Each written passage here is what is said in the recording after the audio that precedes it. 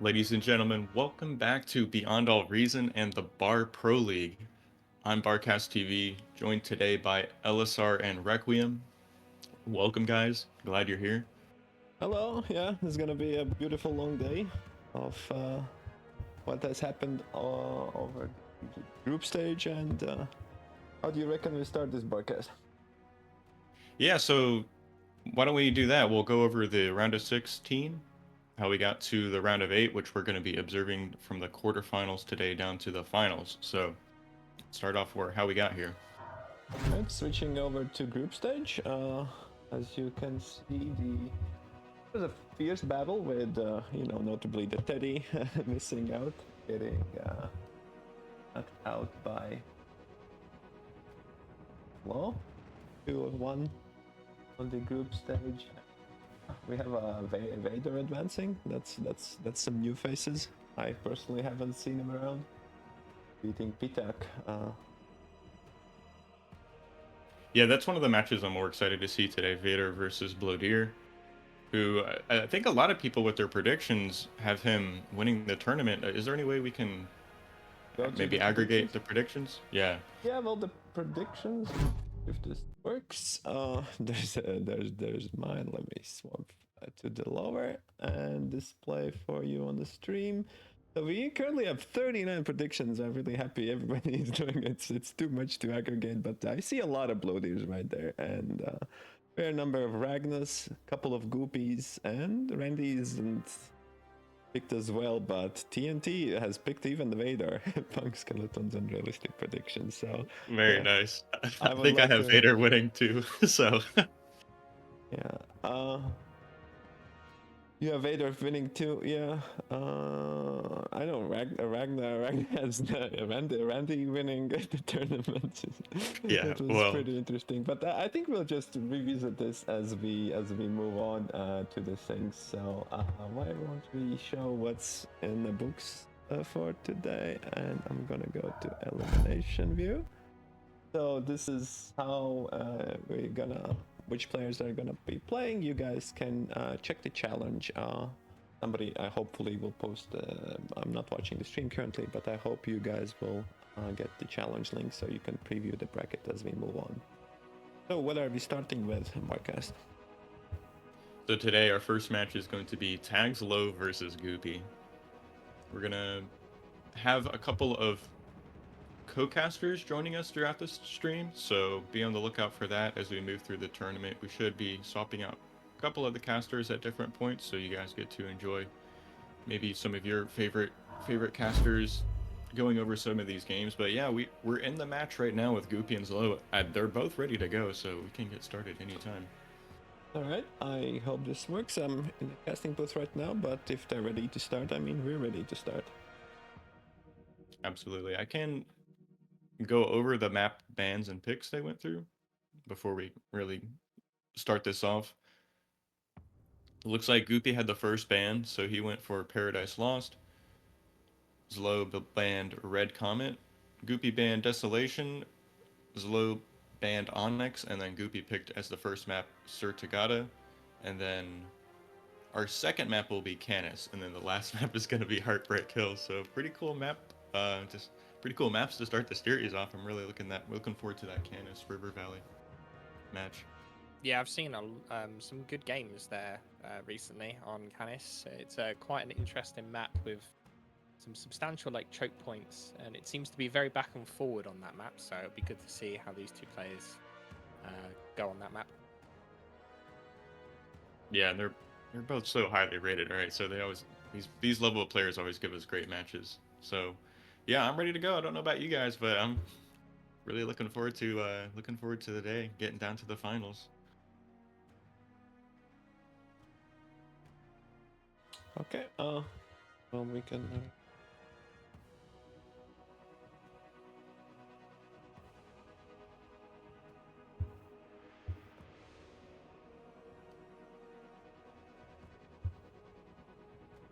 One thing I will say is that when we were talking a minute ago about who we have money on for winning, for me personally, Blowdeer. Yeah, it's kind of come out of left field. This person is just only suddenly appeared on the scene and has just risen up the ranks, and is now in. I think he's in the top 10, if I remember correctly. It's Yeah, in top three, right? top three. Yeah. He plays as good as Randy. Yeah. Exactly. It just come out of nowhere, and actually is in second place at the moment, in terms of dual OS. So, hey, this person not to be underestimated. Doesn't have a lot of experience He's a when it comes to strong Barb. RTS. I've heard. I met him. I played in other RTS game. Him, and I heard he's a big FAF player. So that man is pretty dedicated to the RTS genre, and it's nice. Like I would say, it's super nice when you have those, high level players from other games coming up to bar, right? Always, it's exciting because everybody's like, "Oh my god, these 20-year-old spring nerds," like Randy and Teddy playing the game for 20 years. But yeah, good.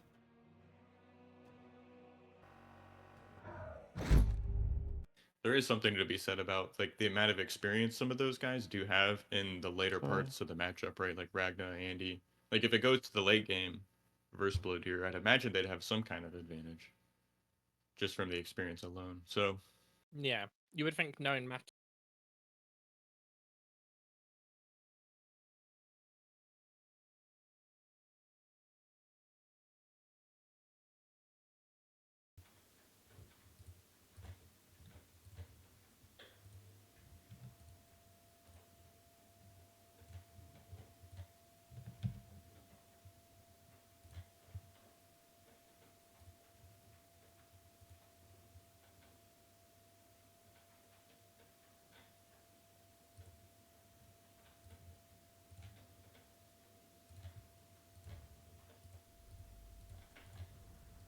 we're underway on this match. Requiem, you want to introduce one of our players? Yeah, in the top left in red, playing Cortex, we have Goopy. Well-known character in this game, and unfortunately every match I ever stream with him he loses, even though he's OS 54. So I'm sorry for that, Goopy. I know that I don't do that deliberately either, so I know the feeling. And his opponent spawning on the right side of Sertigata, playing as the blue pieces. You have tags low.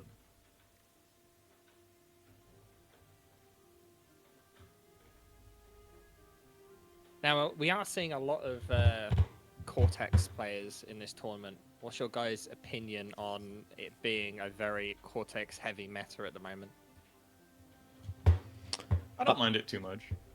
Sorry. Yeah, I think it's fine. I think it's the classic one. Somebody just needs to invent something. I guess we would see maybe some pawn changes over the time, but players. I've seen plenty of farm vehicles still. It's good for certain maps, and you can't deny. Grunt being good is, I think, somewhat fine. Maybe pawns should deserve a little bit more chance, but it ain't everything that bad. Yeah, I have to agree there with LSR about someone just has to come along and find how to leverage the tools ARM has. Yeah. I remember seeing some Ragna practice, and he still plays a certain amount of like smashing arm vehicles. Grunt is just good for good, decent macro players. Grunt is cheap, does its job really well, and we do see. What do you guys take on this initial start position here? Both players going not for a triple mech spawn, but just going for a double mech spawn. Oh, the rocks are really important on this map. This is one of the Right. most snowbally maps, and I don't know who. Usually, I think a lot of players do not like the RNG aspect of this. Maybe they've had some more time to practice it. One thing I'm noticing right now is Goopy found a way to get this construction bot up on the high ground, so he's expanding more quickly despite losing the reclaim in the middle. So we'll have to see how that kind of pays off. So also getting the reclaim at some now just completely uncontested, which only leaves the reclaim on the top. Right, there's still a decent amount to fight over. I see Goopy has, I think, an AFK resbot there sitting on his queue just now moving, start reclaiming here. Yeah, if we look at the statistics tab, you can see Zlo is actually up about 700 metal at the moment. 600 metal. And getting using that resbot to actually repair his grunts here in the middle, so just getting a lot more value out of this. Unit quantity is even though at the moment 15 to 15.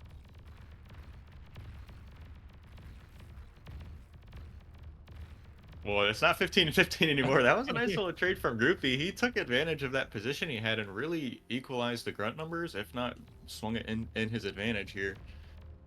A resbot is on its way as well from Goopy to get that basically 500 metal there. He's going for the res instead though. Yeah, I don't like this move. I think in these kind of hotly contested reclaim fields, it's much more important to just scoop the metal up off the map and deny your opponent from having a chance to get to it.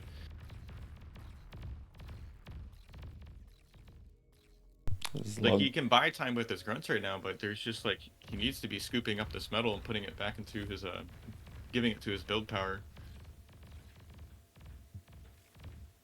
And at the same time as this is happening, by the way, Zlo has now just completely gotten the reclaim field to the north as well. Couple of grunts? Yeah, a couple of grunts at the bottom side. They're not going to get in anywhere near though. Definitely an opportunity there. We can see just how far behind Zlo is on expanding compared to our red players. So, I mean, he's up a little bit on metal, 600 metal, not the biggest difference, but, you know, now that these resbots have been camping this reclaim field, it's getting even larger.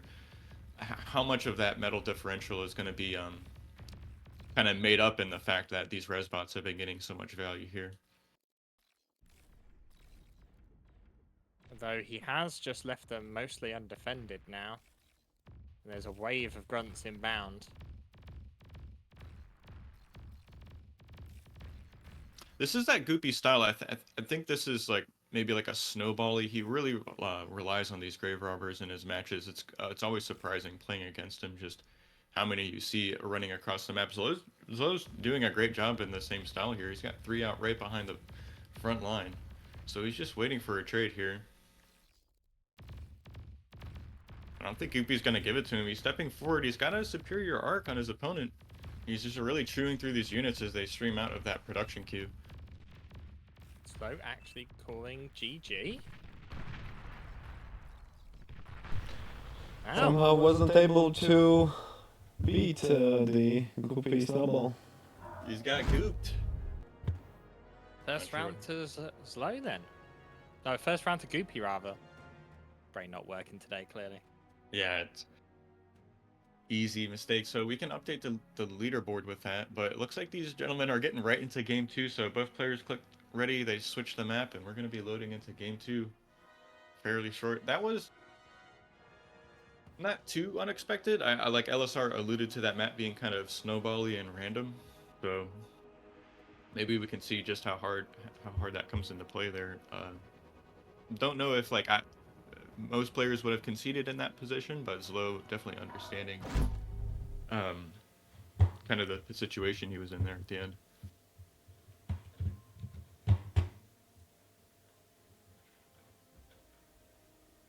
So now that we're in Canis, are we expecting both players to start in the same start position, or are we expecting someone to start up in the hills at the back for a more defendable position?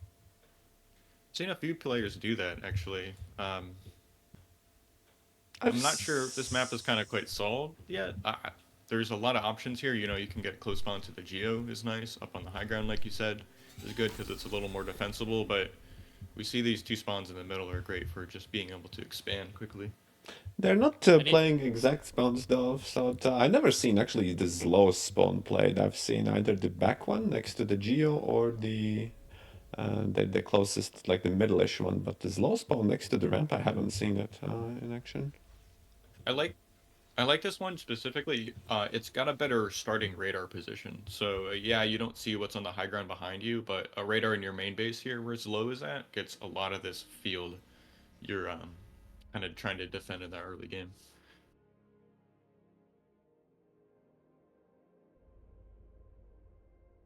And the one So thing is about this map, even starting on those high ends, those cliffs can actually be traversed by grunts anyway. So as we probably going to see some bots out from Goopy. Oh, or not. Goopy actually going for his early bombing run.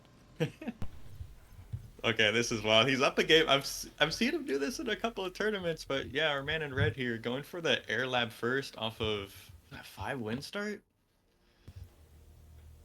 Thing is, I literally casted a game of him a week ago, I think it was, where he did this against Rixie and lost because his one bomber basically got nothing.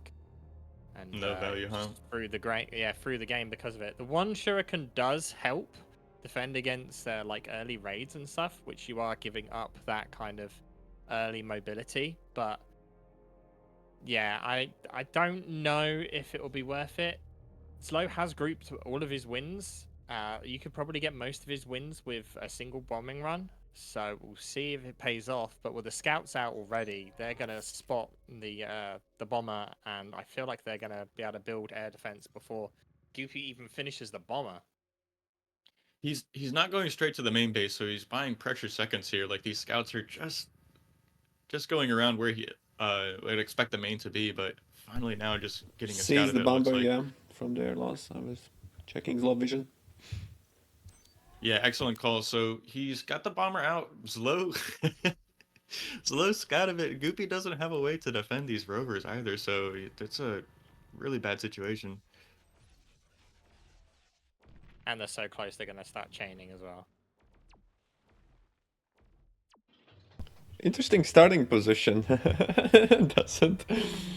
I think Goopy was just going for a ground attack there Yeah. on where he thought Zlow's main was, but Yeah, he's gonna turn that's around, get exactly. another pass.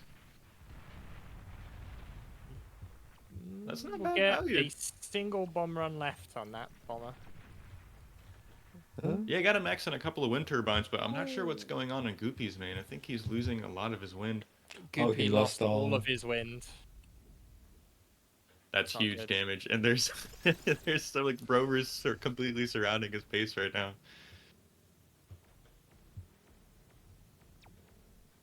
He's got one paralyzer drone out to help him defend, but I don't think that's going to be enough, and the bomber goes down.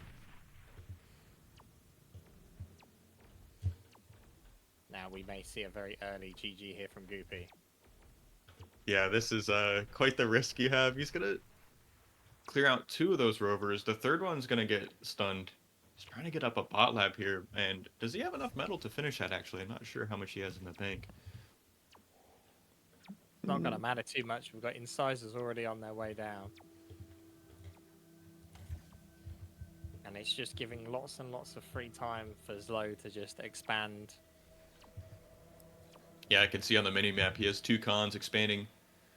One to the left, one up onto this high ground. He's making even these anti-air, these lasher vehicles to defend those cons. So really continuing to invest in the air defense. So the last time I did see this map, having air is definitely a necessity. With how big this map is, shurikens can play a big part. But we see Goopy actually reclaiming the factory now because he needs that metal to just get back up and running. I'm sure that was his plan all along, but it just he wasn't able to get the value from the bomber, right? He couldn't slow down the expansions. He doesn't have initiative. You know, you can't like bluff with maybe with like a transport or something like that, you know, like transport detected, but it's definitely in the back foot here at the moment. Trying to get some grunts out, but like look how many tanks are spread out on the minimap there. Slow just completely has all the vision he needs. Completely free to expand. Yeah, Goopy's got a lot of work to pull this back. But it's not over till it's over. All that matters is the commander at the end of the day. If he can keep his commander, maybe we'll see some outrageous play from Goopy. He's moving into some con production. He's trying to get a wind farm up, but I noticed Zlo has got medium tanks queued up, so that's going to give him a lot of firepower here to push across the map. Still making cons even. Zlo does have a couple of idle engineers, which he's just microing now. But yeah, he's got plenty of time. He is so, like, he doesn't have to worry about anything right now. He's got free reign of basically the entire map because Goopy's just completely neutered.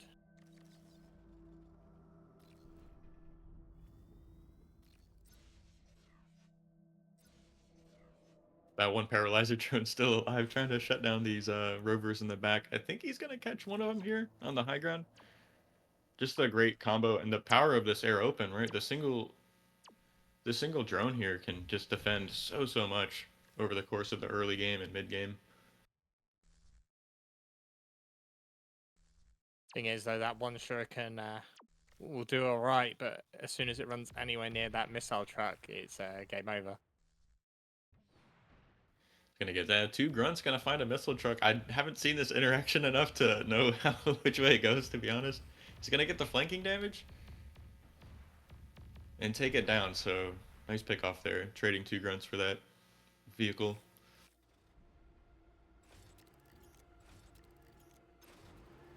And look at this. We have LOTs going up in choke points. We're up to 3 expanding cons, which have more build power than the bot construction bot, so can expand more quickly. They have higher movement speed too, if I'm not mistaken. But if you look at the difference in economy-wise, though, at the moment between the two players, we can see that Zo is currently producing 33 metal, as opposed to Goopy's 8. So Goopy a long way behind, needs to expand very quickly. Saying that, though, with Goopy going bots, he is going to be using less metal in general for his units. So there is potential for him to claw it back with that difference. He needs to make a bit of an impact, though, with the units that he does have. That's gonna be tough. His opponent is already making medium tanks. You can kite grunts all day with these. Looks like he's even got some pressure on the left. Zlo has some pressure on the left side of the map. I see a couple of medium tanks and a lasher moving across the river. So it's hard to, like, you know, maybe leverage the economy advantage you have or the unit advantage. Goopy does manage to get the engineer that was expanding, though, on the right side hill for those 5 grunts that he threw up there. Yeah, that's a huge pickoff, actually. So just, you know, death by 1,000 arrows, is he going to be able to get that little bit of value over and over again to equalize the game? This is a great little catch here, though. Separates some of the tanks from each other. Kills one of them with the paralyzer drone, and now I don't see a lasher, so you can just camp and freeze these units all day long. This is great value here. Just a single unit he's been able to use just over and over again.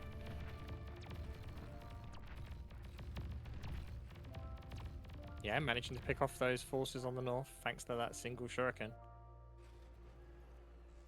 And we actually see now a large group of 14 grunts moving up to that north side, and those only got a couple of brutes to counter it. Literally just 2 of them.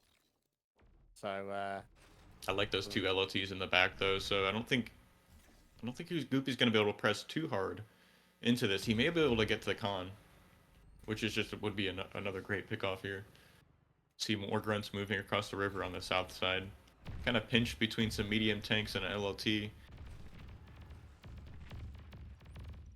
yeah, Goopy gets the construction vehicle on the north near the Geo.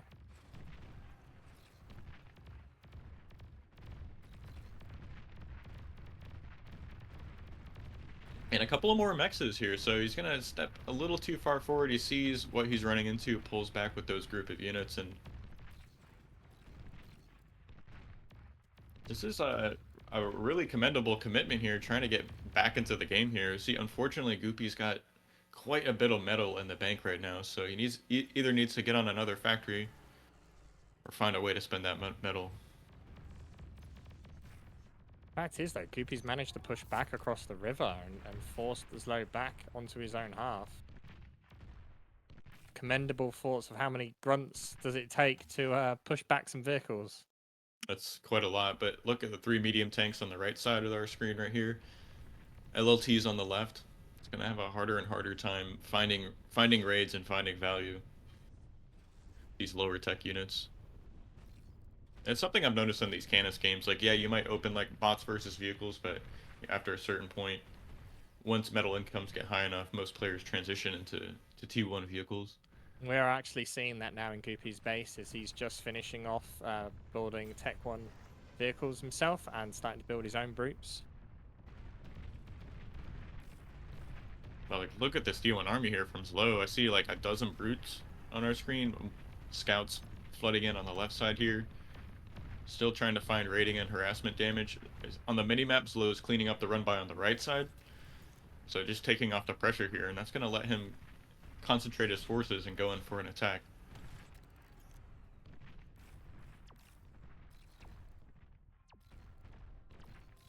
Goopy may be in a bit of trouble though, as these 9 brutes come barreling down that north side. Just look at that value there. Zlo swooped in with 4 of those scouts, right? One of them goes down to the LLT, but he found a constructing one building on this high ground here. So he's going to get all these mexes. He's going to find the con. He's raiding on the right side, denying this expansion. He's pushing in the mid. How do you stop this many tanks? More 9 than one tanks, shuriken. yeah. More than one, right? Yeah. I don't think he's got time to make it. He's got so much metal in the bank though. And his commander's out of his position. That'd be like the one saving grace is stepping in front of these brutes and degunning them, but I don't think that's what's gonna happen. He's gonna go for a surround. Nice kiting back here though. Zlo consolidated his forces. He's moving back up the hill, not letting these grunts get that flanking damage.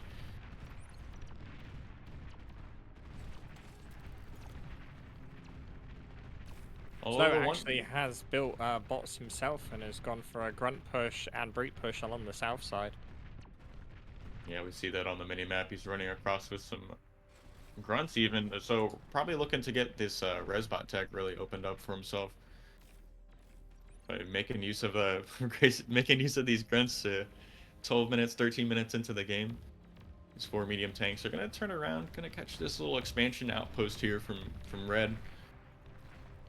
Feel like this is the end for Goopy. The rate at which units are coming out from Zlo's base right now is a lot higher than what's coming out from Goopy. Goopy's being surrounded to the north and south side of his base. And yeah, we see GG called. He's tapping out. Commander goes down, and we're going to game 3. So this is what I was hoping for. Going to game 3. I mean, Goopy did well not just to give up after that initial mistake. The fact that he stayed in the game and just kept trying as much as he could just says testament to the character of to never give up. So, well played on his front, I'd say. Yeah, really well done. If y'all are just joining us, this is the Bar Pro League, and this is Beyond All Reason, free-to-play RTS. This is our 1v1 tournament we have going on right now, and we have a $400 prize pool going to 1st, 2nd, 3rd, and 4th place. So want to take a moment to shout out our lovely contributors and sponsors.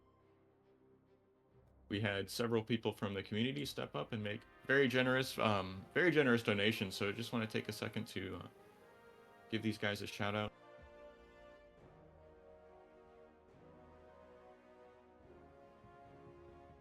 So thank you, Saragos77, James Youngquist, David Porter, Paul Robinson, Volshock.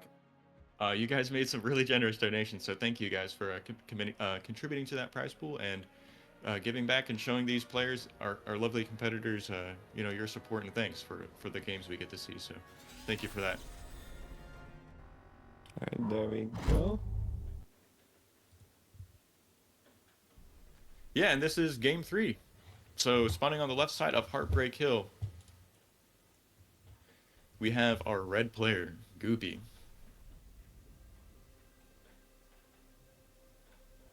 And on the right we have Zlo in blue. Both players choosing the same mirrored position. I'm going to expect both players here to open box due to the fact that you can climb up the hill directly in front of the base. And so there is actually no defensive purpose to go in this location.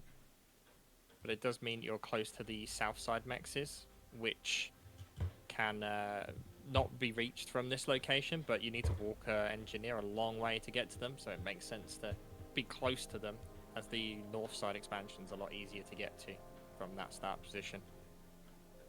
And we do see both players going bots at the exact same time.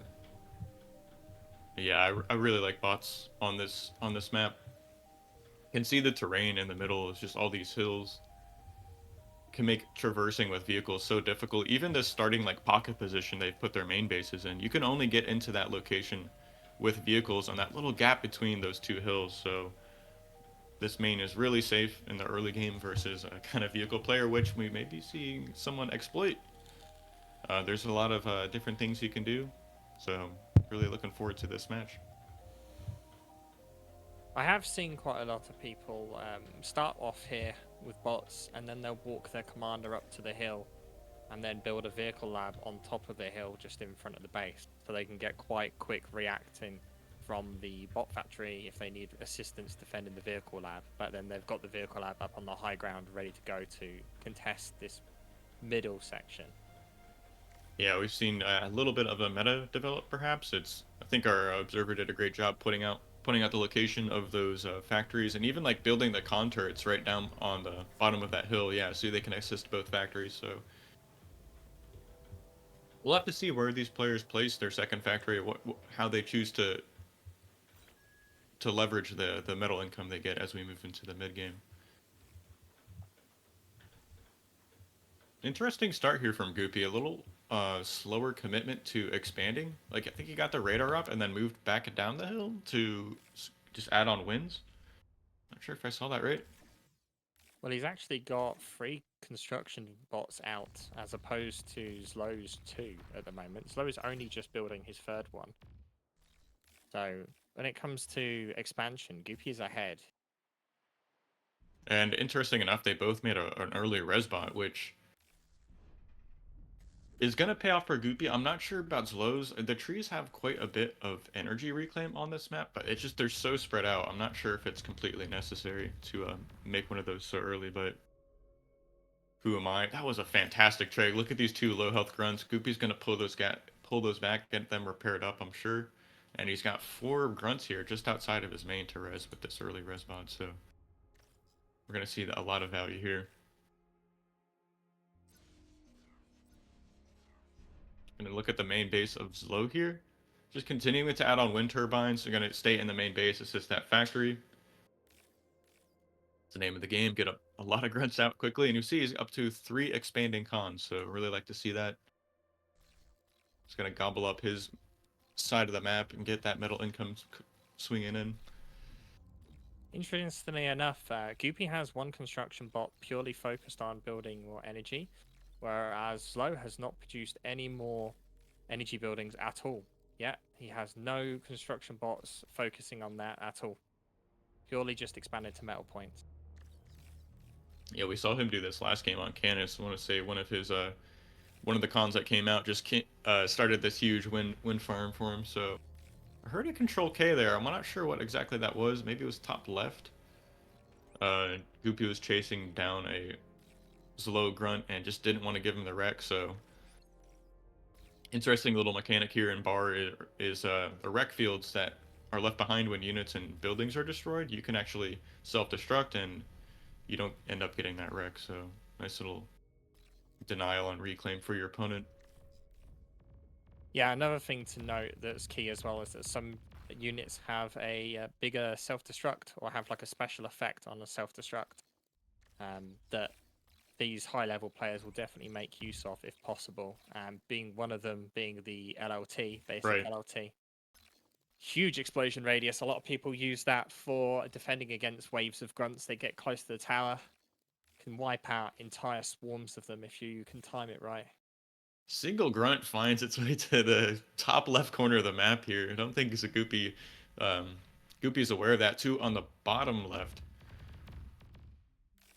I was getting nervous for Zlow there for a second ago, but it looks like he's been able to produce enough grunts. He's got shooing away Goopy on the south side. This attack we see happening in top mid.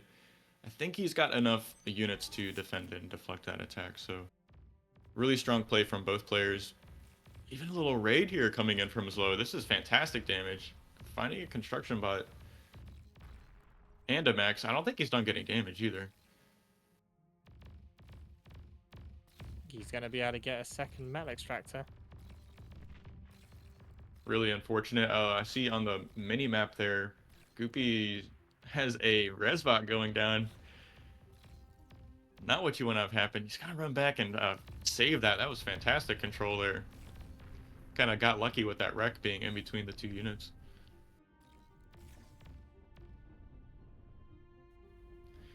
And I'm noticing Zlo has on the bottom side of the map this really forward con here, kind of chopping the metal, the map in half at the moment.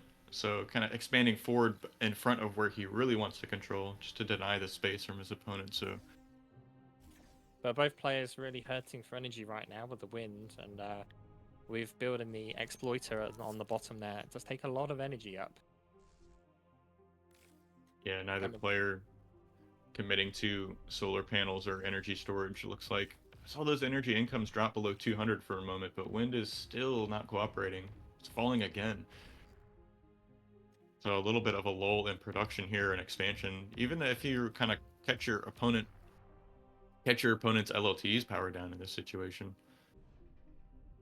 can be like a huge advantage. Would argue that right now map control is kind of in Goopy's favor. He has a lot more units on the field in the stronger positions. He has two very large groups of grunts that are going to be hard for Zlo to contest right now. He's playing really aggressive here in mid. Zlo is stepping in front of him. I don't think he's going to give him the trade he wants, but Zlo doesn't have to, or Goopy doesn't have to commit to an attack, rather. Nice job here, Exploder doing so much work. Oh, is this grunt gonna, how do you do with this single grunt? That's so triggering. That construction bot gets hung up on the wreck there for a moment. Thought I was gonna get killed there, but he retreats back to that Exploder. Looks like Goopy's kind of consolidating his grunts here in the mid. I see them all heading towards just right outside the main base of Zlo, so he's looking for a fight here. Playing Zlo really lost aggressive. A lot of grunts there, though. He lost about 5 or 6 for nothing, in essence. But he's cutting off this expansion to the south, so he's gonna get a couple of mexes. Was that a con? I wasn't quite sure if he was able to get a con there in the middle.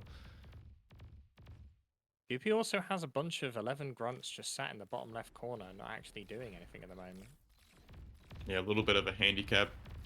See these grunts from Zlo finding their way into the backline of Goopy, getting a lot of damage here, picking off 2 of those mexes. I think that con is in a vulnerable position too, but a fight going down in the middle here. Zlo's gonna have to commit to chasing this army into the corner of the map, and Goopy might have some superior control. Yeah, he's grouping his grunts in a line here and trading really efficiently, so... Oh, he's not microing though. Just finally steps forward. I think he could have really done some more damage here, but traded way better than what he could have otherwise done without micro. See that grunt in the top left is getting cleaned up. Yeah, he was desperately trying to stop that force on the top from getting the construction bot, so his mind was elsewhere. And look what the outcome is. We see 800 reclaim sitting right outside Zlo's base. He's got 3 resbots, 4 resbots already built. He's moving his commander to this position.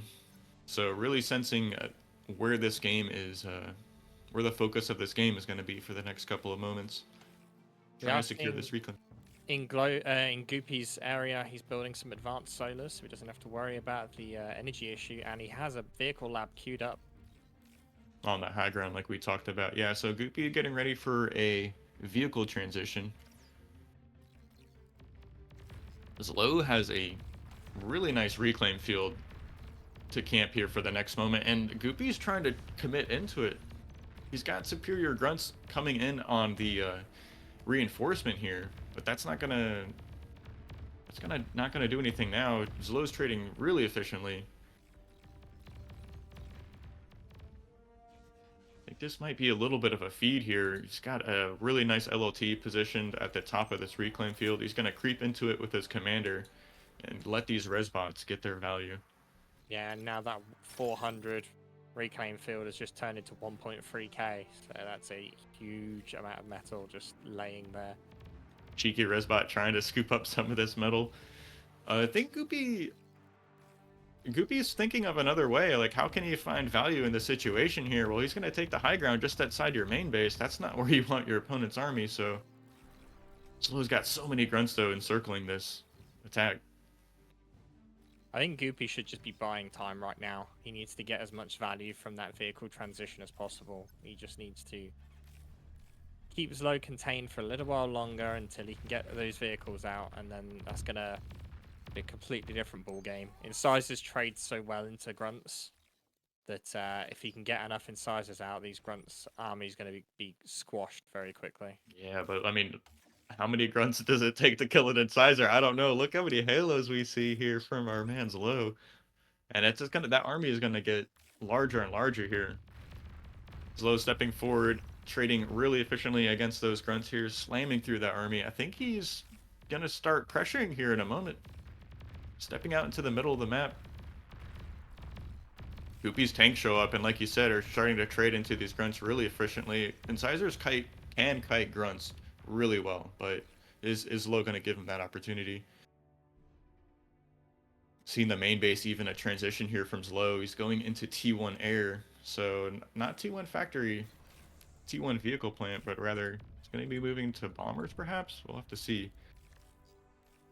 I'll be interested to see if we get a single pounder out or two just to help deal with the grunts.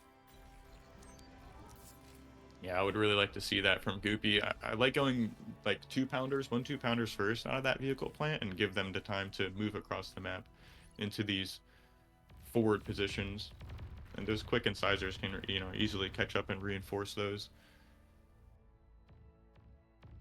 So many grunts. Zlo still continuing to find damage in the top left here, sneaking a few grunts across the map. Really clearing the way. We may be seeing the beginning of the end, though, for Goopy here, though. 2 bombers are already out, heading their way to Goopy's base. And Goopy's wins are positioned in a nice big square for him.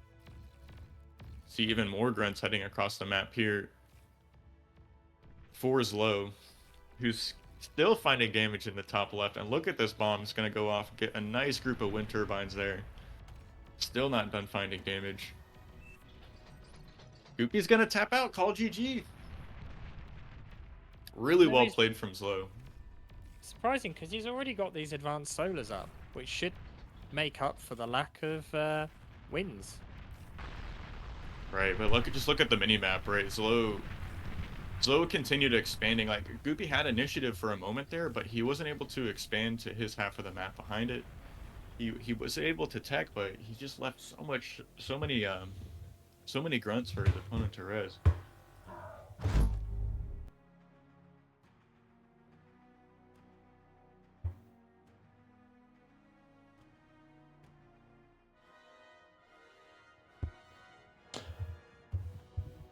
All right.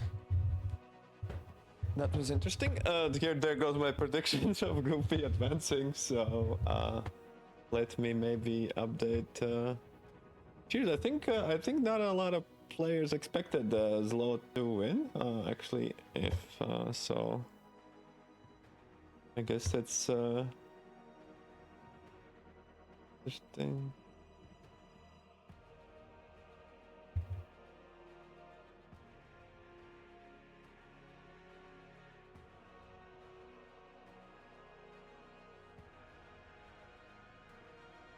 Let's do one.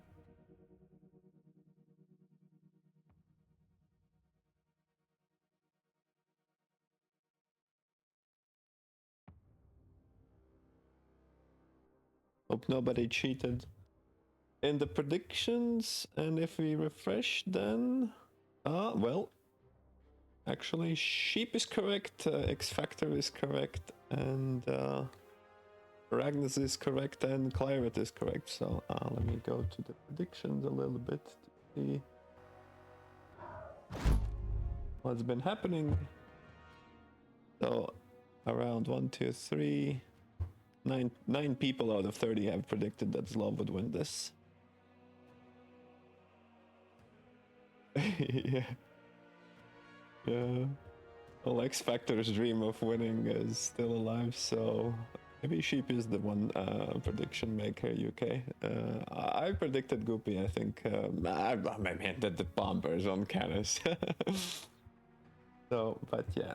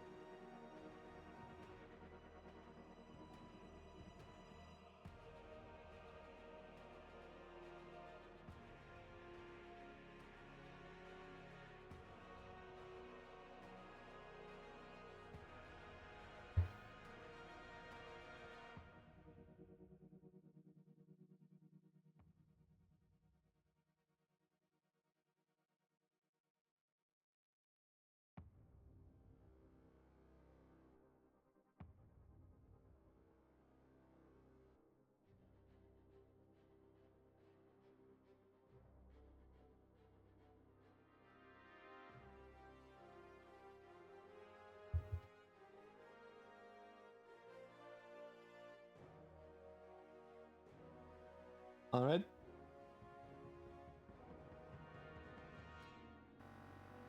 So the updated bracket as I've doing in the background. So as we see, Tags Low is advancing, so looking good. So the next match you said we are expected 4 players to Ragna Chado.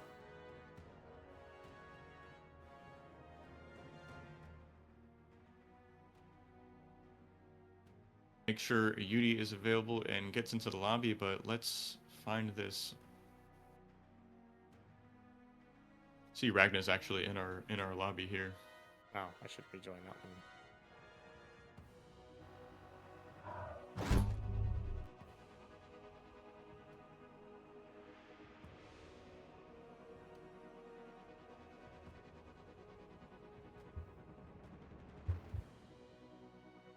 Yeah, we have our first player here. Ragna is ready to go, so had a chance to speak with him just yesterday about the round of 8, his predictions. Hope he does well. Definitely a talented player and former 1v1 champion. He's won some tournaments in bar. Has he not? I mean, outside of the obvious team game ones, right? Yeah, he's definitely won a couple of the 1v1 tournaments in the past. Quite a while ago now, but yeah, and he just won the 2v2 as well, didn't he? Recently with Yeah, Teddy. those were some great games. And a great format. I had a chance to practice and play 2v2s a lot. I was really enjoying that. I think I still try and host some 2v2 lobbies here and there. So hope we get to see some more team game tournaments here coming up.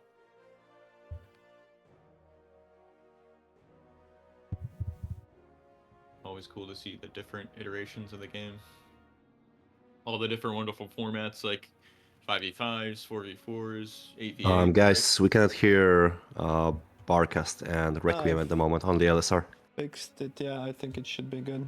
I've been Cool. getting the messages that I was broadcasting twice. Should be loud. Hope that's cleared up. Sorry about that, y'all.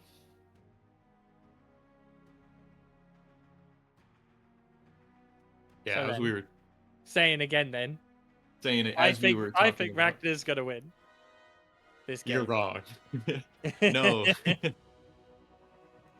Well, here's some context. Chado just won a 1v1 tournament in FAF.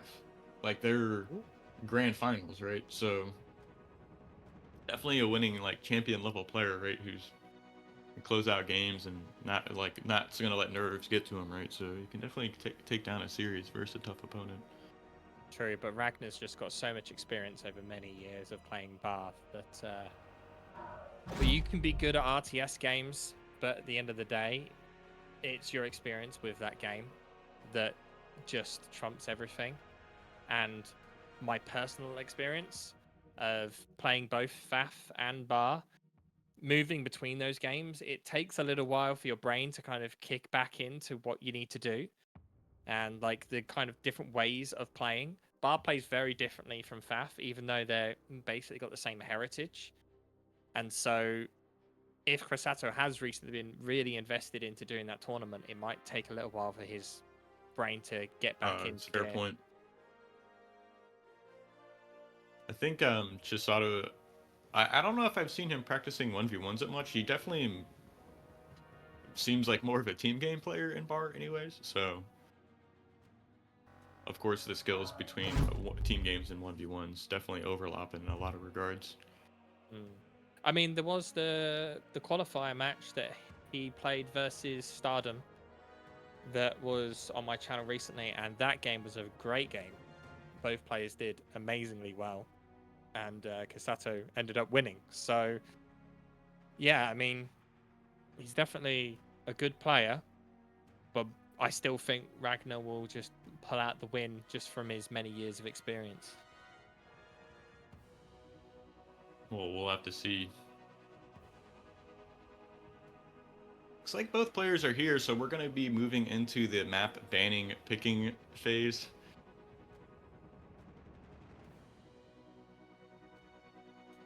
It's like Chado is going to get the first pick here.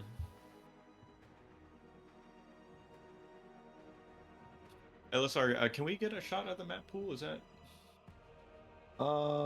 It's supposed to rotate, but well, Oh, it's if we, rotating like through. I'm not sure what's actually being. well, it's the red comet.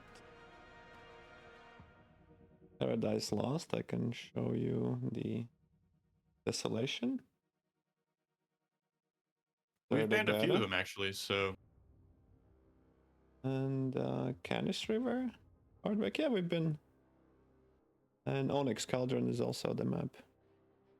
very nice. So looks like our players went through that phase. Chado had the first ban. Bans Paradise Lost, that's no surprise. Ragna bans Certigata. Chado bans Onyx Cauldron. And then Ragna banned Desolations.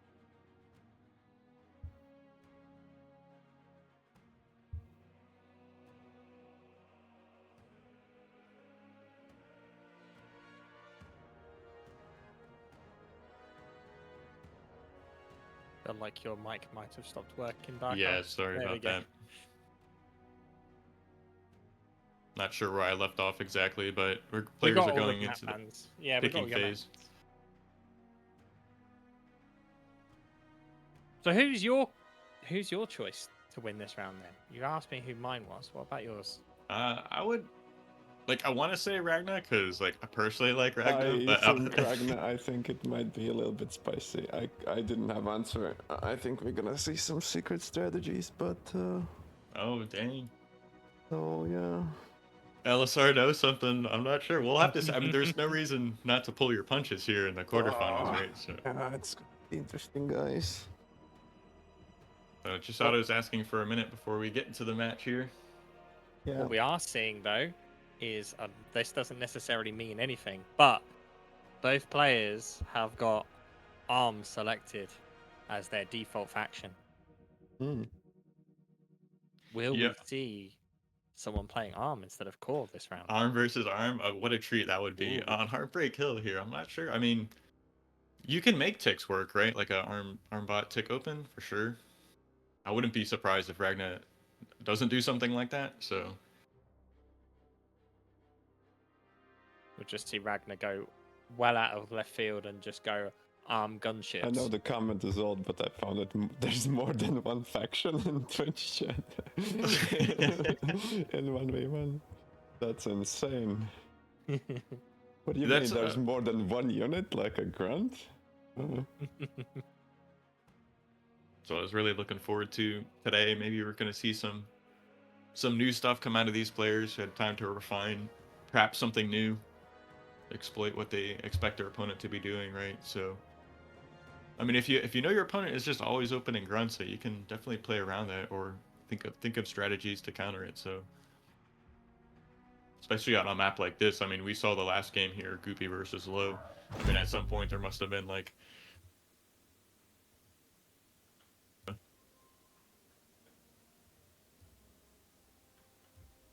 So here we go again, Heartbreak Hill.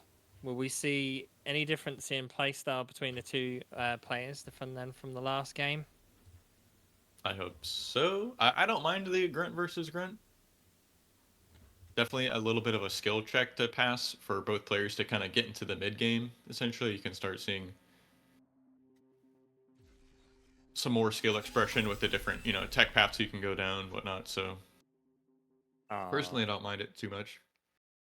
They baited us. They're both Cortex. All right, there.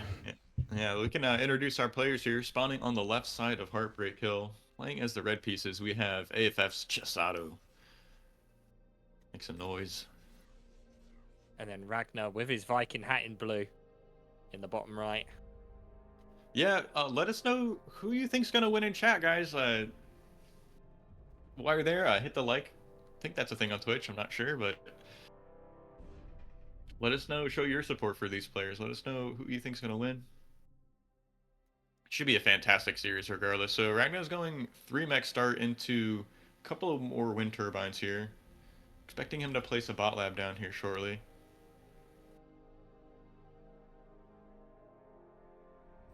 His opponent playing a little safer here. So he's got a solar collector already done. I've been really leaning on this style. Love making these early solars.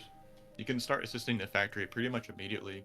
I think it's important if a wind is under the 12, you don't miss a beat, and technically you have some spare metal, right, for at least one. It's just adds out smoother, guarantees your build order is gonna flow, because like when you're building just wind on 8 and then the wind drops to 2, that's It's disaster. rough. Yeah. And your opponent is able to like push 2 scouts, and then you're like, sorry, I have to wait for my energy.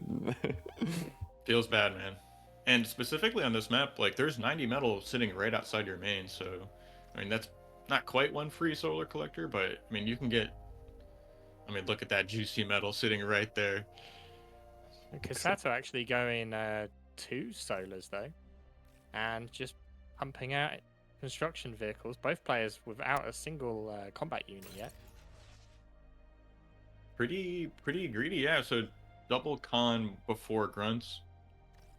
See Ragna's getting this early radar on the high ground here, like we've seen from a lot of players. But you notice Chado on the minimap there is just expanding with the 2 cons. No radar just yet. So I actually kind of like this waiting on the map information. Like you're still making the grunts, you're still putting them exactly where you would if you had the radar or not. So just getting this early mechs turned on a little quicker than his opponent is going to give him a decent metal lead. Chado is asking for 2 minutes here, no problem.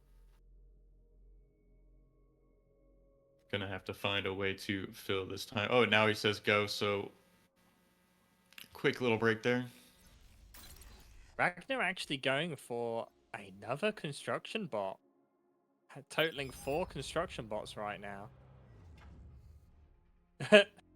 And Ragnar commenting to our Andy here, going, no need to look at this match, just regular grunt spam. Disappointed, Ragnar. Where's the plays? Might see this game, what he did to me. I'll let you guys enjoy as it is. Goes to plan. That's wild. I mean, I've never seen this before. 4 cons before grunts. Wait, do you just like alt queue them in if you see grunts coming in with the radar tower, or what? Might be metagaming versus Chado. I think he knows that Chado likes to play macro games generally. Isn't like Yeah, but I mean, he's got 6, 8 grunts moving across the map right now. I guess you can replace those in time, right? See, 1 LOT is going up on this high ground, another LOT by the 2 mechs expansion, so I would say perhaps just using Defender's advantage. It's like 2 groups of grunts, and by the time, okay, there's 4 grunts, but you see them, so you will be able to field 4 grunts. I think as long as you have like a radar, it's fine. Well, we'll have As to you see. can see 1 versus 1 grunts right now. No stronger advantage going to either player, and it looks like those LOTs ended up finishing, so this greed is gonna. I think Ragna's gonna get away with this greed. One thing I've noticed as well is both players have 2 solars, but Kisato has 3, which is an additional like big chunk of metal that he's just dumped into a solar there rather than units.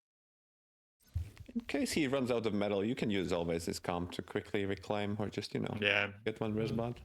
nice little bank. So we see Grunts consolidating for our red player here on the top side. He's got a nice little group. He's going to catch a single Grunt, looks like. He's got another small group running along the bottom hills. See that on the minimap. You're just really sharking around looking for damage. This is that mid-game or early mid-game UC, core versus core. Or bots versus bots, I should say. There's actually a single grunt that looks like it's going to get a construction bot of Crisato's on the left bottom side of the map. Yeah, I see What's Ragna that? slipping in one of these. Chad's Slipping been on one of these grunts. saying it. Chad's been having fun with you saying Crisado. Is that Crisado? Yeah. No problem. Nice little trade there from Ragna in the mid there. And he's gonna find a construction bot on top side, so it's not like even the one on the bottom left was enough. He found 2. Isn't as bad. Didn't deny the wreck. Sadly, that's a little bit of misplay not denying the wreck, I think. No, Yeah, we're you well can aware attack of being ground capable the to do that. Porpoise. He may be about to get another construction bot on the bottom though. Yeah, we see bottom mid, another one's gonna get caught out. These units are closer, so he might have a chance to actually defend this one. Yeah, Ragnar not microing that grunt will have lost the ability to unfortunately get that construction bot. Little grunt attack here in the middle. Ragna stepping forward. I think he got caught out there for a moment. Nice little trade there from Chado, picking up a lot of grunts and leaving quite a bit of reclaim outside of his main base. So we see instantly Resbot queued up.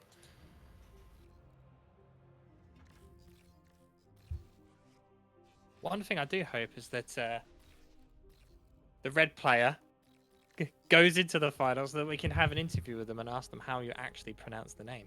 And he's just like, it's Yudi. Just say Yudi. I don't know. Yuri? Oh, everybody calls him Chisato. Chisato, really? yeah. Chisato Yeah, because of the cheesy strategies in 8v8. Look at this though. 4 grunts finding more construction bots here in the top left side of the map. So one's gonna go down pretty much instantly there. This is that lack of radar coverage. You need a radar on that hill before you try and expand so far away from your production. So there's 14 grunts coming along the north near Ragnar. Ragnar doesn't have enough forces there, trying to get some LLTs up, but he's going to lose a construction bot for it. Nice job punching back for a bit. This commander is going to find some grunts here. Is he going to get a D gun off? No. Just out of pulls back. Really, really well done.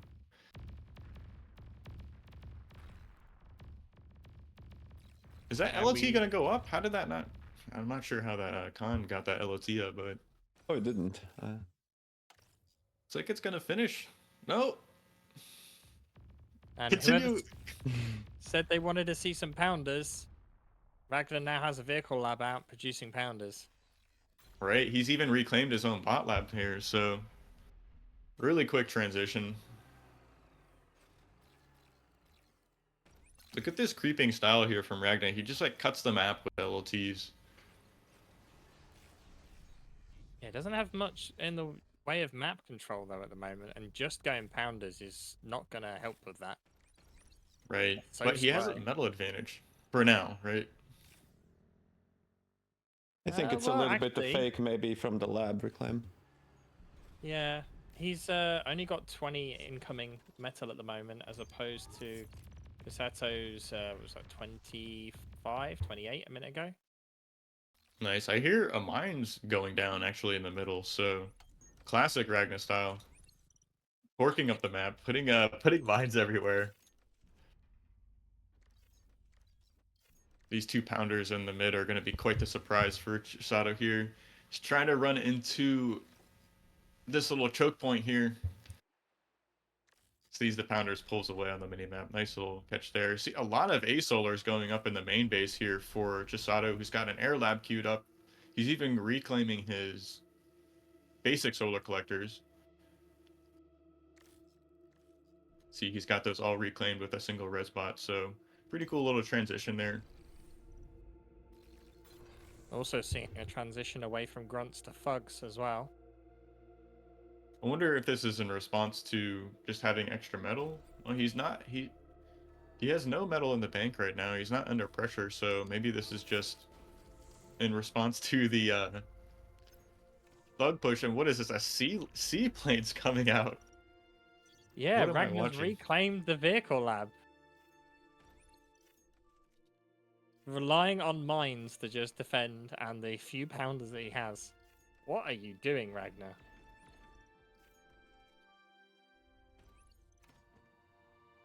Look at it. He's got 4 pounders in mid. He's got 2 on the bottom side. You're not gonna find damage in here. How do you play against this? Just go greed. I mean, you have to know he's not being aggressive trying to expand, right? Still finding damage. You see a couple of grunts slipping into the top left side here from blue.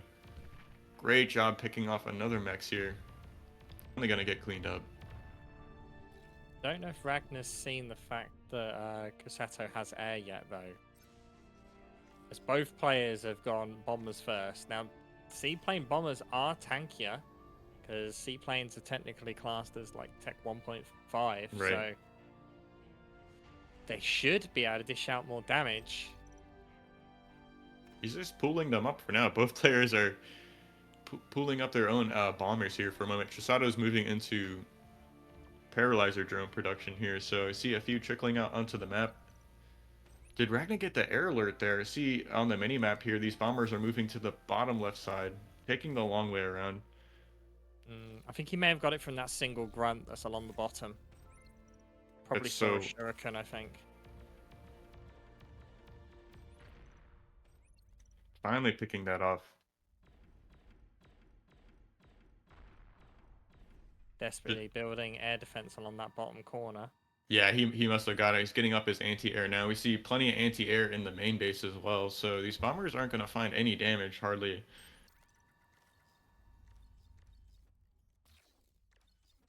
Not the end of the world. Ragnar's got so many bombers out, though, and he's finally moving them into position, looks like, so starting to reveal his bombers here in a moment. Chado's made a lot of thugs here in the middle of the map, pooling up. These bombers ran Almost past. make it. Gonna get a bombing run off, really nice. And he's gonna spot the sea lane platform. This might give him the precious seconds he needs to get up some fighters and anti-air. Let's see, he's desperately trying to get up a bomber here. Oh, that seaplane fighters make short work of those bombers. He's going for commanders now? Bomb. He's found the commander. Now that's ballsy. And misses. Nice dodge, nice dodge. It's gonna go around for another pass, and as these bombers spread out, it becomes harder and harder to dodge the shots here. I will say Chado must have a lot of practice doing this. This is a big mechanic in FAF, is dodging these bomber shots. So Chado is, I'm sure, very used to doing this. Paralyzer drones try and step up. I think this may have been a throw here from Ragna. He could have done so much economy damage with these. He's continuing to go for the commander snipe. He's got maybe 25% of the HP knocked off. His base is getting absolutely destroyed, though. Yeah, we got a shot of that. We see on the minimap all these thugs have just made a beeline to Ragna's base there, so he's trying to push in. There's not a lot to attack, though. The lab is gone. Commander's here to degun a few of these units, and I think a couple of gunships are going to be enough to shoo this away. Yeah, unfortunately, I don't think that was very effective there from Ragnar. No economy damage. Commander still at 68% health. And may have just given the game away. Yeah, it's a little bit of lucky. If in case anything wondering, 5 seaplane bombers should one-tap the standing commander. So Chado just did a really good dodging and understood how it works. Moved in the circles, or Ragnar was just unlucky with aims. Yeah, that's a huge mechanic in FAF. It's like in the early game, dodging bomber shots with your cons, expanding cons is actually a really big micro part of FAF. So I'm sure Chado's got a lot of experience dodging bomber shots like that.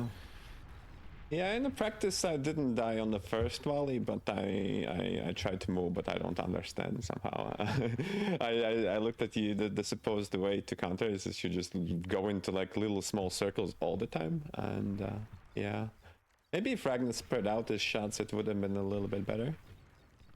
Ragnar actually now transitioning to Tech 2. Vehicles as well. I think he can make this work, right? There's quite a bit of reclaim sitting outside of his bases. I mean, look at all this spread out. Yeah, it didn't make any sense to stick with planes anymore, considering how many fighters that Kosato is going to be pushing out now. These gunships are doing work right now. Yeah, for a little while longer as these massive fighters come zooming over. So here's a problem in this position, right? Ragnar reclaimed his air lab. Chado still has his, so at some point he's going to be able to leverage this air advantage, right? He's got fighters coming out. He's got paralyzer drones. It can be tough when you're in this position to trying to defend yourself against someone who's committed to air.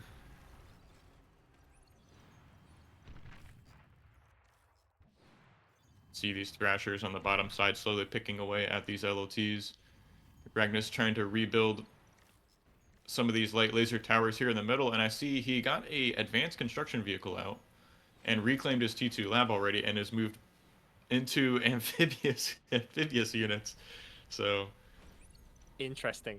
And he's just going salamanders. Is that like the heavy tank, or they're like lasers?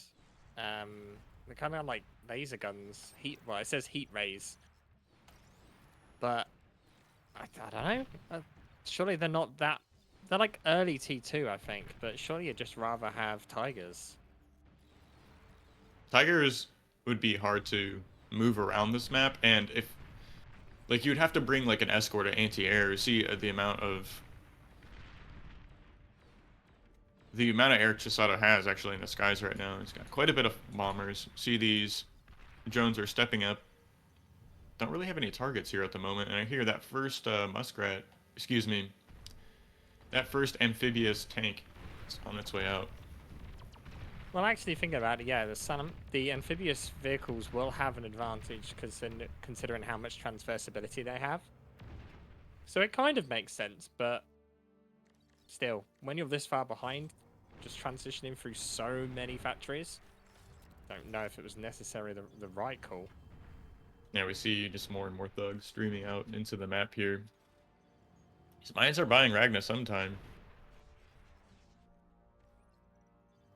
A single tank goes down to one of the mines. And he's developing his T2 economy, right? So he's got the metal storage. He's got 3 T3 mexes now, but I'm kind of getting worried just about the energy has not been scaled enough. He's going to try and go for a fusion reactor, but we can see he's being just dwarfed by the economy of Chado right now. It's up to 1.3k E per second. Ragna's sitting at about a little under 400. It's kind of climbing with wind. And a Juno actually also being built by Kosato here. Don't see that often in a 1v1. A bit of a response to the mines, of course. They take a while to get online. They're expensive. You have to wait for that first missile to build.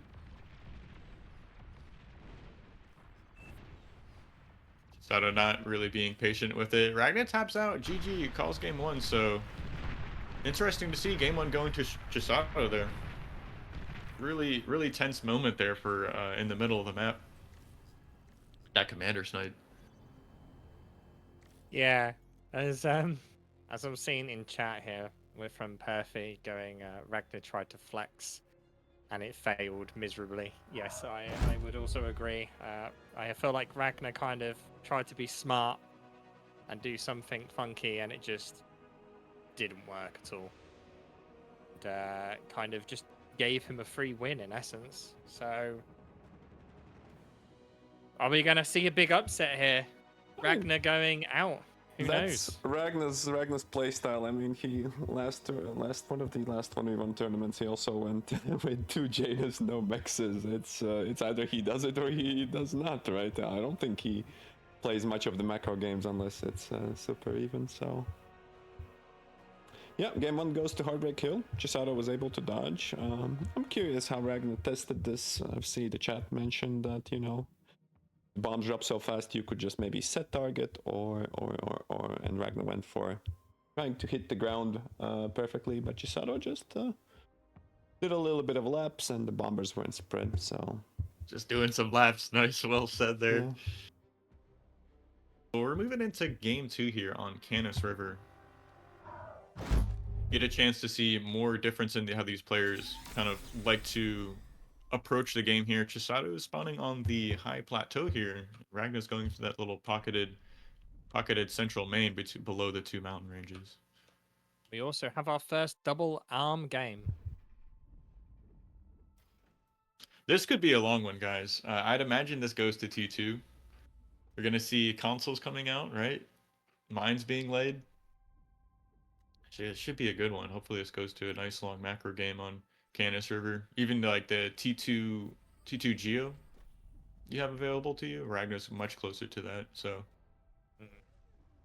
Although Chado is in a definitely more defendable position, being up this hill. If he gets plasma stuff on the high ground, it's going to be hard to push him off of that if it does come to trying to defend the base.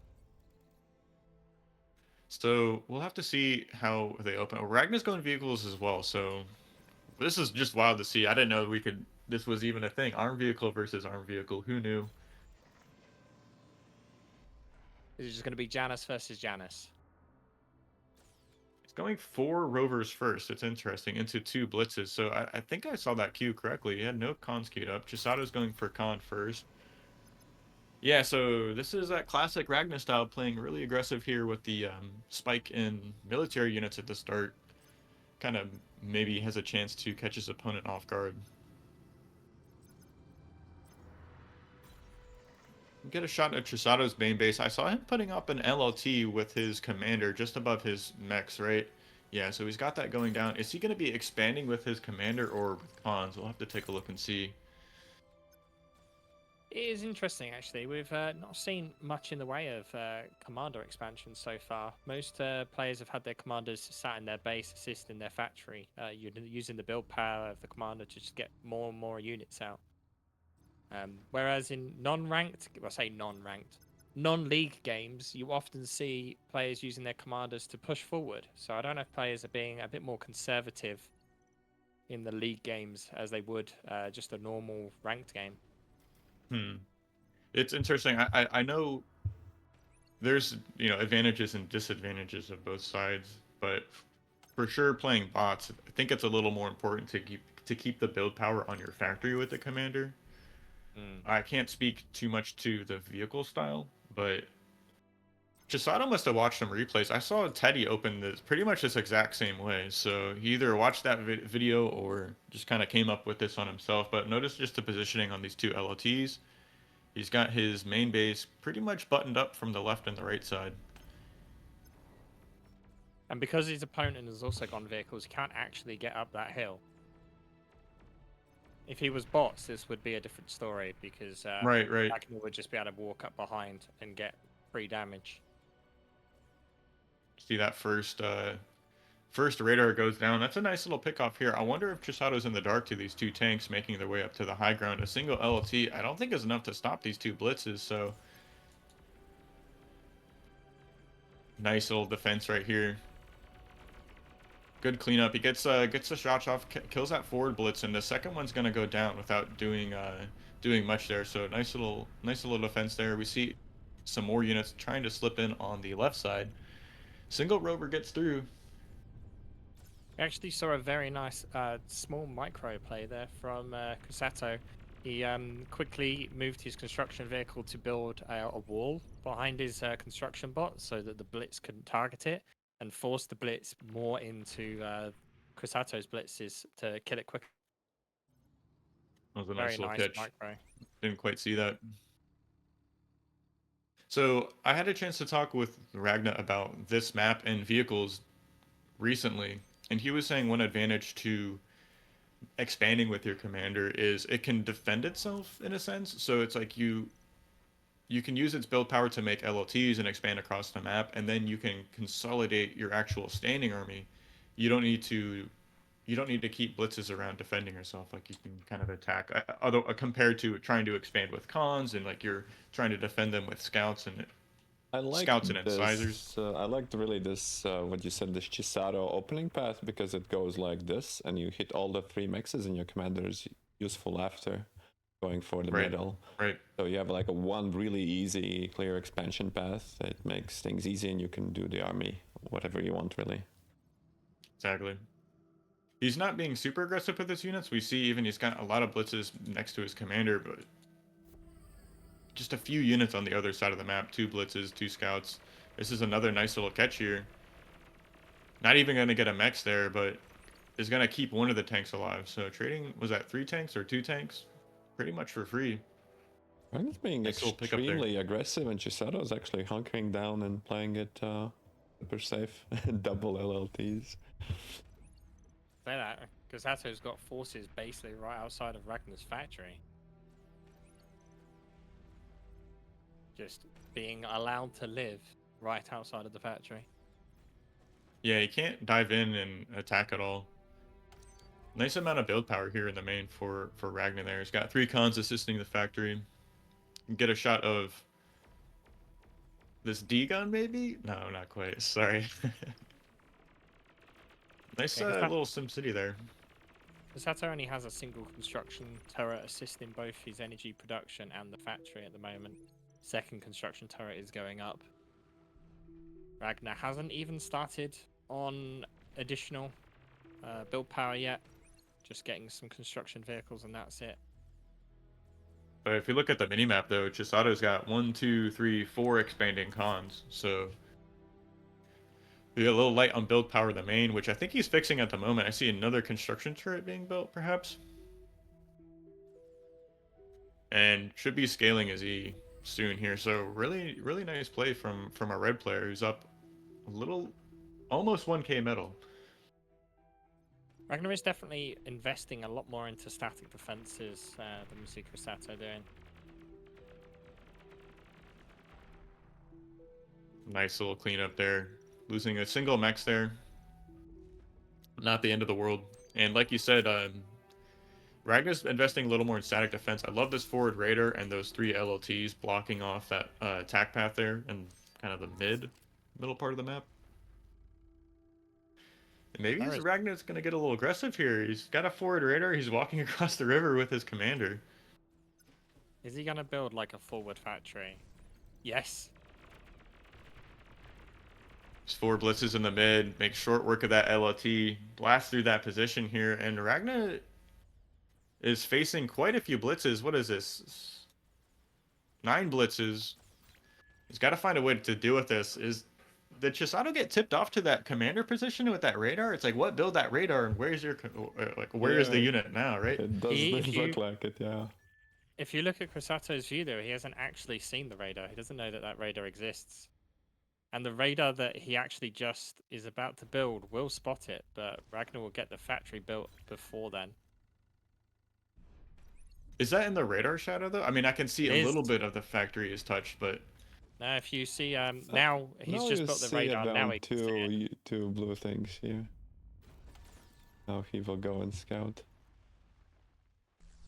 Radar jammer does not get built quick enough, unfortunately. Is he going to, like, Centurions from here? 2 D-guns. 3 D-guns take out 2 of those tanks. Nice little trade there. He's going to reclaim the factory and abandon this, so kind of being spotted out here. He has a con. Even putting that Dragon's Maw turret down is a headache to clean up on your side of the map. Those things can be super deadly if you're not careful. Doesn't get any strategic objectives off that. Only just to protect the commander. We look at the minimap, just see how much more red is spread out across his half of the map. He's pretty much taken all the mexes, save for 2. See, Ragnar's got just a couple, maybe 10 or 12 mexes to take. And Chisado's moved up into a lot of production here. He's up to 5 construction turrets, 4 construction turrets in the main, comfortably scaling his E, just pumping out medium tanks, and even an air lab is up here. Another quick transition to air. Ragnar does have 4 construction turrets in his main at the moment, but he's still just producing blitzes, which will fall behind quite quickly if he doesn't start changing his units up a bit. I think these blitzes might slip by. Oh, he doesn't commit to attack. He turns around here. His units get cleaned up. 4 bombers now from Kasato going to Ragnar's base. And they're not Targets have detected already yet. been No set. idea this is coming, right? Now detected, air defense is quickly going up as quick as they can, but he's only going to have 1 build by the time they come.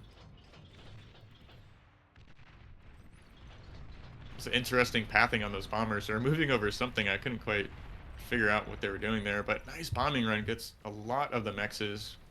Few of the wind turbines. They're not done getting damage here. Another bombing run kind of whiffs there.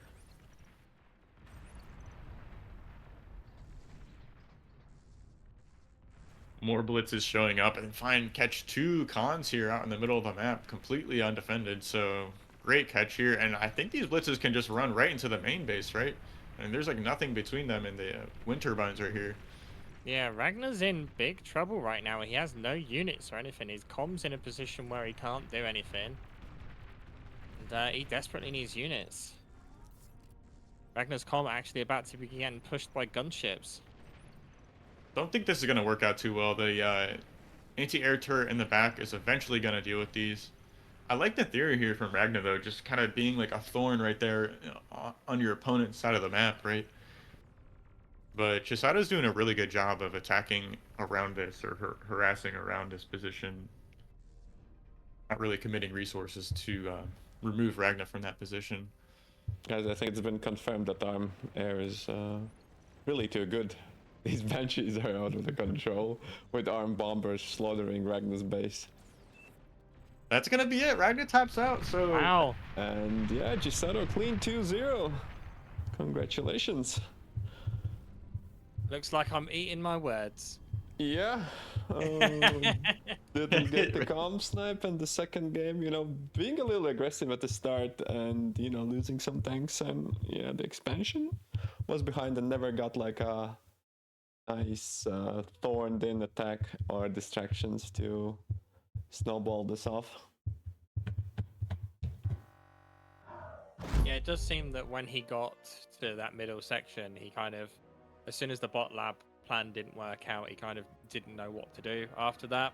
Like, he just left his commander there, he didn't fall back, didn't push with it. And yeah, it kind of feels like he just gave up after the plan failed. Yeah.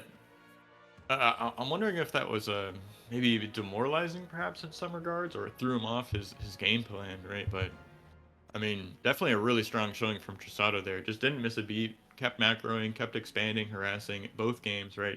Did all those things really, really well, and came out on top. So, really well played. I'm gonna go to predictions. Yeah, we advanced. So...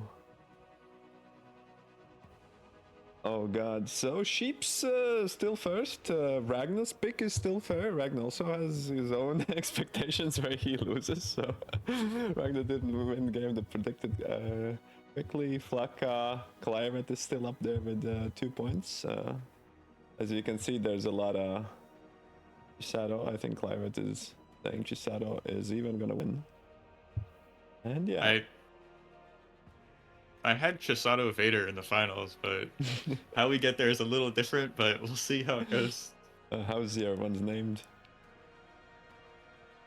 I think it was like What Is Art or something like that. Oh, What Is Art? Oh yeah, I see you, yeah. Yeah, you did predict Goopy, so no 2 points for you. Aaron. All right, and did we get the update? Yes, here, and this nickname to the next. So, all right, what's gonna be the... Have our next, what is that, semi-finalist?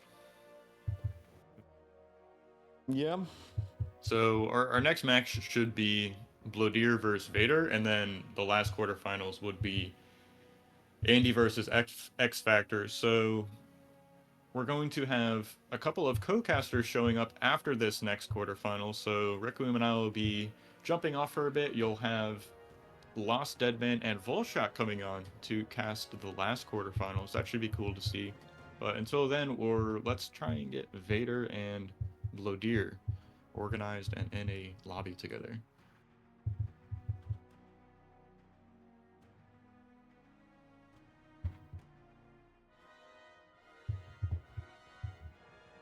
Very surprised by Ragna.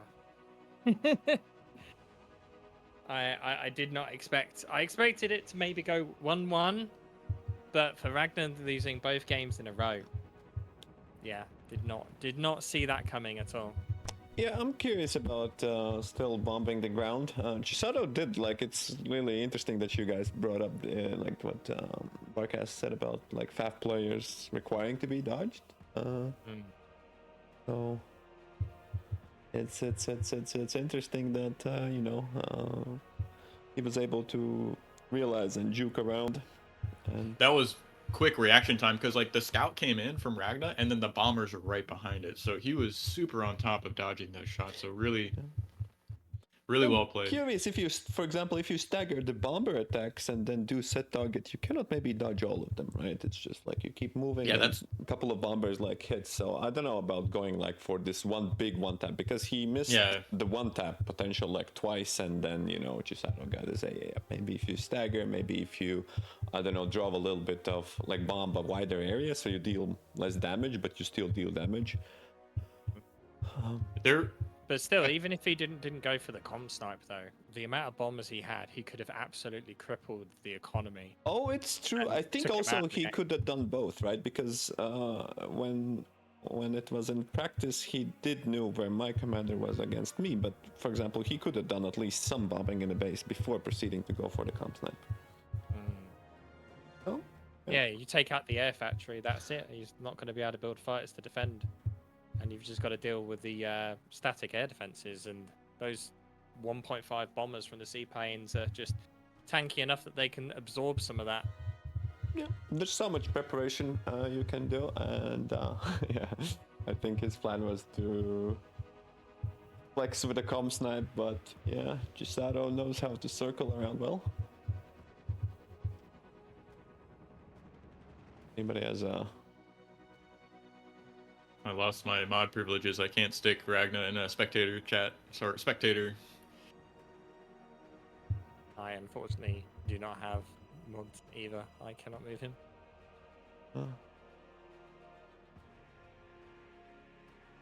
Vote kick. That's what you need.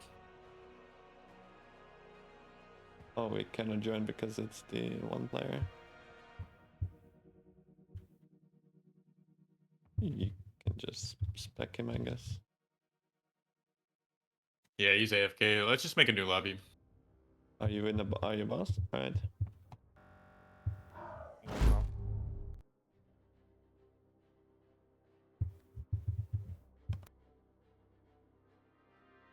This is Ragnar's new game plan.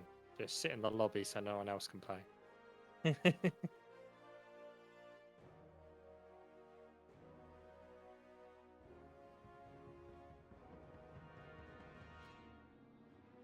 So, who are we thinking about this next game? Vader and Blowdeer. Who do we think is going to win that one? Oh, I think Blowdeer is gonna massacre, but that's just that's just because it's say about 15 tiers difference, right? So Vader may be as good as me, like hanging around like 42, and you know Blowdeer's up there with Randy and the Ragna. Like it's actually really interesting how Chado, Ragna, Randy, they all since they play against each other have all went for like 55 approximately. They're really close TS wise. You all are all completely wrong. Then again, Vader's 2-0. I do expect the Vader could win like 1 out of 4 or 5 games, right? So I think the chance is still there. It's a lot. Like you build a wind wrong, you lose your wind. There's a bar isn't easy like that. And maybe he has like a plan. Maybe he has a similar seaplane bombing plan. or something and then curious like that. What about the R&D and XFactor game? I'm not sure what kind of shape XFactor is in, to be honest. I've seen Randy playing a lot and practicing, so of course he's a contender to win the whole thing, right? So think it's really up to what shape XFactor is in, and I don't know. LSR, can you speak? Can XFactor take games off of Andy? I don't think I've even seen a match like that. Think so, yeah. How did Blowdeer name his game? Okay, I see. And I can focus.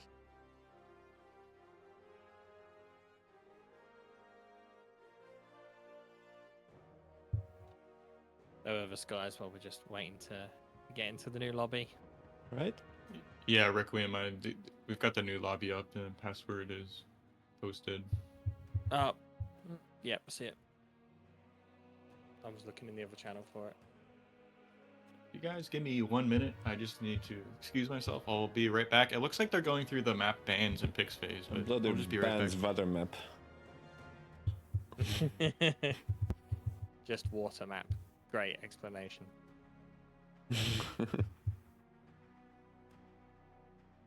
Vader responding with share the gap and doesn't want to play the reclaim game. These boys are I'd having like fun. to see some water matches. You don't often get to see any form of naval or stuff like that. So it would be nice to see some. Oh, so we're starting off with Canis then. Blowdeer versus Bender. The Canis into Heartbreak, and I can't tell which one is the decider. But there we go. They didn't ban Onyx, did they? Or is that Yeah, maybe maybe Onyx is the decider.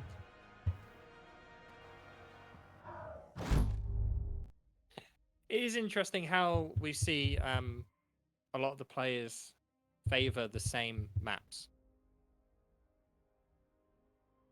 Like they're all picking Heartbreak, they're all picking Canis as their maps of choice.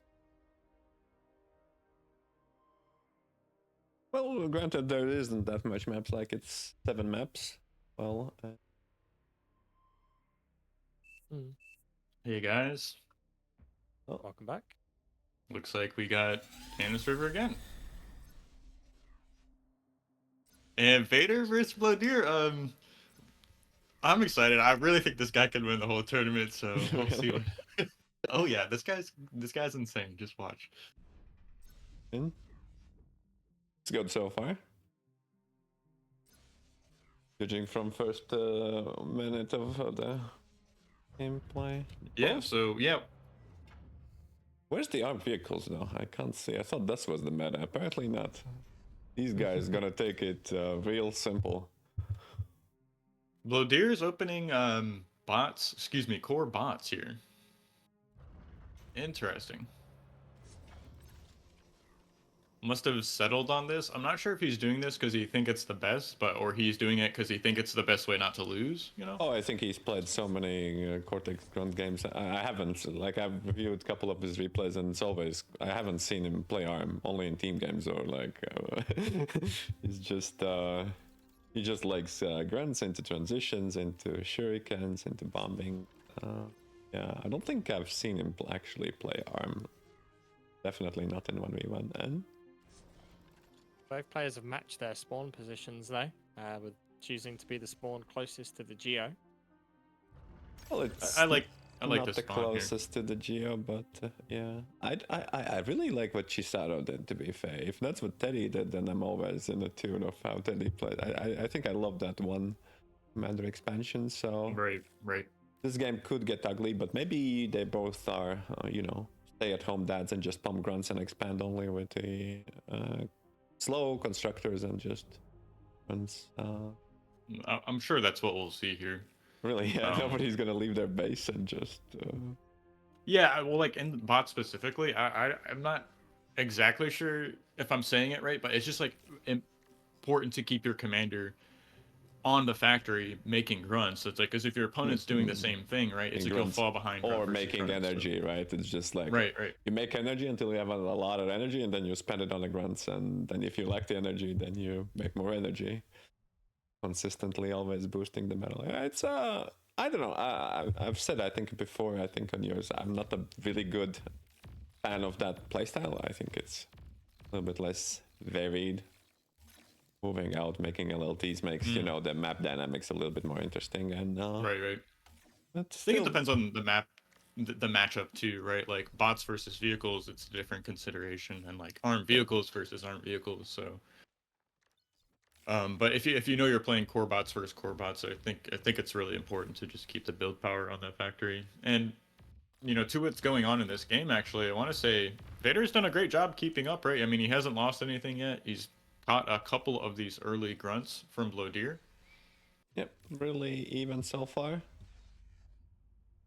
I would say the radar position for Blowdeer is a little bit already being much more safer. Blowdeer doesn't still want to mix in radar, so he might get surprised soon enough. I know that because I forget radar all the time in certain positions. So, and all of these 55s they make radar, I don't make it, so maybe I'm not 55. So it is what it is. Well, a bit of a dangerous coming in here from Blowdeer. Vader Triple grunt.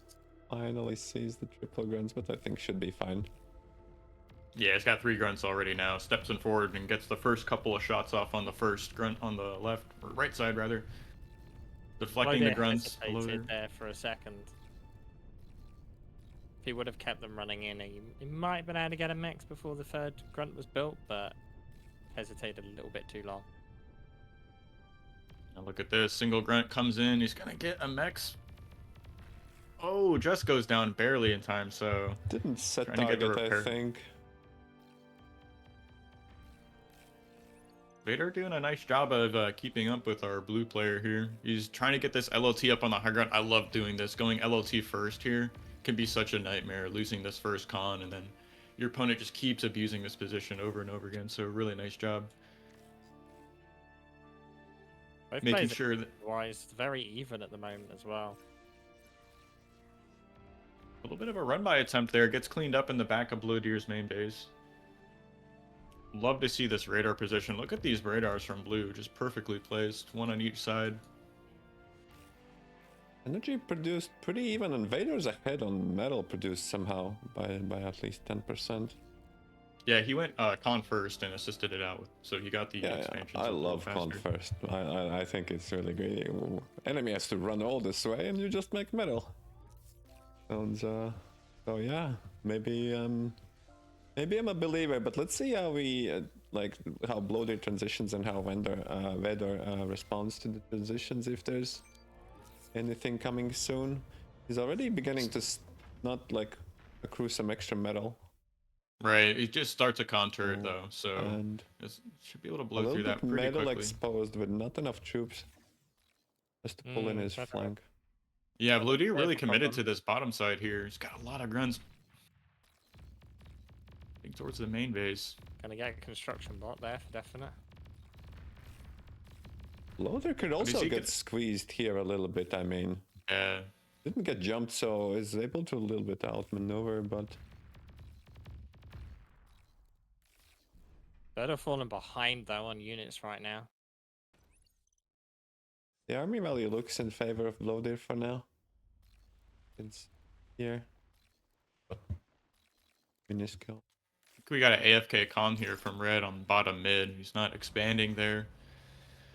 With that construction bot. He's got 2 res bots out here though, getting their value, trying to res these grunts from that earlier engagement. And I think if Blowdeer chooses to make a trade now, it could end up biting him back. I think he will try to collapse those grunts on the bridge. Look at this though, he got Vader got his con up first immediately with that res, so really good control there. And goes right back to expanding with exploders, so... LSR, for chat, we've got people watching asking what is AV, DV, and EV on your spectator HUD. Alright, so I should have put some localizations, but that's army value? Defense value, I don't know what that is. And EV is economy value. The more to one side it is, it's the bigger. It's the Commander's Zod's excellent spectator widget. I love that somebody made something for spectator's vision. Nice catch on the right side there from Blowdeer, catching a lot of those grunts that were trying to harass. And now suddenly he has a huge army on the right side of the map here, including some light tanks. Yeah, he's transitioned to vehicles a little while ago and started massing these incisors up now. Vader also transferred to vehicles, trying to amass incisors as well.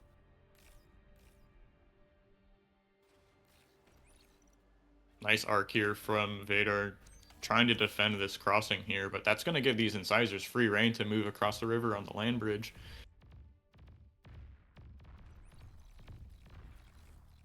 Nice little run by getting dealt with there on the left side. Kind of a lull in the action. The tension's building for now. See, Blowdeer's got... did pin his army like to the south, and Vader's trying to attack. To the north does stop a little bit. Yeah. Oh. These grunts are gonna get pinched here. He's got incisors on the left side, grunts on the right.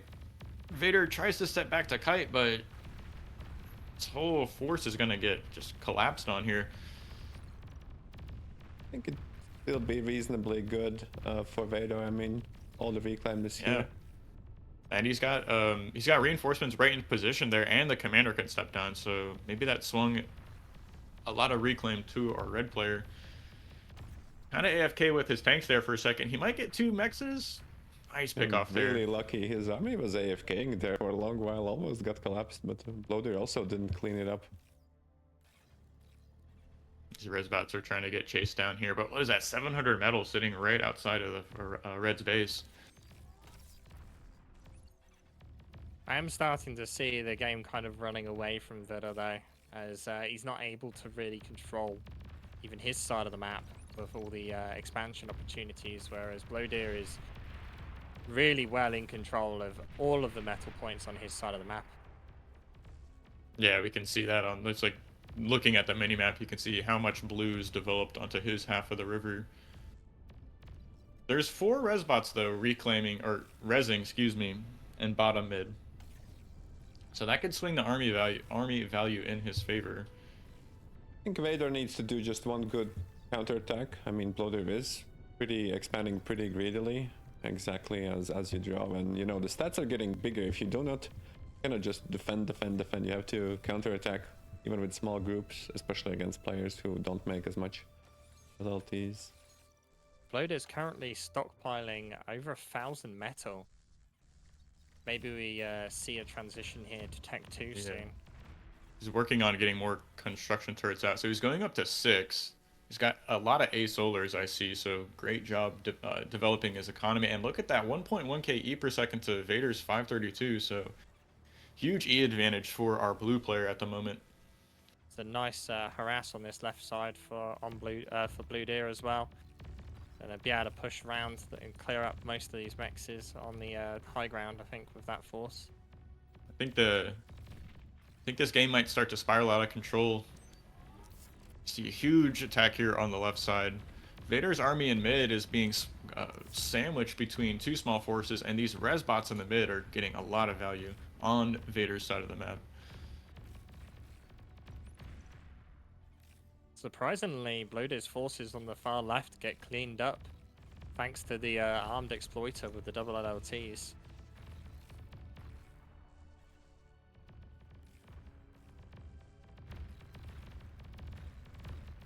He's stepping into exploiters here with blue, stepping into Red's exploiters, but like these Resbots got so much value on the on Vader's side of the map. That's just wild to see. You can't even pressure your opponent off your own side of the map.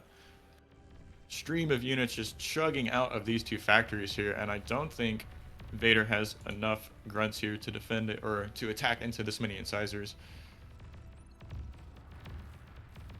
Big attack in mid. I think he's moving a little too far forward with these Resbots. They're gonna get turned around. 1.3k metal right outside Vader's base. It's not going to be enough for the sheer volume of units. I can see him just going all in on Vader's comm very soon. He's even moving his own grunts away. We actually see a transition over to brutes now as well. Yeah, brutes are coming out onto the field. He's adding on some energy converters, just churning through this really high energy economy, currently doubling his opponent in energy production. This T1 Geo is done, so that's going to be a quick turn on for T2E when he needs it, if he makes that transition. Yeah, he's Which currently like 20 metal a second ahead of Vader right now, which is a huge amount of metal advantage. And here look we on the see mini that. map. Red's diving, or Blue's diving onto Red's commander there. Takes out the LLTs. Vader's commander pulls back, and look at this T1 army just rotating around. So much blue. Yeah, it does seem like Vader doesn't have a plan really right now. He's just kind of reacting. Maybe transition to air, remove the bot lab, get some shurikens out. It would probably only just buy yourself some time, but it's That not gonna T1 matter army. now. Tech 2 out from Blowdeer. First unit's gonna be built momentarily. Vader's stalling on E at the moment. Not what you want to have happen when you want your exploders and LLTs to be shooting. Little push here in the top bridge here from Red, who is going to get through the LLTs and medium tanks, but how are you going to stop this army on the right side? So many T1 units. The commander is right there on the front line. And this first T2 Tiger tank has made its way out onto the battlefield. But it actually doesn't have enough energy to degun right now either. Blowdeer is full on metal right now. He doesn't have a lot of energy himself, but look at this T1 army. It's going to get evaporated here from the flanking damage from Blue.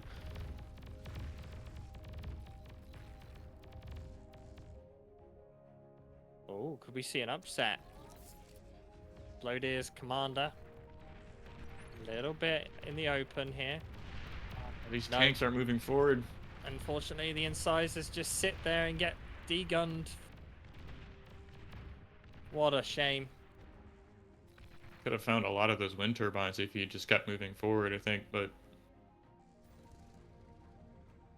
Not only that, I mean, there's the potential that just surrounding the enemy commander there could have caused Blowdeer to panic, could have done substantial damage to the commander.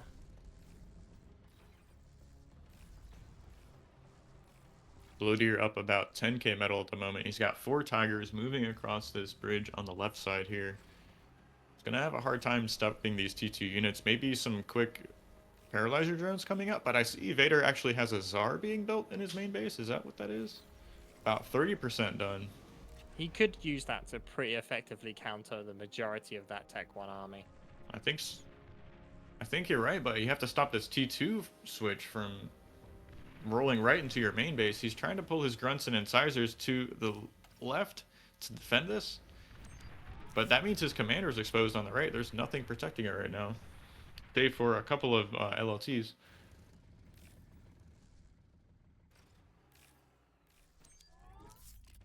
Yeah, Blowdeer did a really nice job burning through that metal he had spent up. About 500 more energy per second, but I see a T2 con moving towards that Geo there for Blowdeer, so he's going to be getting this T2 E economy up here. Just now starting this, so just a few moments away from having a really strong economy. And we see Vader actually hasn't bothered with getting a Tech 2 con at all. He's just focused purely on getting units out to defend. See Did more eat the Tech Tigers 1 here. lab.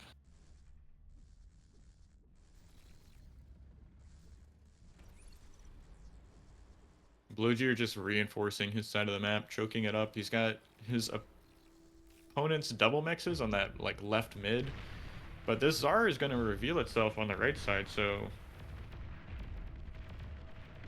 So it's so much friendly fire though.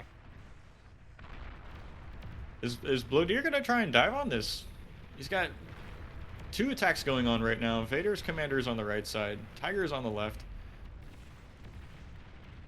Trying to keep track of both of this at the same time. This Tsar is doing a great job of shooing away this like T 1.5 army from Blue. Oh, the Resbots get there just a little bit too early. Friendly fired. Not what you want to have happen. That was a really good tool he had to get himself back into the game. He's got the commander behind it to prepare and even degun, but here comes Blue. He's going to try and surround this Tsar. I think he's got enough firepower to clear this out. It's dropping below 30% HP. Dropping below 20. Yeah, Vader's toast now. Those Tigers could just keep pushing on him, but he's not. They're being very cautious. Doesn't want to lose. He must know the position he's in. He's getting his T2 GF up. He's got more than half of the map, right? So I'm sure Blowdeer knows he just has to kind of dot his I's and cross his T's and close his game out here. I mean, he does have some air defense up already, but he hasn't scouted the enemy base in a long time. Like, he must be thinking, like, that there's something cooking in Vader's base. But T2 PGen is sitting there just rocketing his economy ahead. 3k to 1.6k energy per second. And that's just letting Blowdeer cook up these energy converters in his main base. So further pulling ahead on metal production.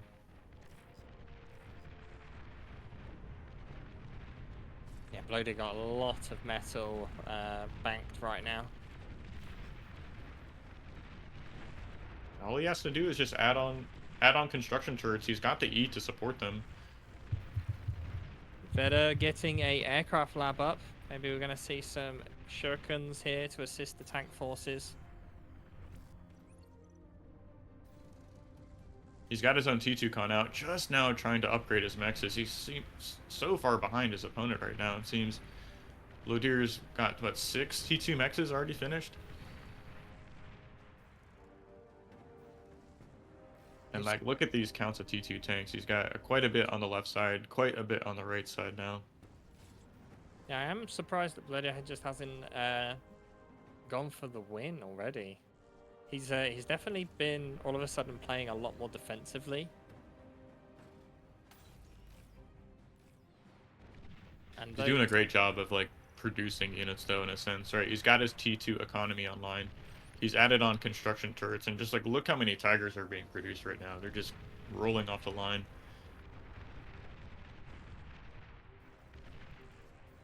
Feels comfortable to add on another con to upgrade his mexes.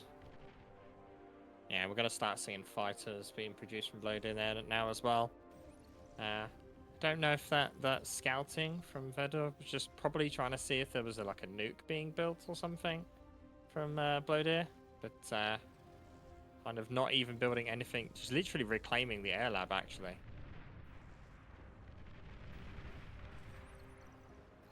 Which, to be fair, you've made your opponent invest in an air lab and invest in like load of fighters, which you're not even going to bother using. So, kind of a smart play in that regard. But I've seen some breakers coming out from the the vehicle lab of Blowdeer here. So even investing in that T2 anti-air. Nice scouting here from Blowdeer. Gets a shot of the entire main base. So must know the position he's in. He's got like a 2-to-1 tank lead on the left side, and this army is going to get gobbled up by the T2 tanks here from Blowdeer, it seems. Yeah, Vader moving all of his units to the north here, leaving his other side completely exposed. This is a great army sophistication here. Look at it. He's got the radar jammer vehicle. He's got Quakers in the back. Superior tank numbers. Yeah, there we go. Vader calling the GG. Taps out. Game 1 going to Blowdeer. Wins with securing 8k reclaim. I mean, he was so much ahead. Just waited till he gets all the back T2 mexes and would eventually strike. But yeah, Vader recognizes that there's nothing he can do anymore. But don't worry, guys. He's just holding his punches back. He's giving us a show. I still believe.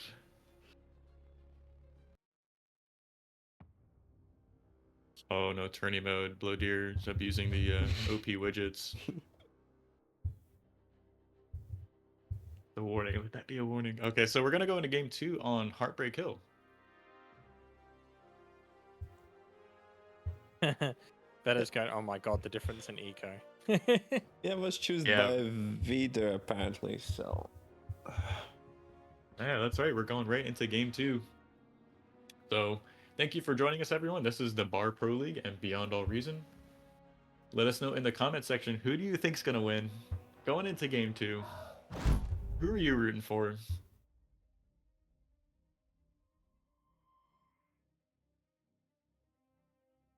Oh, I don't. That's gonna be a big morale hit there for Vader.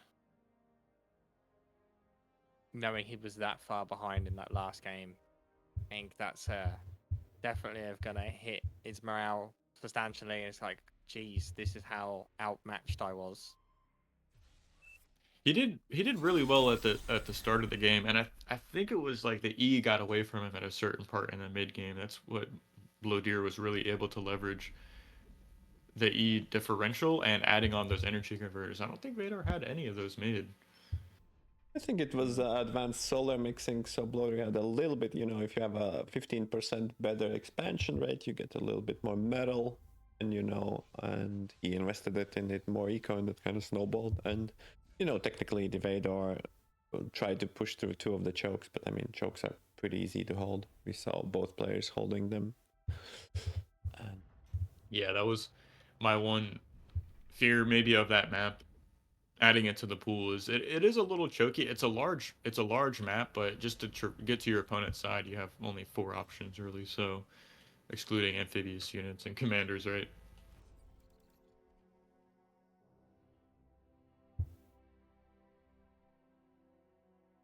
What about this game here? Blowdeer opening core bots again. Don't mind to see that. I think he went construction bot first. Not exactly sure. Into a bunch of grunts. into 3 grunts, So into con, into 135 grunts more. pretty specific. And his opponent in the red piece is going for core bots as well and con first. So I'd like to see this mirrored builds for now. Really assisting that factory for now. It's just burning through that starting E. He's gonna get through all of that and just add on more energy. Both players going for the hill radar first. I think there is something to be said about just delaying the radar a little bit. Like we saw, was that Goopy doing that? Yeah. I don't mind it so much. It's like because like there's not enough units for the radar to get its value, and it's you can get a quicker mechs, Yeah, quicker mechs up. I So think if you're defending, I think just having grunts is fine. I mean, grunts see a lot, like not like probably cover with 3 grunts the starting position.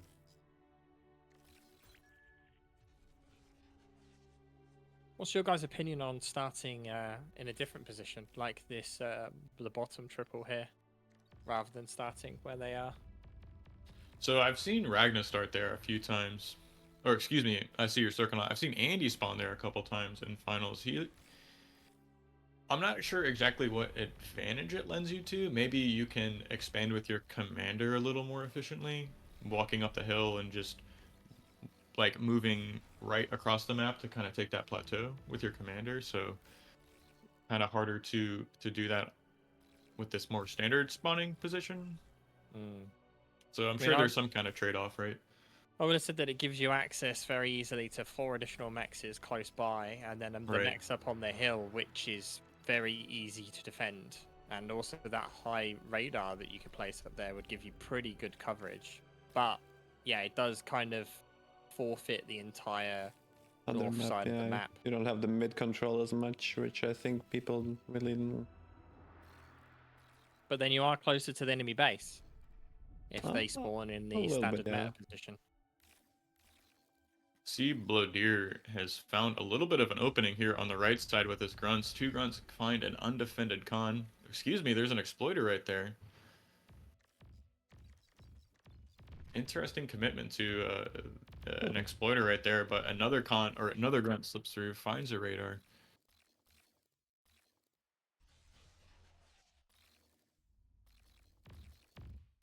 Looks like Not he's the going to end use of the his world. con to rebuild. No, I was about to say he was going to use his con to rebuild the radar, but chooses not to.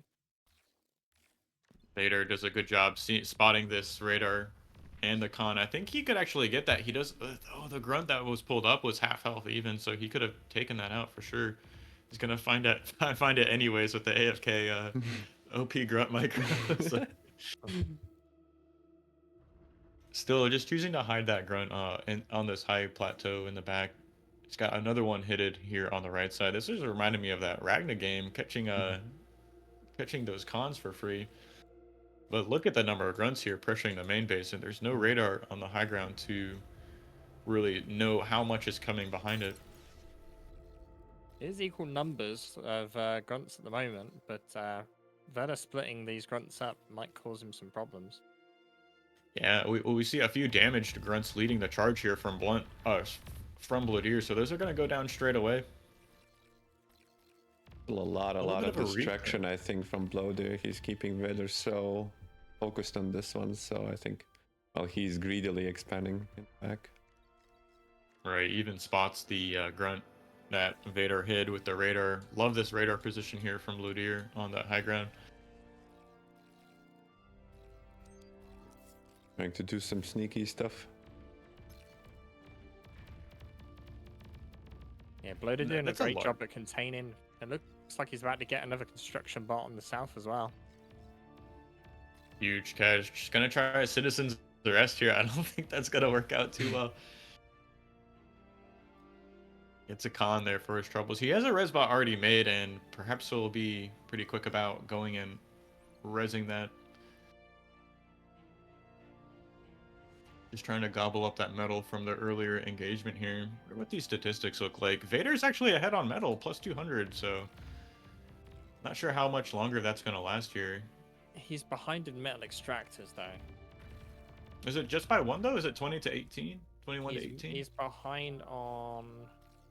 I'm seeing. Will but it's about to be snowball free really collectors. soon. Vader hasn't making Yeah. LLTs right here. He has all this metal he has up on Blowdeer, right? It's in his bank as well, so. Oh, that's right. And we can see like Blowdeer is just totally naked expanding on the other side of the map. Yeah. Just relying on 2 radars. So as you see, it will increase 24 to 19, right? Metal income.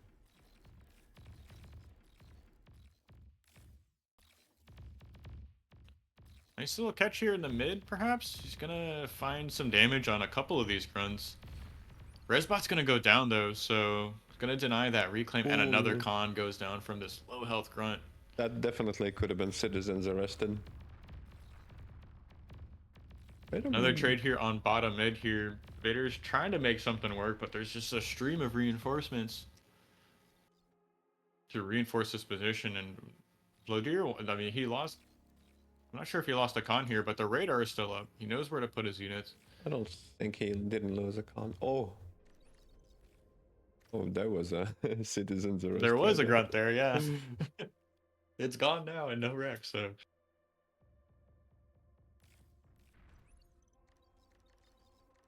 You can see Vader, the first one to go for the meta vehicle factory on the hill. That's why he was stockpiling his metal then, it seems. Working on his first construction turret as well. That's going to get up. The factory is idle for the moment, though. Is he going to turn it on? It's going to move right into incisor production here. Zodi has 3 construction turrets on the go, though. Yeah, it's so much. Units at an alarming rate. Oh, this can be big.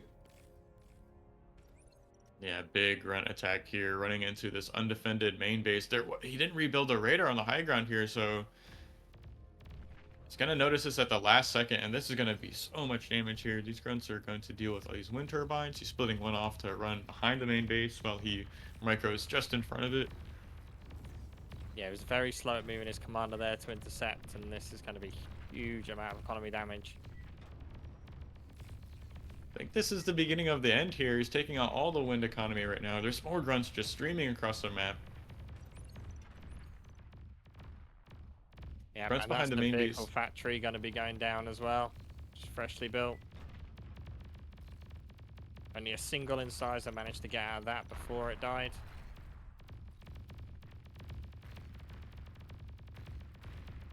A little bit unfortunate here from Red. He's desperately trying to counterattack on the right side, but Blowdeer's already moved into vehicle production himself, and these incisors are gonna clean up these grunts pretty quickly. Yeah, Vader now has no energy production whatsoever. Well, 3 windmills, but not 3 windmills, 3 solar. Which Three is gonna be solars. gone. Yeah. Well, now he's definitely won't have any. Like you said, he wasn't. I think Well- Vader's gonna tap out here. Yeah, no, Blowdeer well takes played. it 2-0. Well played, well played. All right. He's not number 2 on the leaderboard for nothing. Here we go. Back to the casting booth. And that just leaves us with the final round of elimination stages of Randy versus XFactor. Yeah, and that means we're gonna move into, or bring on rather, our next group of casters here who are gonna cast the last quarterfinals for us. We have Lost Deadman and Volshot coming on, so let's bring them into the booth, and we'll find our next lobby.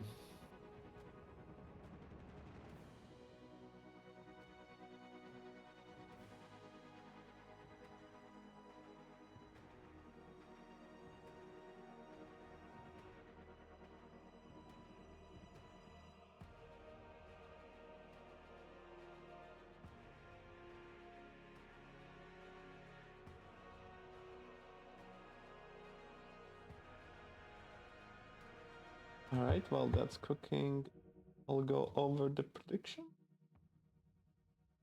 Yeah, go for it.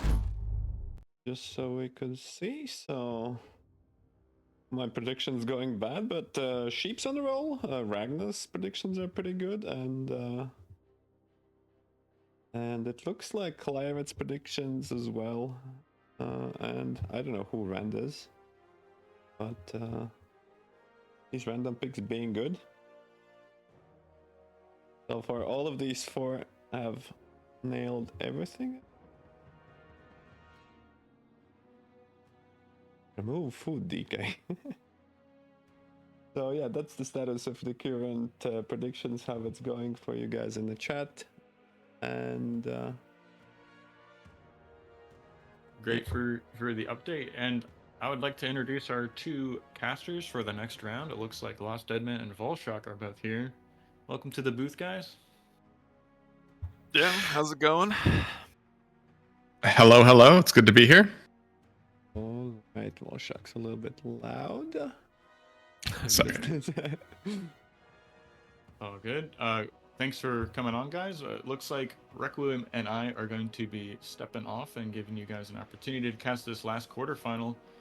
Requiem should be back on the grand finals. We will return to cast that for you all, but in the meantime, we have our 2 great casters here. If you guys can get into the game, we have Volshok, I see you here. Lost Deadman, I want to say the password is in the round of 4 finals tab. I'm not sure if you can see that. He can, yeah. Yeah.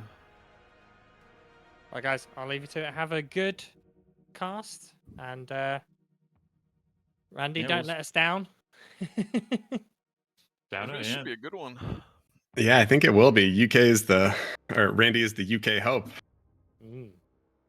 And You I'll can see always the count rest on of you. XFactor to bring up some fun builds. I'll see Thanks, the rest of you Requiem. I'll guys see for you. the final. See you later. So yeah, thank you. See ya. All right, I think I'll do the same thing and have a chance to watch the stream actually. So good luck, guys, and I'll leave you to it, and we'll jump back on when you're finished casting the quarterfinals. All right, man. Awesome. Cool. Good luck, guys. See you soon. Yeah. All right. So we got Randy and XFactor. LDM, can you talk to me about XFactor's 1v1 builds? Well, XFactor is the guy that I did see in the entirety of the qualifiers doing a lot of 1-mechs, like bot openers, a lot of riskier plays, and he does a little more fun all-in builds from what I've seen, but it'll be interesting to see if he does any of that or more macro normal style grunt hell kind of games. It'll be interesting. Yeah, I was watching him do the time-honored air lab open, flyover, D-gun, get the experience from killing the lab, and then comm trade for the win.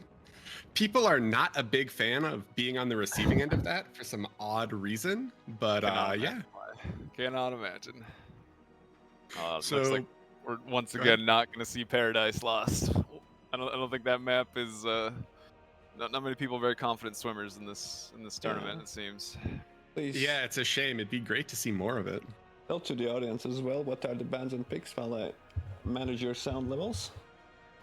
You want to do that, Bullshine? So yeah, we started off with some bans. Let's see. Randy starts off with banning Desolation, and XFactor banned Onyx, and Randy decided he hates the ocean, so he is going to ban Paradise, and then XFactor banned Serata, and then Randy picked Heartbreak Hill as the first map, and apparently we're very loud. Apologies. They're 3 minutes behind. Don't worry, guys. I already. No, should be good right now. By now. Well, it's. I mean, we got Heartbreak and then Canis for XFactor, and then Red Comet for Randy. All right. It'll be. I mean, Heartbreak's a cool map with some variations of the builds you can see. Like, there's a lot of grunt hell maps. There's a lot of like some interesting corner spots that I've seen. Like different builds that people will end up doing. We saw seaplanes today from Ragna, which was kind of not something I've ever seen on Heartbreak. But yeah, it's I've seen cool I've map. seen quite a few interesting, like, I feel like you know everyone opens grunts relatively standard, and then I've seen quite a few kind of grunt into Shuri and grunt into vehicle, so there's definitely a lot of potential here. I'm excited. I would not be surprised if we do just see grunts, though. Like, I know, shockingly, grunts are good. I would not be shocked if we just see couple Cortex bot openers here. Agreed. All right, players are loading in. We've got XFactor, the great German hope, in red on the western side of the map. Well, we got Randy eventually when he places in his little bottom right east corner. Maybe, actually, you know what? I don't even want to say that until he places. He could be spawning in many different spots. We could. Nope. Okay, we're not. No. Yep, no. Nothing interesting. Mirror spawn. Yep, pretty normal Heartbreak spawns. I love you, casters. You bring so much energy, I think. I love the rotation so far. It's just like, let's go. You're hyping me up as a caster. So keep on doing that. It'll be All right. interesting if we're gonna see anything different, because like these first minute or two is gonna be the, you know, we're gonna see grunts. We're gonna see something a little spicy. What are we seeing? Yeah, let's see. So we've got Max Wind Max from XFactor, and then drop in his third after. Okay, so relatively standard, but Randy opened Max Double Wind Max, right? Oh, he's actually going triple Whoa. wind, right? So he's probably 4 wins. Wait, exactly. What is he Wind changing is, here? Wind is pretty good right now, guys. Like, look at the wind value. Yeah. If the wind is good, you get more wind, no? I mean, I guess, right? But then I'm thinking, like, how much energy do you need for a bot lab? And I guess grunts are very E intensive, so you need more E than you need metal. That is true. And we've got bot labs coming down both. Do you think we'll see both comms just sit in base and just use BP to just funnel out grunts? I feel like that's been pretty standard on Heartbreak.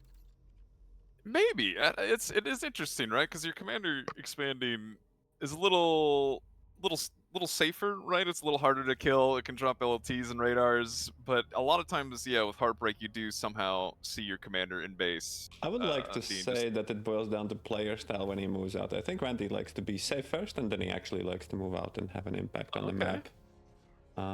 That makes sense. I don't know much about the XFactor. Well, something like a Goopy, you know, always almost stays at the base and leaves on at critical times. So I think it's up to It's player his grunt style. con turret is what he likes. He likes to make grunts Yeah. with his fancy commander. Personally, I like on Heartbreak Alright. Hill, I like moving out and getting all those bottom mixes, you know, build them fast. Commander has like 300 build power, so Mm-hmm. not fast. Really But then your get those base is expansions up going. exposed, so it's always a trade-off of how you think where your macro versus, you know, aggro goes.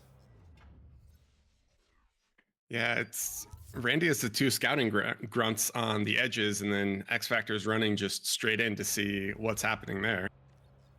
Well, you've watched a lot of these 1v1s, LSR. Would you say Randy's more of an aggressive player or a little Randy more of likes a to stay at the slower, base safer till stand? he gets sufficient army so that he feels safe walking out with commander, not lose anything, and you know, being able to show that his opponent does not stay at home guy. But I mean, it's actually pretty good. Yeah. Like if both commanders want to move out, you want to be the guy who moves out first because you get some, you know, build power advantage. Yeah, I can see that. That makes sense. Ooh. Oh, does he snipe this calm? That's a Oh big catch. no! If he get, yeah, it's a really big catch. Losing that first con, expanding is not an easy thing to come back from. You really need to get your mexes up quickly. And oh wow, XFactor Randy doesn't protected his. snipe the Randy's con. I feel like it's a pretty rough kind of starting change just because he's going to be on the back foot for most of these expansions. And Randy is still just throwing grunts at random angles to get info and to try to chip away. Yeah. Just getting your mexes up quicker is going to be kind of big for Randy. Unlucky for XFactor, you know, the energy was really low, so he actually struggles to remake the con. Preferably, you would want to push the res bot out as fast as possible, just res it. That way you save some time. The wind being hard stuck at 3 definitely is contributing to that not being very easy. Yeah, for a second, it almost looked like XFactor trapped his calm in his base, too. Happens, but... No. He's got like a little I think there's sliver. a path. Yeah, there's a path. There's a All right. tiny path. Though that would But- not be, you know, the worst. I mean, it would be pretty bad, but I mean, if you're already using your commander as a con turret, I guess, you know, it could be worse. XFactor throwing out scouting grunts, trying to get as much vision as he can, so Randy can't throw in any more raids. And Randy's a little bit more turtley and defensive. He doesn't actually have that much map vision, but he's keeping these grunts near his expanding cons, just trying to scale up slowly. Interesting. He's going for the more forward exploiter instead of an LLT there. Kind of a little more metal, a lot less BP than you would pay for a Mex and an LLT. So kind of interesting the choice there. Not everybody's decided to do that. I think it's kind of a big economic difference, though, right? Like, I feel like Much the more double metal. Mex one LLT is a little bit safer, but I feel like Randy might just want to be a little bit more defensive with this. I guess we'll see. Can he track down this grunt on north? He's really protecting his expansions decently. He hasn't really lost mexes. He hasn't really lost expanding cons. Like, he's just got a nice smooth expansion happening and keeping XFactor like in the back.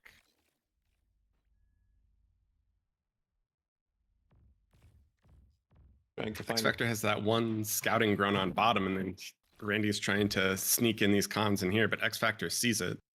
Can you show radar coverage, LSR? For which one? I shared For, before in the stream for that. Oh, yeah. Yeah.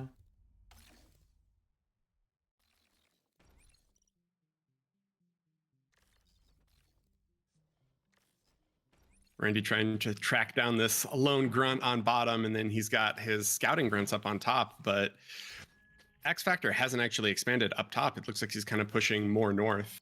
But Randy has a significant economic advantage this early on, which is a little concerning, I think.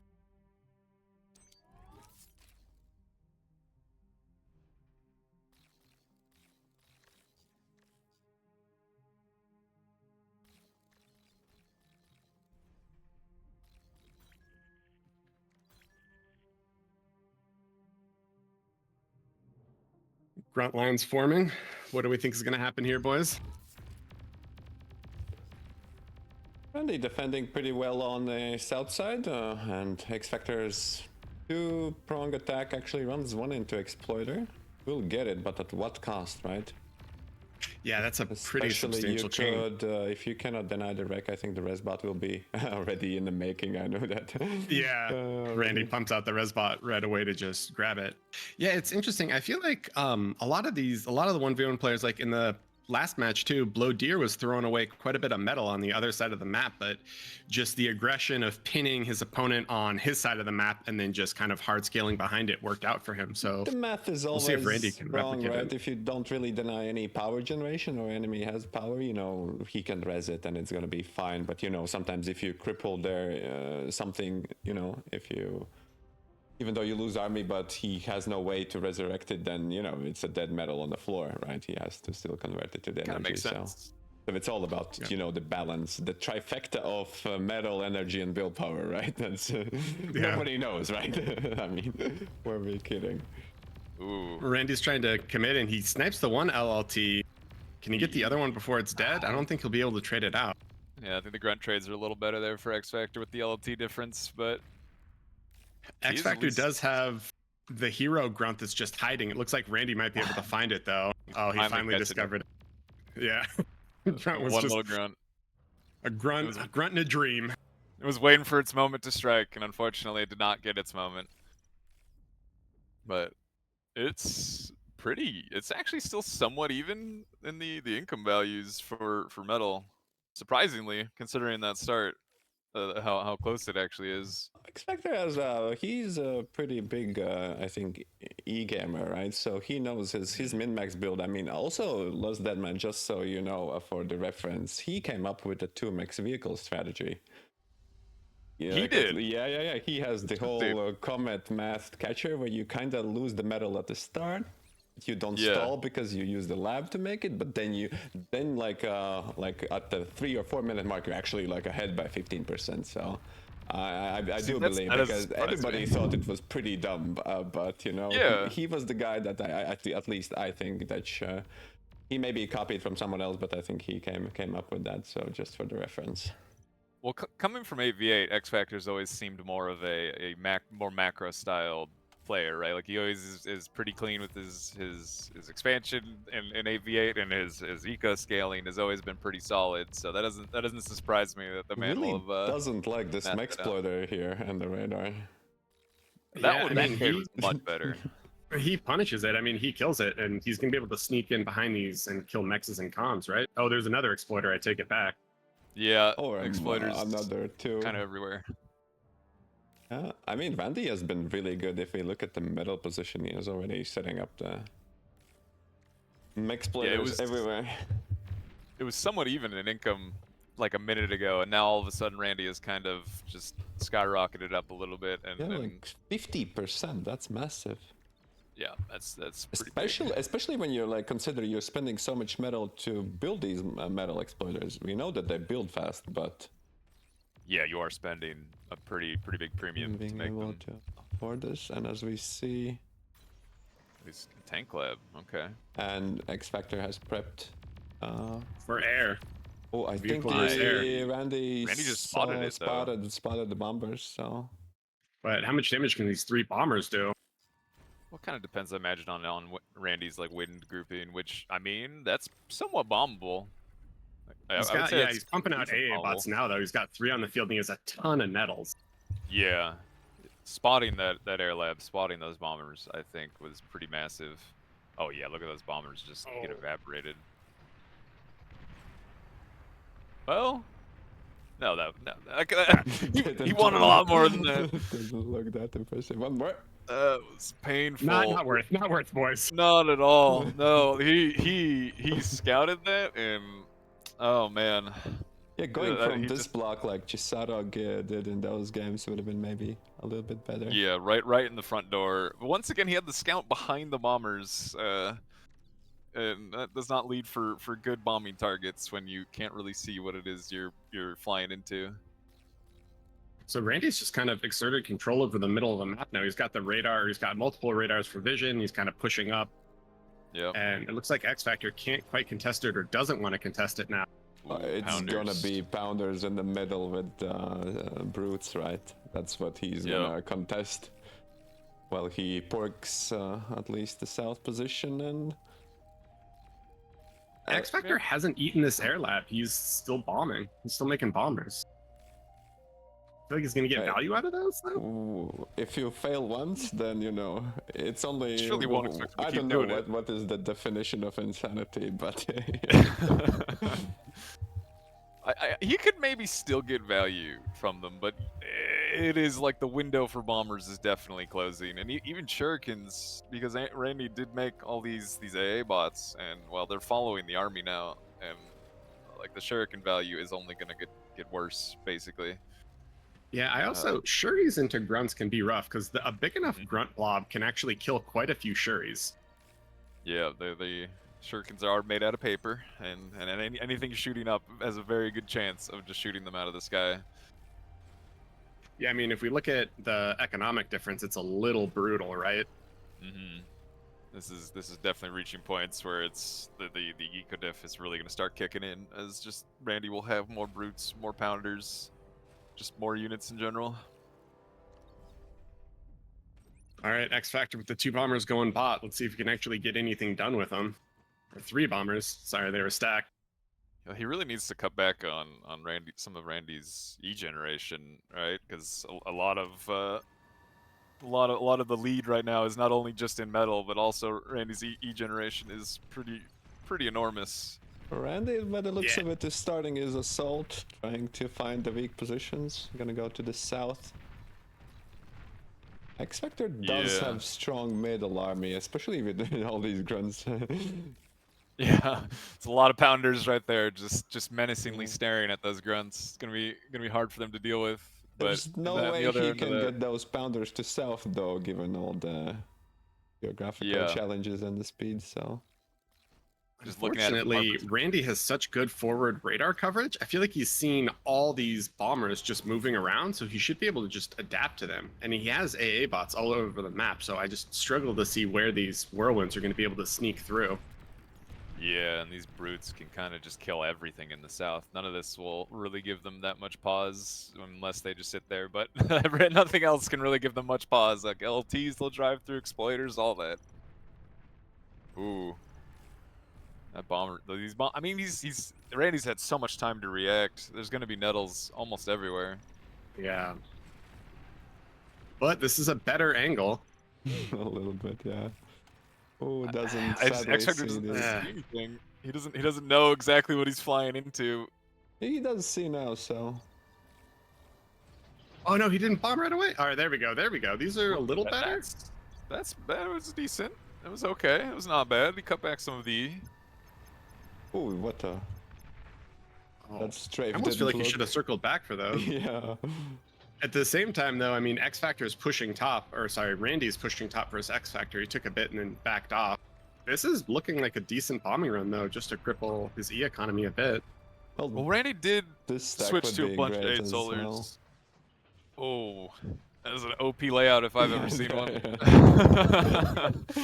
Oh man, I don't know about that one. But he does have good E and A solars, which are much harder to bomb than the giant wind blocks. Luckily, Randy isn't resurrecting all those mexploiters that she killed, and he's busy with the south offensive. Did clear this up previously. Yeah, these brutes are able to do quite a bit. I don't even think if these grunts can surround, they'll do too much. He's killed a lot of XFactor's expansions in the south. Like XFactor just lost a lot of metal income to that. Yeah, I mean, the one positive is that bombing run did more or less equalize energy income, right? Which is a positive, but I feel like Randy has complete map control and he's just slowly chipping away at XFactor. Yeah, he's just gonna keep killing more and more of these expands. Although, I mean, driving into those pounder walls is definitely not something the brutes want to be doing. It is very easy to just the shirk. The A bots but are there's already there. bots behind. Yeah. Randy's too smart. He's played this game a little bit. Yeah. There we go. We actually missed this lab. Oh yeah, I didn't even see it. It's the counter Ragna part 2. Oh boy. Going for the snipe. Builds. Does he even know where the comm is though? There's so much AA built already though. Like there's nettles everywhere. Well, Randy is. Look where. He's well aware of exactly what's coming for Well, him. Ragna warned him Randy in a might have game banned that it Paradise. was only... Oh He might have man, banned Paradise Lost, but he still knows how to swim apparently. We'll go Wow. for he's the- driving right into all the nettles. Oh. Big damage on labs, but doesn't finish. Wow, I'm surprised. Usually when you see dam busters, they just delete labs, but I guess 2 of them is not enough, and yeah, XFactor just calls it. It's kind of an interesting, like, big commitment to air from XFactor after the first few failures. I Did not mean, expect that. the defensive value, the investment in defenses for Randy Graff was out of the control with all the nettles, the exploiters, the true. pounders. It's like, how do you even go? I have to pick one way to get to enemy. Yeah, and you know, there's a chance that the seaplanes could have found Randy's comm, but he's a smart individual, and he was definitely willing to sit in that pond and hide. Yeah, I mean, Until the nettles it- killed everything. it's a little rough because I feel like there would have been an opportunity, but I think Randy's experience just completely negated the chance for that. Yeah. So, loading into Macro. our second map here. Which I don't know about you, but Canis definitely I think is my my favorite 1v1 map of recent time. Oh, where XFactor has spawned, I'm already a fan. Oh, yeah? boy. Oh yeah, big fan. So yeah, these are non-traditional spawns from both players, right? Because I feel like traditionally we see that kind of like mid on the 3 mechs near the 2 rocks, but I've Randy's closer to seen Geo and XFactor all is... of the spawns today. I think I've seen the Yeah, back that's spawn, true. that spawn, Oh, that here it spawn, is. steady. Yes. This is definitely the build that I was waiting for. Oh, really? This is we have seen the Oh. full shock. You've seen this build, right? With the air lab yeah. and 1 solar. And it is some cheesy XFactor build plays, but He said that he told Oh, me yesterday no. about it. I thought he was joking. I thought, yeah, maybe LLT is good, but Oh, it's a thing. it is a very funny Let thing. And I've me- seen now a lot of people start doing this build in the 1v1s I've been watching. yeah, And I got jumped. So what's the idea? So, okay, tell Randy. He I actually mean- said that yesterday, 2 a.m. Tell Randy to build starting nettle, 1 minute and 10-second calm drop. Because I said, good luck tomorrow. You have bold predictions of you completely winning the tournament. yeah. Oh, look at that. He's mathed that out. He He's is eating mathed the lab out. as it finishes. It's so clean. 1 minute 10, Oh, precisely in boy. the air, even 2 seconds faster than he said yesterday to But me. look at Randy's Here we lab. go, boys. He Here we basically go. Sadly he for just Randy, gets I that. didn't give the X Factor's message to the Randy telling them. Oh, what no. happened. So if Randy Oh, loses no. this, he can blame me. But yeah, I had to preserve some integrity. I'm curious. Oh, Because boy. he doesn't know where Randy spawned. Oh no. Oh, no. This is actually huge. Yeah, this is so much more time Randy has to make things. I think the best part is when Randy's scouts just find a single solar and nothing else. He knows. Randy's definitely seen people been doing this build. I think he'll be very aware the moment he sees. Well, he's gonna see All right, XFactor here we go. first. Yeah, here we go. All right, X Factor's coming. Can he drop it? Well, Randy wasn't Oh, looking. God. He is now. He's going for the lab. Hugging the lab is gonna be real. Oh, he almost killed it. Wait, And I he's think got the lab experience in explosion. the lab. He trades, right? He Yeah, totally well, he trades. should. No, Rovers. Rovers should win here, right? Because it'll be the Oh, he gets extra flanking damage. Oh, 51, 52. Yeah, Randy Oh, wins. Randy's ahead. Randy's Randy got it. wins. XFactor knows that Randy wins. Oh my god, now he's trying to run back. Oh my god. X-Factor, not like this. Not like this, X-Factor. Randy literally just needs to walk at him and XFactor dies. I don't. Wait, does he get that LLT up in time? No, he can't. He just doesn't have can enough he- time. No, he doesn't, though. Oh my Wow. god. That Well- that not knowing where Randy's spawn was the key difference. Just not knowing, like, Randy had more time to get more rovers. There was just wow. Yeah. That was a Razor's Edge game. I think it was a pretty long macro game, right? I mean, 2 minutes and 46 seconds. Wow. I think both players really scaled well. Oh man, I'm just happy that we got to see one XFactor all in. That is too funny. All right. Oh my god. Randy in chat saying heart rate right up. Yep. Just the lab explosion doing enough damage to Randy, plus the experience gain from killing the lab, being that much of a difference that XFactor could have killed them had there not been any rovers out. All right. It So was I too wonder- good. If you drop an LLT, if you had dropped the LLT sooner, like behind him, would that have worked actually? I think LLT is good. Yeah. I think Yeah. people did that. I think you do have time because you can block the D gun from the other commander, and if you do get that LLT up, and if it shoots like what once or twice, it's enough of a difference. Yeah, you should. Yeah. Start it. But all right, this means that the round 1 or the elimination round of 8 has been completed. Showing the bracket right now, and we have semifinals where Chado versus Randy and Zlo versus Blowdeer. These are gonna be some good games. I'm not gonna lie. Yeah, Gonna those are going to be some incredible show games. Some predictions. Did you guys make your predictions? No, I don't know what you're talking about. I didn't know that there were any predictions. I Oh. definitely haven't gotten every single match wrong. There's no way that happened. No, I well- forgot to actually do the predictions, but I mean, I kind of expected something similar to this for the semifinals. Precisely what Sheep and Claret was telling, I would assume, since they have been like precisely on the rank 4. Yeah. Yeah, Claret has Blowdeer higher as a second place. Well, Blowdeer has definitely been one of those players that is just. I think we see who is very more fun to right, watch. Claret or Sheep, in the next matches upcoming. Back to the casting booth. Yeah, this is it. I'm excited for all these next ones, and I think we've got Brightworks coming in to cast some of the semis, if I am correct. So that'll be exciting.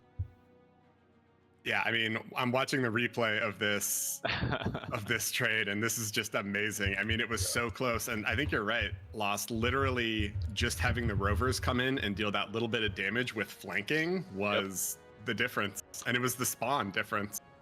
Just my not God. knowing where spawn was. That's literally it. If he could land before the rovers came out, there was a chance that he killed Randy there. That is too Wow. funny. Oops. Yeah. Someone on the background is making players come.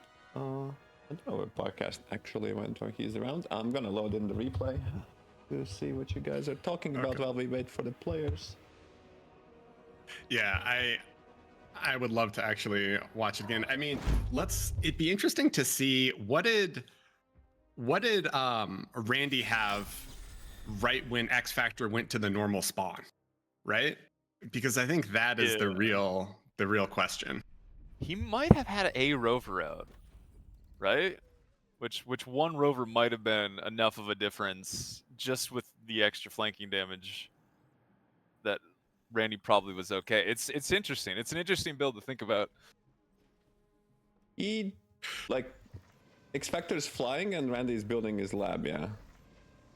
Yeah. So if Randy was like in the more normal, like to the spawn to the right of him, I guess. Oh, then he just has rover just coming out of the base and that's it. Interesting. Yeah. Yeah. It could have been entirely Hey, different. Barcast. depending on spawns. I was biting my nails that whole time watching that 3 minutes in the past. That was wild.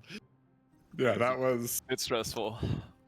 stressful. Did you see Randy's comment after? He's like, heart rate went up. Yeah. Yeah.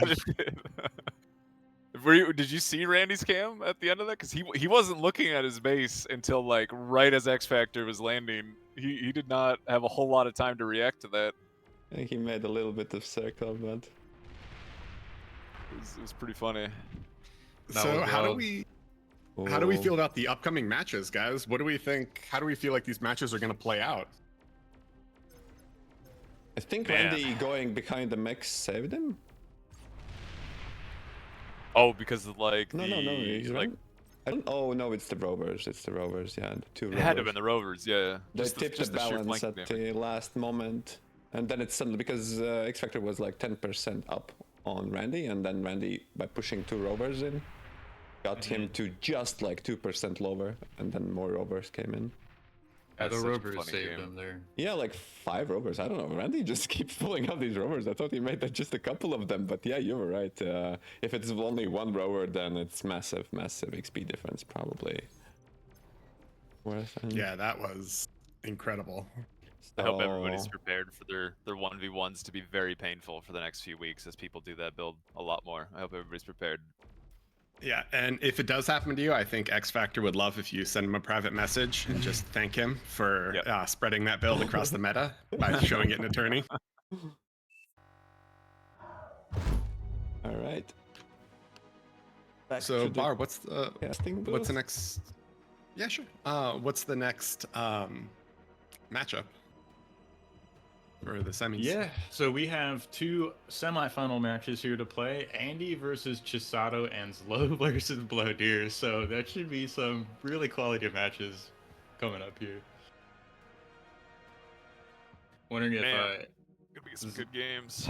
Well, you can do like Slow Blowdeer first, maybe give Andy a break, or let's do that. Let me message our competitors.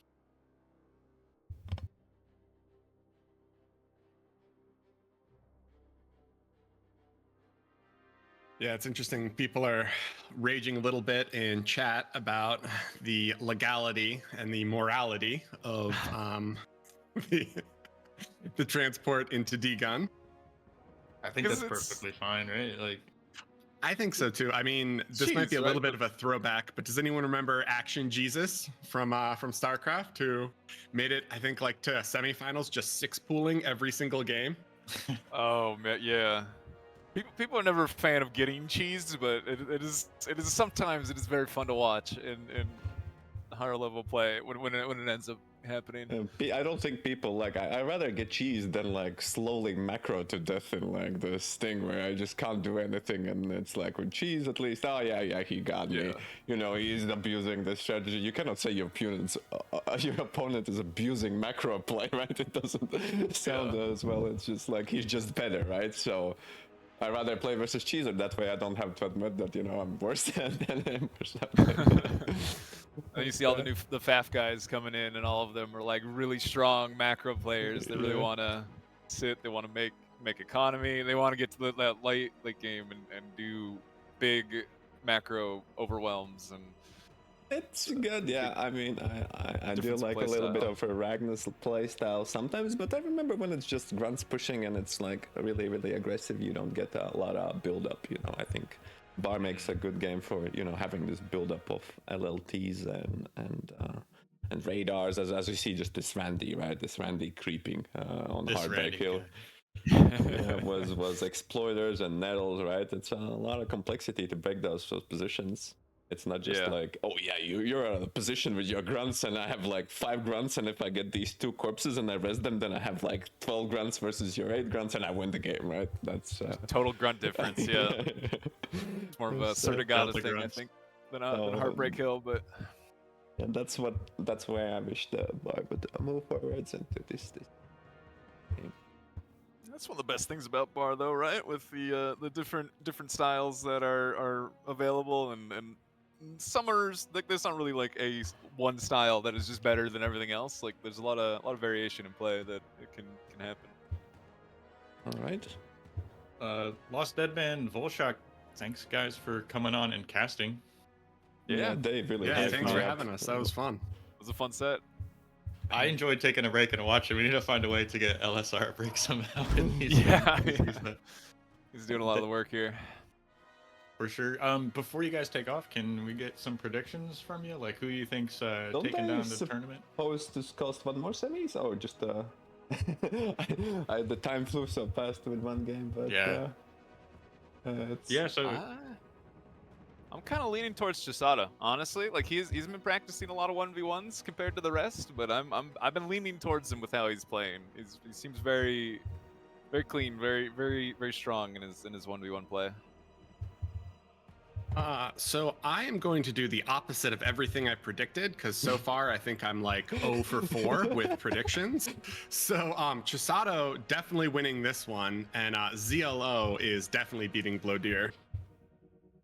damn, spicy Really? call outs there. Well, all right. So I feel like if ZLO can survive early game, I feel like he can just kind of lean on his bar knowledge to beat Blowdeer later. Because I think Blowdeer is probably the best, if not one of the best, early game players. But I feel like, especially because he predominantly plays 1v1s and sort of smaller team games, he doesn't quite have as much of like the metagaming archetype that a lot of 8v8 players have, where they sort of understand T3 interactions and a little bit more T3 timing. So I think if ZLO can get there, he might be able to beat Blowdeer. It's going to be really close. I think either way, it should be for us just a fantastic match. So I'm pretty happy to have a chance to see these two go at it. Yeah, I'm excited. And then who's casting these series? Bar, I think we've got Brightworks, right? Or So yeah, so we have more co-casters coming in. So next semifinals, it's going to be myself and CJOP, one of the academy mentors, casting the first semifinals, and then after that, we're going to have Brightworks Gaming, or TNT rather, and Inda Club come and cast the last semifinal. So another group of casters coming in, and just another way to spread out the talent here and show you guys off. That should be pretty fun. Think Yeah. so. Good. I like rotations, for example. Yeah, these casters made me guys so hyped up with the Yeah, you guys. early I on. was. like I could completely woke up. No lie. So I hope the audience also enjoys. Yeah, for You sure. just need to find somebody to take LSR's place, so he's not just the camera slave this entire time, No, despite how good he is at it. yeah, I didn't even know that was a thing. For any viewers out there, if you're ever speccing a game and you don't want to actually watch the game, you can just double click on another yeah. spectator, like a player camera, and just follow their camera. So just free riding this camera while you're having like food. That's what I do. And well, go a I little may bit have been further, drinking then coffee, you yes. say like, "Hey, can you move up there? I want to see that." Yeah. I wonder if LSR, you can just set your camera on like my camera and I can observe. So Yeah, if you I need a technically break, you can. do that if I need to go a little bit off. I do that once at the game start on Requiem, but so far I've been feeling fine. Cool, mate. Well, yeah. Thanks again, guys. Please, chat if you guys can show your support for Lost Deadman Volshock. Say thanks for coming out and casting. I enjoyed listening to you guys. That was a cool series. So thanks again. yeah, thanks for Yeah, having no us. problem. It's great that we were all able to kind of jump in and cast small, specific sections and everything else. So thank you again. And I'm Yeah, looking excited forward for to the these rest next of this. games. Should be good. Cheers, guys. Yeah, have a good one. Yeah, have a good one. Yeah. So that means we have to bring on our next co-caster. Let him know to jump on in, and we'll bring CJ in here. All right. So, the Zlo and Yuri, are they playing the other tournament? See them? Yeah, let me check here. So I asked Zlo and Blowdeer if they can jump on. Andy's saying that he don't mind jumping in. Yuri is here, and I think good. I see Blowdeer.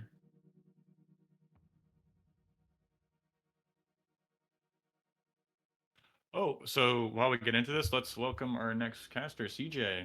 Welcome to the booth. Hello, hello. Hey CJ, a long time no Hey. talk. Long time no see. Yeah. Oh, that's right. You all play Tarkov together, right? Yeah, and then a lot of bar before, right? It's like the original crew Yeah. coming to the bar. Good stuff. So I'm just trying to confirm if Chado can jump into our next He said he semifinal. can, I think. Cool. If you guys are just joining us, this is the Bar Pro League Finals here. So we're going to be playing down to a champion today, going for a prize pool of $400. So a nice little tidy prize pool going to our top 4 players.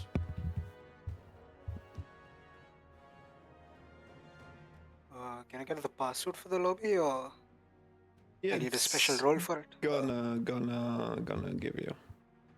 Okay. In I just give him DMs.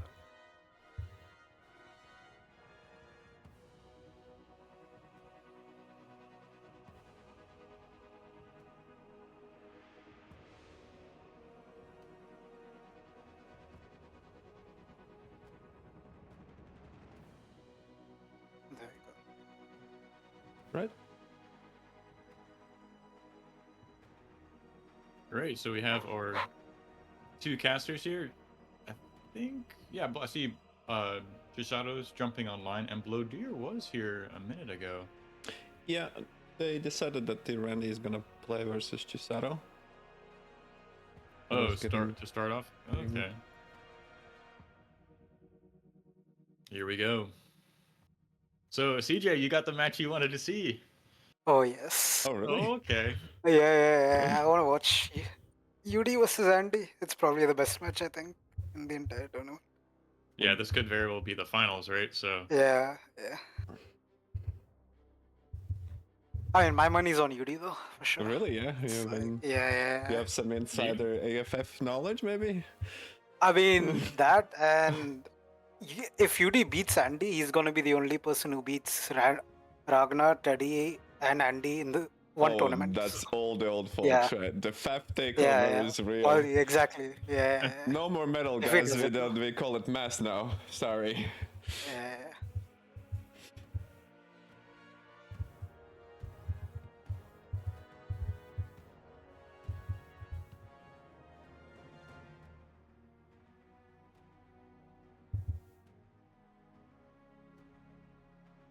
Like we're gonna move into the ban phase.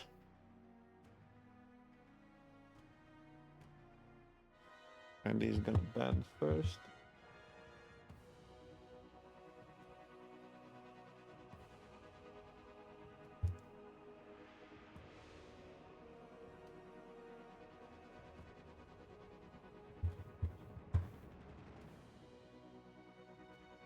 yeah, we're doing our map banning and picking here. So, we have 7 maps in the map pool. Each player has an opportunity to ban 2 maps, and then the higher seeded player picks the first map. Second player picks the next map in the series, and then the third map is, of course, the leftover map of the pool.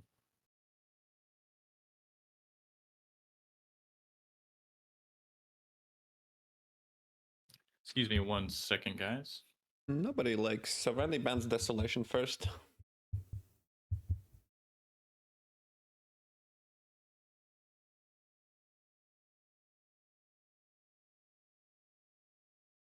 Onyx. Okay, that's an interesting pick. I guess nobody wants Onyx either. The god has been the most banned, and Paradise, of course. First Red Comet. Interesting. That means Andy's pick, right? Yeah. I think, yeah, so 2 bans and I think nobody's comfortable with C, so they don't want to play Paradise at all. Sertigada, Especially, I would ban Sertigada. Maybe, versus Ragnar, you ban the Paradise, right? yeah. Sorry about that. So we have our first map, Red Comet. Yep. Classic 1v1 map.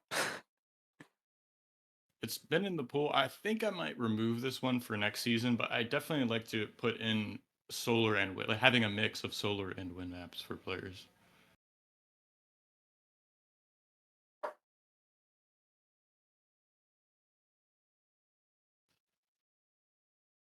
CJ, have you played FAF at all? Like, do you know these players from other games, or you just been practicing or seen enough Chado to know?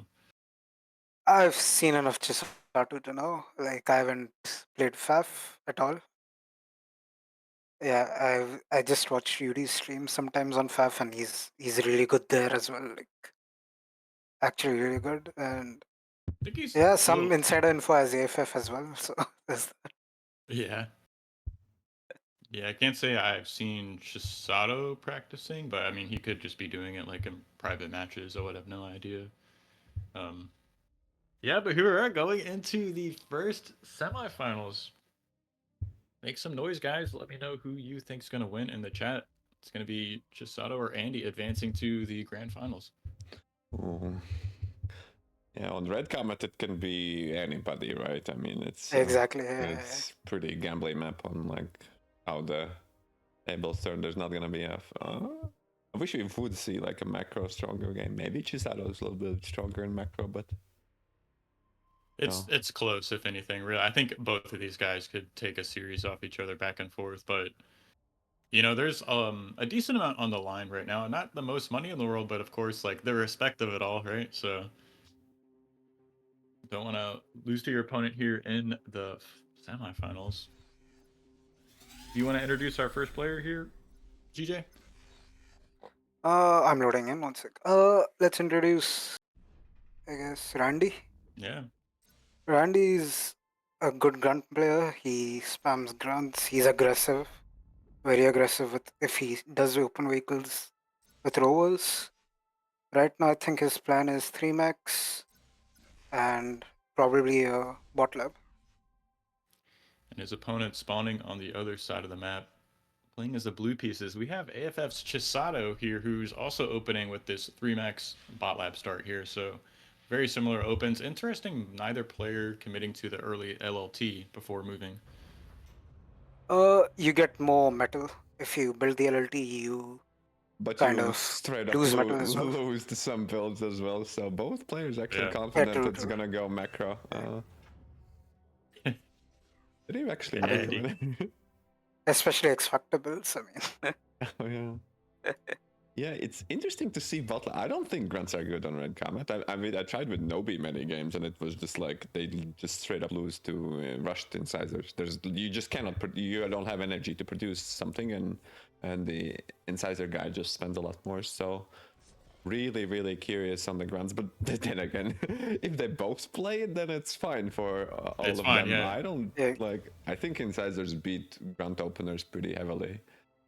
I'm wondering if that's the matchup they were looking for, or is like, are They're looking more to throw the game by going both grunts. And God damn it! What was this thing about uncertainty and people throwing games in highest lobbies, and they just like trying to soft play the opponents, both of them.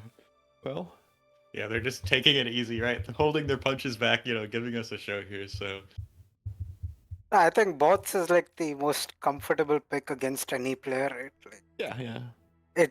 you can expand faster, kind of. You can rush grunts faster. I usually to do protect only yourself. grunts first versus a player that I do not know of, right? It's just like Yeah. it's a standard play, so you just feel the water, then you figure that you need to be more polarizing. In tournaments, I would expect players to be like like Ragna, like 2 Janus, no mixes, just go create chaos, or just be like really greedy. Although we did see the full greed. Right? Yeah, well, it's nice having that range in your play. It's like when you're going up against Ragnar, it's like, well, is he gonna do 5 tanks straight away and run across the map, or is he gonna go 4 cons first? Like, what do Or seaplanes, yeah. Or seaplanes? Like, how do you? It just makes it so much harder to play against, right? And I think he would say that's his strength in general, like not the min-maxing XFactor style, but in the. Well, yeah, Maybe like- Ragnar sometimes can also, greed it up once he finally, goes super greedy. I mean, it's probably hard with all the player skills being with the good scouts, but technically he can switch it up and sometimes get away, because if you do a lot of aggression, then, players overbuild like maybe LLTs versus you, and that way you can just, chill and greed somehow. So metagaming is really interesting. And Well, at least from the games I saw today of Ragnar, he was just LLT building, right? Most of the time. And greeding a bit. But yeah. doesn't get the max. I mean, it's interesting both people have same radar placements as well, so they know the meta. For sure. Yeah, that's a great radar spot. Yeah. See it. And he makes this exploiter every time on the left side. That those 2 mech spawns right above the main base. He'll make a exploiter there on the far left side, like every game. I don't think I've seen him not make that exploiter there. So Yeah, it's a good choke from the north side, so any grunts coming from that side, the exploiter can catch it. So It's a little It's a bit good- more expensive, but it's kind of, I think from that north position, the HP is really good on the exploiter itself. It's better than, Yeah. sometimes your LLT might still live, but you lose the 2 mixes anyway. right. yeah. You have to rebuild it. But I think with the bots, it doesn't matter as much having exploiters, since you can resurrect. Little bit of an income lead here for our red player, who's up about almost 300 metal here. 4 minutes Yeah, into the that game. that's because Randy went out with Com earlier than Chisato. He chose to Think stay. those 4 grunts on the south might be able to do something. I think so, yeah. Those are Yeah, going undefended too, or unscouted rather. And he's keeping on a defensive for the middle and able to push back. well, UD has seen the grunts now. He's gonna respond with it. So You see Vader? yeah, he saw. That's why he moved those grunts. Yeah, Oh, somehow that slips over the mountain and then through the pass on the opposite side. That's Yeah, wild yeah, radar yeah. coverage. Great, great reaction there. He's pulling back the con. I don't think he's going to be able to save it in time, but he definitely yeah, can he can't. respond. Yeah. Could deny the wreck. Wreck doesn't. Yeah, he could attack ground and Once more I mixes. don't think. Snowball. Yep. Ooh. Oh, Nice little catch there. We see a forward lab going up for our red player in the middle of the map. I don't think Chado quite wants to make another lab here at the moment. It's interesting, double bot lab even, so Bot lab, maybe a thug push. Maybe thug push. Maybe some Rockos. Maybe to. Rockers. Yeah. Yeah, Chado has his own Rockos coming to the field rather early. And yeah, I think he's Randy's gonna reclaim the base lab. He's making like a lot of cons right there, but It's got a lot of build power, yeah, in that main base yeah, here. but do you give up this build power though? It's even making more. I like Andy's position here. He's got a superior number of grunts on the left side. He was quicker with the forward lab. It's like Chisado's finally going to put one up now. And it's gonna be a vehicle up. So These Rockos are a little out of position here with the single thug. Andy's got a chance to take those out. I think he's gonna take them out. Yeah.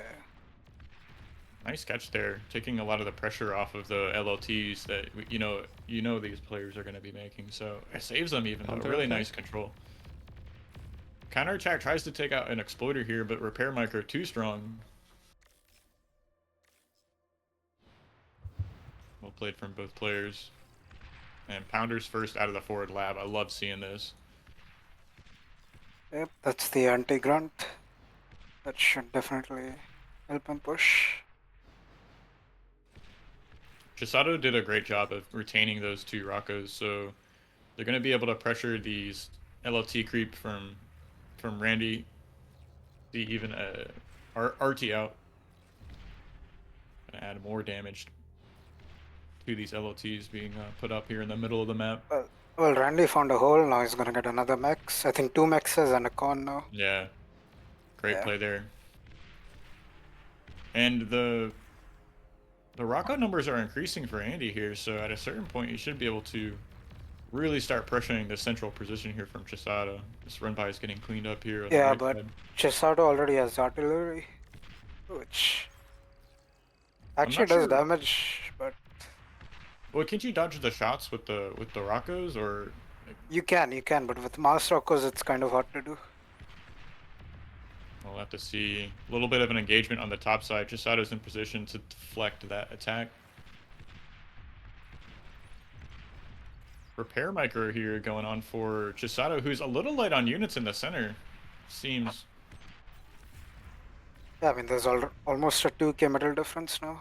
A 1k, 1.5. Yeah, keeping it tight, but looks like the army advantage is going to Andy. He gets a nice trade in the top mid here, taking out a lot of the pressure here from Chado. Got 3 battles going at once. One on the right side, one in mid, one on top side. I think, like you're saying, yeah, these already are starting to win this battle in the middle, it seems. But I think Andy is really making a play here. Oh, self-destructibility. Oh, that did get a lot of grunts, actually. Yeah, more than just a single LAT. But now his army's surrounded in the middle here. Yeah, he has only 1 pounder. Yeah. No energy. A little out of position here too. Yeah, can't degun. He's got grunts on the backside. And a counterattack bottom mid actually could find some damage. Oh, not enough. Yeah. I think Chisado's position here is kind of falling apart, yeah. Falling apart, right? Yeah.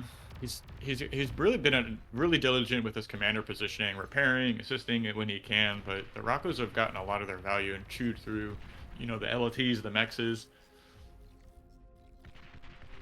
I think. Randy I reclaimed his mean, base lab to go vehicles himself. And he's got a full mass bar, so he should just be able to pump a bunch of medium tanks out here very quickly.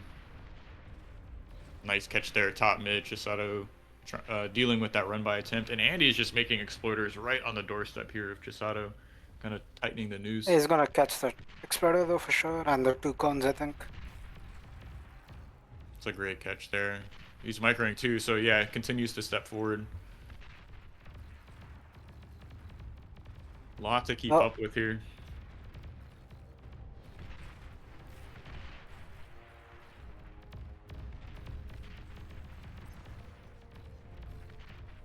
I'm not sure these Artie only have 3 kills between like the 5 or 6 of them. He's continuing to commit to the Arties even.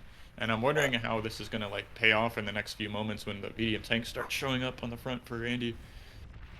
I mean, RT is only good if there's vision. Like, I think earlier he had no vision of Rocco's before. Right, Oh. yeah. Yeah. Bottom right side, yeah, Yeah. Khan gets caught.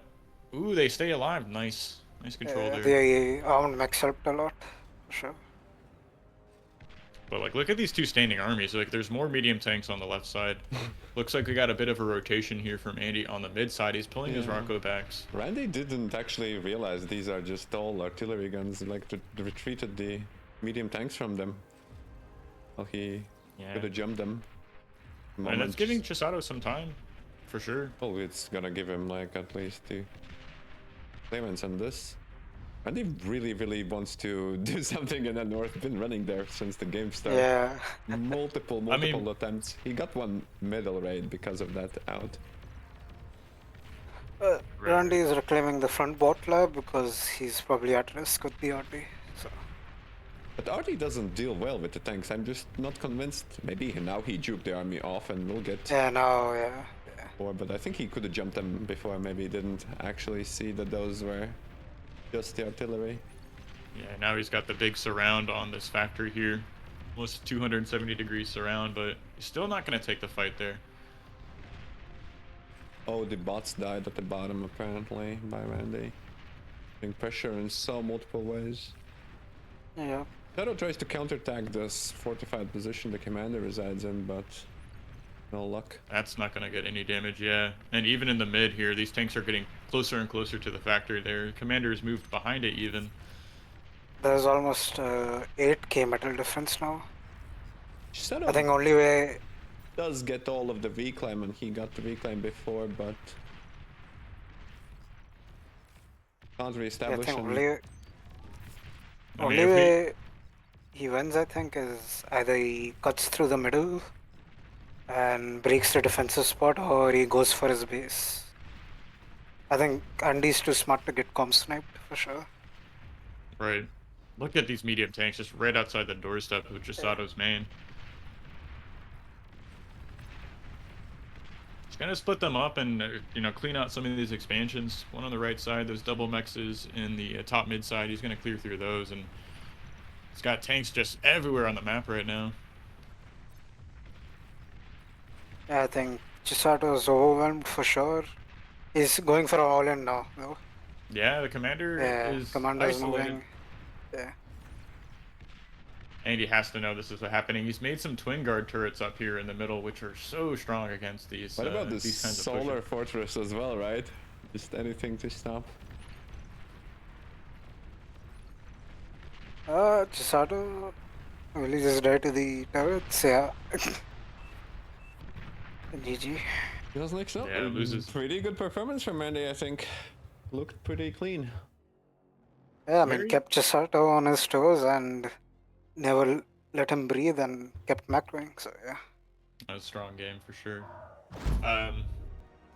Maybe to be expected. That's a little more build order dependent map, I'd say. So I know Andy is very well practiced on that map.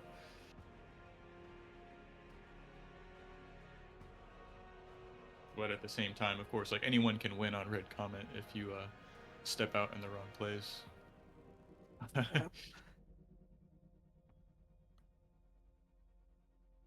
into map 2, Heartbreak Hill. I really enjoy playing on this map. I hope players aren't getting burnt out on it, or observers rather, but I think it's a fairly balanced map. Yeah. Definitely a interesting way, complex and technical in some regards to expand and defend yourself, which I think makes for really interesting mid games. So at the finals, we're gonna maybe see you in like a map like Paradise Lost or something. We'll see one time, yeah, for sure. What do you think of Paradise Lost, CJ? Have you played any matches on it, or? I think your last BPL tournament, I played Paradise Lost twice, I think. Hmm. Against Stardom and against Peacock, I believe, yeah. Okay, yeah, And those that's are really... good matches, yeah. Yeah, I mean, yeah. Stardom's also a good seaman, and yeah, it was. I enjoy C, so maybe it's just me, but I uh, have to agree. I think it's uh, just it's a another facet of the 1v1s, right? yeah, it's a best 1v1 C map for sure. Like out of all the rest, it's good. You have to expand properly. You have to get land mixes. You can go hours. You can go Yeah, yeah. seaplanes. Go air, seaplanes, Yeah, yeah. exactly. Yeah, a lot of things. So here we are on game 2. Andy is up 1 match in the series. Just has to win one more game to advance to the grand finals. Playing as the Cortex commander, we have Andy. Makes a noise. Woohoo! Oh, I'm still downloading the map. Just give me one second. That's fine. And his opponent on the right side, playing as the blue Cortex commander, we have Chado. Let us know who you guys think could have win. Down 1 game in the series, but he's not out quite yet. Getting a lovely shot of this massive commander, just the beefiest of beefs. He's going for a bot lab here. After a second solar, so pretty cute little open here, balancing his eco, but I think he's going to let that solar decay for a few seconds to get out this build power. Getting quite a mix of units. Starting with Khan, Grunts, Feathers, everything. And Randy? Khan into 10 Grunts. Maybe something aggressive? No, I think it's safe. Like, one Khan off at the 3 mech start is perfectly fine on this map. Yeah. So he's gonna play a little defensive till he feels comfortable. I wouldn't be surprised if he alt queues a couple of cons once he feels safe, once the radar is up and he knows he's not, at risk of being harassed at any point. So looks like 2 grunts are gonna head across the map immediately. The other 2 are gonna go the opposite end. So 2 on the north side, 2 on the south side. I really like moving out with 2 grunts at once in the group this early on, because if you get in that 1v1, yeah, 2v1. I like to defend one. I think single grunts are not. It's always cooler having a friend on the mission, right? That's right.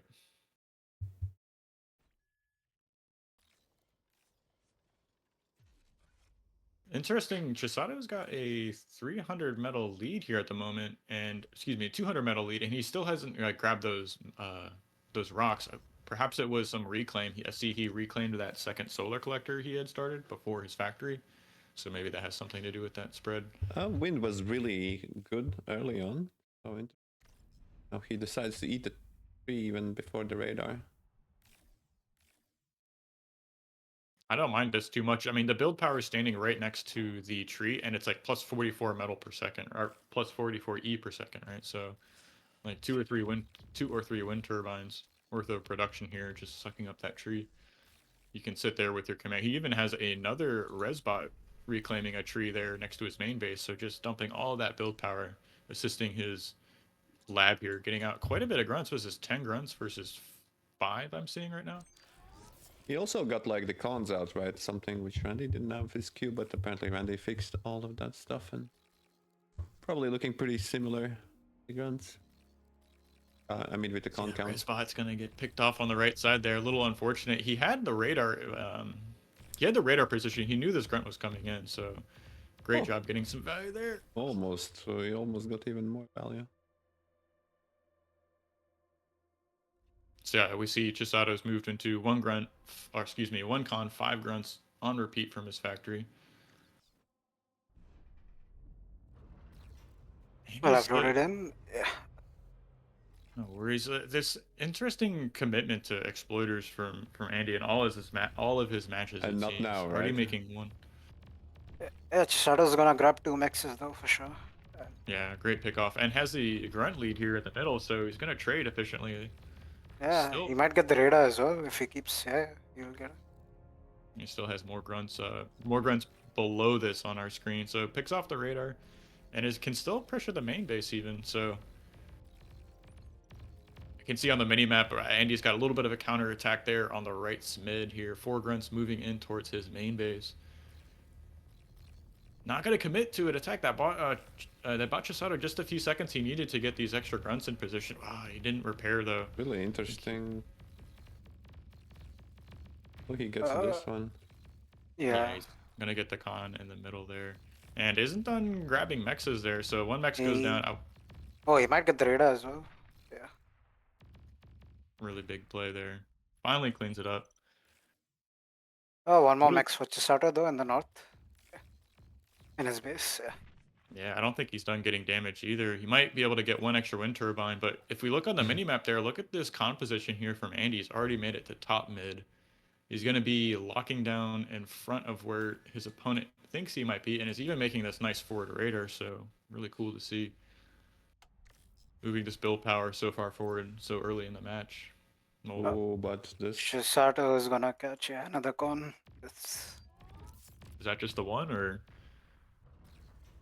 That's a great pickoff there. And that's going to be such a headache to clean this up. He could spread these grunts out all on these high ground plateaus and whatnot. He's not going to do that, though. He's just going to pull back and defend himself or reconsolidate his own grunts. Great arc here from our blue player. Steps forward, gets the first couple of shots off, kills the first grunt, but Andy's got too many grunts. A lot of con trading, yeah, for sure. Yeah, I think nobody's. both have lost like 3 cons or 2 cons each. Oh, this is. No, Yeah, and there's they gonna will be get some counter damage here. mixes. Shadow's army chasing this one grunt. Right. And he's got res bots out though, so that's gonna let him get the expanding con on the top mid back. I see 2 cons he can res even, so Oh, Uh, the Oh, no. Manchi grunt. That looked too cool, right? 5 kills on that single grunt. It's wild. This construction Yeah. turret on the back might end up getting the kill. We'll have to see. Might get reclaimed maybe. Chisato as APM. Oh, he's microing in the middle of the map. There's a little bit of a grunt scuffle on the opposite side of the map. yeah. Chisato's looking for damage. 9 grunts versus 11. I think the real story here is, like, look at this hidden expansion going up in top mid. I mean, he's got the radar up. 1 exploiter's already finished. I think the radar is big for sure. Like Randy has full coverage of north. That has Because of that. more build power and more metal, I think. Yeah, for So sure. it's- Nice little trade here, too. Great positioning here. Takes out one of the mexes. I don't know what's happening here. It looks like feed, but I'm not sure. Yeah. It looks like feed. Yeah, Okay. it looks like feed. He gets the con, though. And a mex. Yeah, but now Randy can resolve those grunts. There's like what 20 grunt racks. Right. But if on the opposite side of the map, I mean, Chado has a couple of res bots out. He can res his own cons that went down earlier. Yeah, for sure. So it's going to buy him a little bit of time to get those expansions back up line. And I see even in bottom mid, Chisado's got his own con going towards those 4 Think- mexes. This expansion on the north you've been telling us, it's starting to pay off, I think, yeah. Out now for sure. Especially given the thing that he might be able to naked expand later on his own back. We have another follow-up attack here from blue. Is he going to get in before this LLT finishes? It can be so tough fighting over these wrecks, though. It blocks so much damage and shots from your units. So I think he feels pressured being a little bit game down and then you just leave like a reclaim. Is it really that big of it? It's 600 metal. I think it's still fine for Chado. No, it's a good distraction now. I tell you that. Like Randy isn't able to connect his expansion with his this base. yeah, look at this mini map though. Blue's been a little more diligent about spreading his build power out. We have 2 cons on the bottom plateau. Commander's moving up to top right to finish expanding. Really liking Chisado's position here, actually. Yeah, and Randy is just now chilling with 1000 metal after reclaiming all this. Yep. He needs to figure out how he wants to spend it. I think Chisado is even really confused that, you know, this Khan hasn't been resurrected and there's no mexes here. Wants to raid, but nothing to raid. Right, there's nothing to raid, yeah. I think Chado still doesn't know about the top Yeah, expansion. I mean, though, he which should is- start to suspect something. I mean, he's sending Yeah. his army north because, like, he's not expanding south. So, what is he doing, right? Right, Is right. Is Randy just chilling in his base? Is it seaplanes again? Maybe. Yeah. He has enough grunts to take this on. Look at all those halos too, even, but I wouldn't want to trade into this. Yeah, smartly backs up. Reinforcements show up for red just in time. Oh, out of energy to fire. The south. Wind went down, so yeah. Is it gonna come? And he's Yeah, it's making coming his back up. solos. I think this is gonna be deflected. The one LLT in the back is gonna help shoot us away. 3 grunts in the back get caught out. And a little bit of a reclaim field here. I saw Resbot's heading immediately towards that position, so he's going to be able to get the con back online. He's going to be able to res LLT, so not the end of the world. Yeah, Even the a few grunts there. Khan is the most important, of course. Well, Randy has finally chosen what to do with the metal. He's gonna go for a vehicle lab, it seems. Data moving Interesting position. 4 nanos. Yeah. North Army, Has Chado seen the north? Yeah, I see. No, we know already what's cooking here. You see this little goon? Yeah. Gonna go here, and you already see the Is that a template. vehicle? Or that's a amphibious Complex, tanks? No. What is he going to make out of It's that? I'm not really sure. salamanders. That's Salamanders. the secret sauce. Ragna Yep. and, Yep.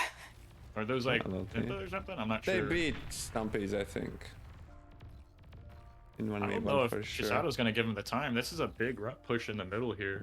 Oh, And no, there's definitely good versus grunts, right? That's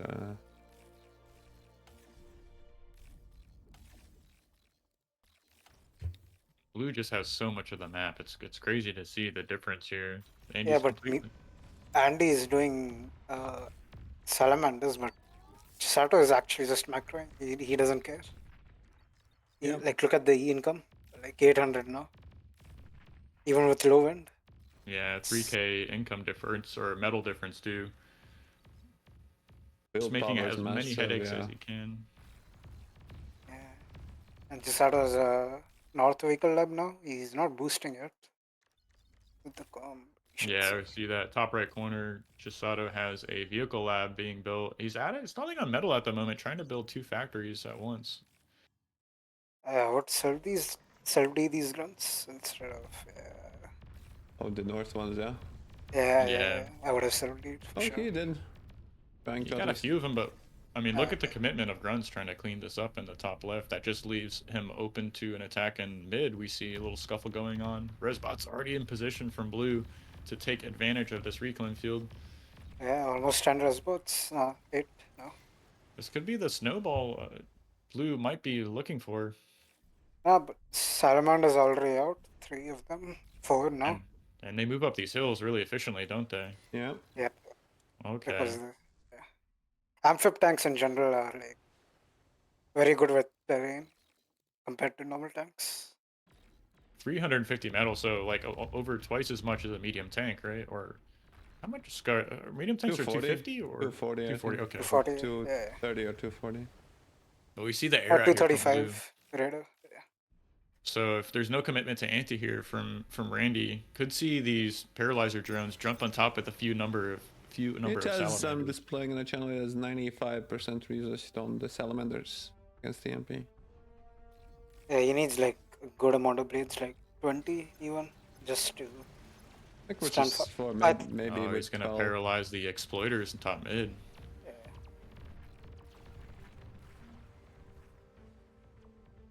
Chisato doesn't want to take a fight. He needs a way to deal with these salamanders, right? Yep.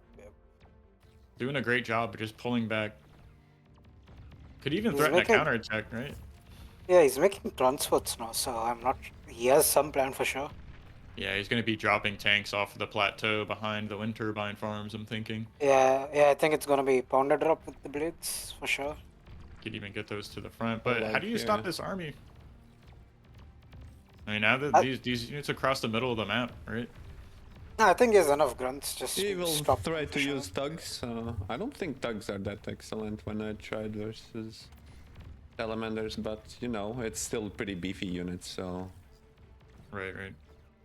Good way to Here's the- spend your metal. yeah, you gotta spend your metal versus salamanders as well, right? Big commitment to an attack here. Interesting how quick these tanks move across the map. These hover tanks are super Yeah. fast. And he's trying to break through in bottom mid here. These two exploiters are doing so much I work. mean, he did succeed in pulling all of the Chisado's army right here, and Right, right. But look at all these thugs. Yeah, but Chisada's gonna do a counter attack now, and there's nothing to stop. and Or maybe the salamander. salamanders. Well, that one salamander, but needs to actually fire. You see those res bots for blue You can see getting that the their value in pounders the middle and of the map. super effective.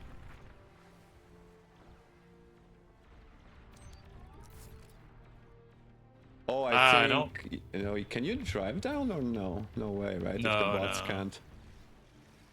Oh, But- no. I doubt. Well, it's Yeah, pulling it's back impossible. the whole army here, though. I mean, Oh, thugs are too slow to catch these, yeah, for sure. I guess they're cornered now, but you know, some of this eco is going to go down. A few wind turbines, couple of mexes here, but like, what is the follow up from Andy? I see he's making. Well, if you kite perfectly, look at this free damage. Yeah, that's a lot of value there. But it's like The really. And there's Follow-up reinforcements coming as well, so. And the there's a follow-up from middle. Chisado is... Yeah, where's the follow-up He's gonna do for the same thing. Chisado, and why isn't he now? I thought the He's doing the same thing now as Andy, so... He's seen that they're good. They're too good. oh here. Yeah, I Yeah. see him in the game as well.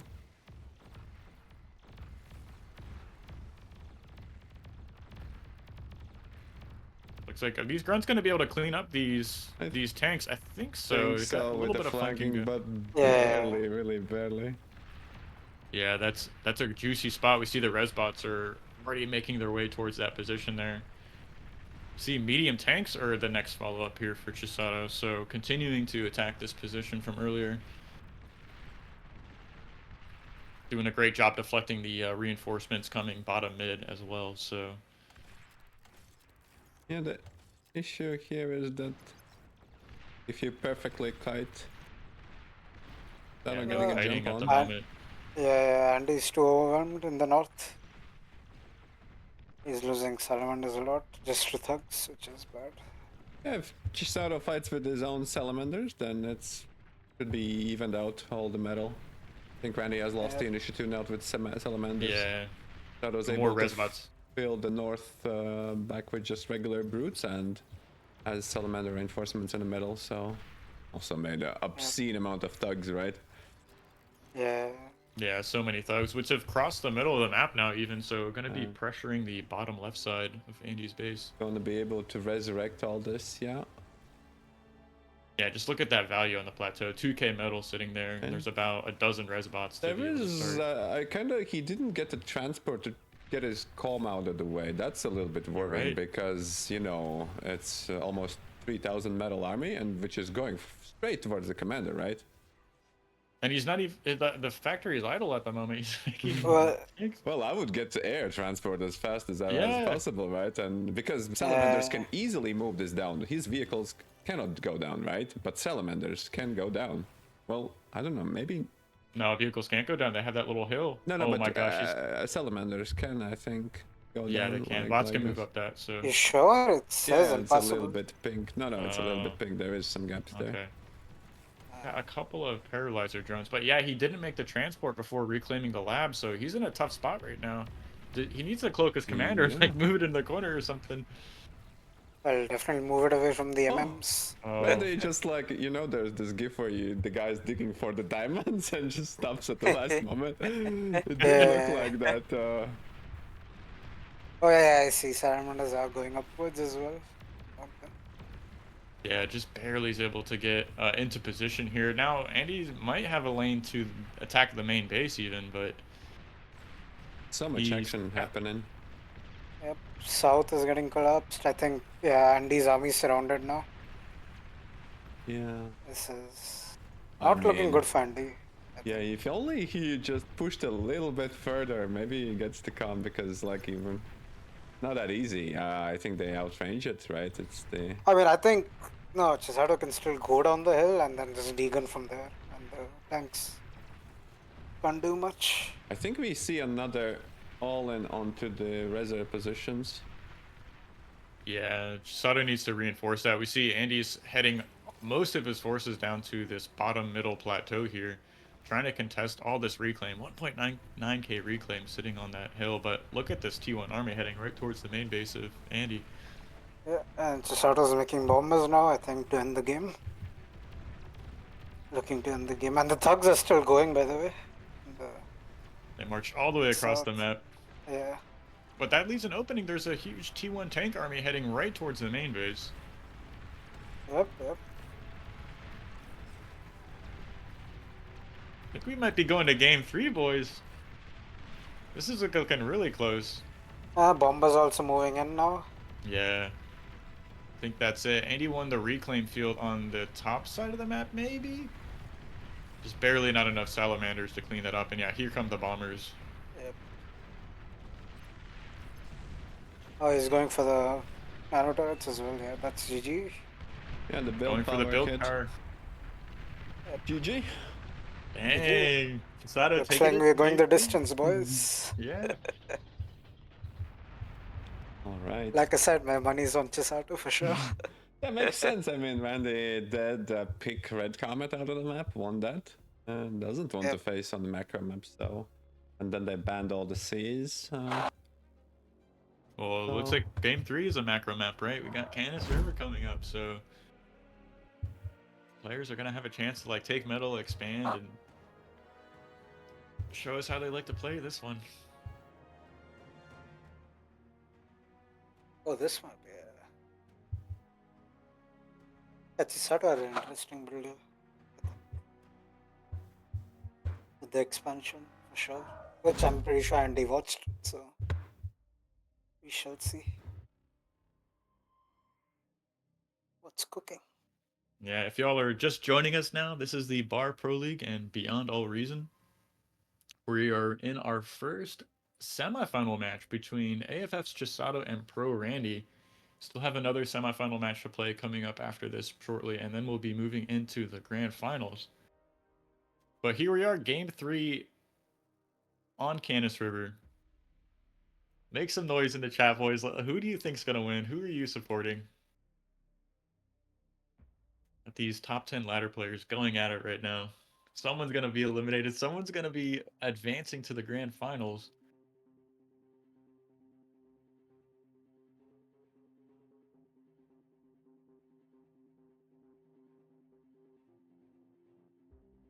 Looks like we're getting arm versus arm. Yeah, both Chisato and Randy, I think, are onto something. Yep. Haven't seen Terry play, but expansion, but not that interesting Chisato spot, which Chisato picked versus Ragna, like more defensive spot. This looks This is like the first arm game in the tournament, excluding XFactor's combo. no, it Chisato Ragna was arm versus arm as well, I think, on the Okay. same I Canis. see. I see. And then Blowdeer versus Vader played regular Grunt. I think Blowdeer was more towards like just playing to what he's comfortable with in a sense, whereas for sure. like picking arm vehicles here, I think it's definitely the play is in the sense of like when the game gets to T2, you have an advantage. Just with like the console. Haven't seen like maybe Randy arm vehicle versus Blowdeer's grunts yet or something along those lines. So might have Well, to wait maybe, for finals on those. Yeah, the finals, right? So This That's is gonna if be a- Andy gets to finals, though. The Chado Yeah. plan is here. Well, I mean, he started off the series up one match. It kind of sucks having to go to game 3 to finish off your opponent, right? But Chisado's not letting him have it easy, you know. Yeah, With I mean, it was. I mean, I think Red Comet was definitely a strength for Andy, and Heartbreak was definitely for Chisato because that was a macro map. This is in between. This is like one of those maps where Andy can actually raid efficiently and Chisato can macro as well. So looks like it's gonna be a little bit opposite, at least for early. Randy just makes a couple of scouts going into 4 cons, into more overs, into some blitz. But 4 Chisato is cons just after scouts. Wow. yeah, Chisato is spicing it up with 1 con and then 7 scouts, so a little bit more. And also has AFK blitzes commander there early. for a second. Yeah. I'd like to see him make an LLT back the Blitz behind early him. was cancelled though. Yeah. No radar even, so Andy should be able to get some damage here. Yeah, we'll scout out. Yeah. First rover gets behind the main base, just takes a couple of pot shots off on that solar collector, forces it to close up, and not at an ideal time. I mean, that's quite a bit of the. That's like what 20% of his income, energy income. Yeah, wind was extremely low at that point, and at least he's gonna be able to know the position of the Andy. where the Randy He's doing is. a nice job. Yeah, nice job cleaning up Andy's rovers. He's scouting out on the opposite side of the map. I didn't lose much as well with that early expand.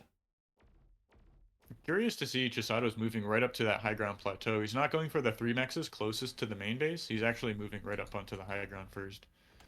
And trying to get that radar up. Or excuse me, LLT up. And Chisato cleared the back row as well, so he should be good now. I think that's good strategy moving up there, right? It's the 1 LLT lock strategy, especially if you confirm that you play against the vehicles, then you know you can reduce the LLT count, but gonna be moving with the commander fairly surely to even lock this down more. Yeah, he's got that central radar. He's got 2 cons assisting the factory and the main base. He's going to be able to expand with his commander now. Randy has different takes on the expanding strategy a little bit. Looks like he's doubling up on the vehicle cons, which is really good versus scouts, right? It's you just repair and then your reinforcements hit. Ooh, but That was a great LLT trade, isn't yeah. yet ready. We'll try to self D1 max. Isn't successful. And he gets 3 maxes for this. That's huge, actually. That's gonna stop. But you know, there's still a counterattack coming in from the Chisato Backend, himself. yeah, but Andy's already seen it with the radar. He's going to be able to get into position Ooh, here. splits it off. I don't know if that was the best idea Great. to split. LLT comes up though just in time. He's going to shoo away the rovers on the left side and the ones on the right. Finally Yeah, push and away his this little rovers are attack. still active, so really good micro from. We'll go even for the greedy picks. That's not. Oh, maybe radar. Find a free radar, yes. Blitz is gonna get some shots missing. Yeah, radar goes down. This guy Still just gets play. racing around like no. I thought I was gonna get past as well. Yeah. You know, gets this max, that max. Oh, You take a look at he the just mini map here. Shift queuing, yeah. Yeah, we saw there was a attack right here, right? Well, there's just like 3 cons expanding for Andy here. You got one going to mid. He's just finished a radar. He's locking off the plateau with some forward LLTs, and then he's gonna finish capping those mexes with the 3rd. Randy's gonna con. see that there's a couple of blitzes he didn't expect, or not. Oh my god. This is a big deal here. 5 blitzes. Yeah, if they hit his wind, and I think his commander's not in the perfect position to defend against No, this. definitely not. He can't step in front and get in between the blitzes and the wind, so he could just run just above the main base. He'll be able to gather 1 LLT and 2 blitzes to defend. I think that's gonna be enough. He's making is another that them? Oh, I LLT. thought maybe, yeah. Oh, he's backing off though.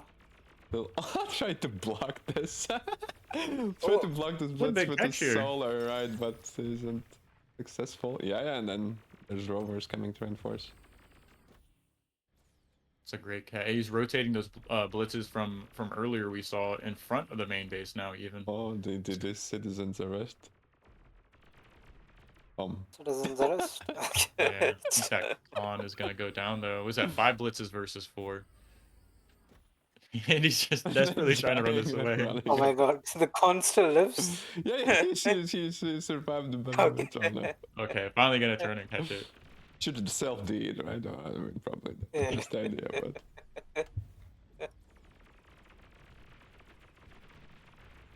Good trade here for Chado. You had like a 5v1 blitz there for a moment, so catching the flank of that army for a moment. Looks like he's going to be surrounded now, though, in front of Blue's base. But look at this little counterattack. You got 5 scouts behind the main. You got 3 on the left side. And he's forced to split up his forces. Really nice control. It's... Oh, one river gets through. It gets through. That's all he needs, right? Well, If he got up, he can... Oh, he doesn't Oh, know. what am I watching even? Oh, there's also Oh, a it goes counter-attack back up. on the... Not that major. Who's winning this? Chado won, but... Oh! I think Chado has initiative here, and the rover gets on the high ground. That's huge. I mean, I'm seeing some APM stall from Chado for sure. though. Well, that was 3 front fights, and he had to Yeah, defend at true, his true, base true. as well, so it was 4 spots he had to pay such stalling it. Another citizen's arrest. Oh, Oh, nice control here. He's gonna get another mechs, and those 2 in the back are gonna go down as well. So I take it back. He's not APM stalling anymore. still sharking around looking for damage. Oh, This he is could take a Mex and radar. Can't even decide what he wants, really. Oh! just barely. Hey. You see on the left side, yeah, 4 blitzes have made their way One across the attack. map here. Yeah, but there's a Chado? calm we have to defend, so. Yeah, Com's already there. 2 blitzes or 2 LLTs, more than enough to shoo this away. Yeah, I think we'll just run into the calm and die. And he doesn't see that he didn't have a scout. No D-gun because he can just get the reclaim, so. Oh, he's stalling too. Well, was that a good choice? Yeah. Looks yeah. like results-oriented CJ. This is a great position here for Red. He's got, what, 1, 2, 3, 2 cons expanding. We see 1 commander expanding along the left side. 3 construction turrets already finished. And he's matching him on build power, it seems, so... Balance for balance, but look at this run by on the right side. 5 blitzes versus 2 LLTs in a blitz. I think that goes towards our red player here. You can just run past these LLTs and get their damage. Oh, but self-D, LT. LT? Baited? Oh, he cancels it. Okay, so Yeah. both players just dancing with fire here, right? Yeah, he's gonna get the radar though. And the Nice con play. gets to safely go. Yeah, but denying the expansion even is pretty big. I'm just slowing this down. Yeah, for sure. He even rotate down the hill. He doesn't know it, right? But there's pretty exposed con right there. Looks like these blitzers are going to be pinched up against the hill. Oh, I mean, 3, 4 for 1 for 2 trade still. Not bad. I think this fight in the middle is going towards our red player. He's going to get the con for sure, right? And still Yep, isn't yep. done getting damage. Yeah, Ren, both players actually accruing a lot of metal and not being able to spend them. Right. We need Feeling some they more have to build make power here. units, and can't afford to make any construction turrets. Mix it in. Yeah, they have to scale more.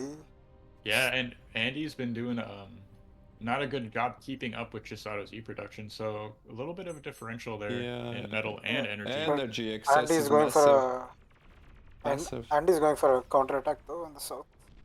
That was one. He's Right. gonna be met with 6 blitzes though. Yeah, he's gonna get the con for 7. sure, right? But Yeah. Chisado is for in sure. position quickly enough.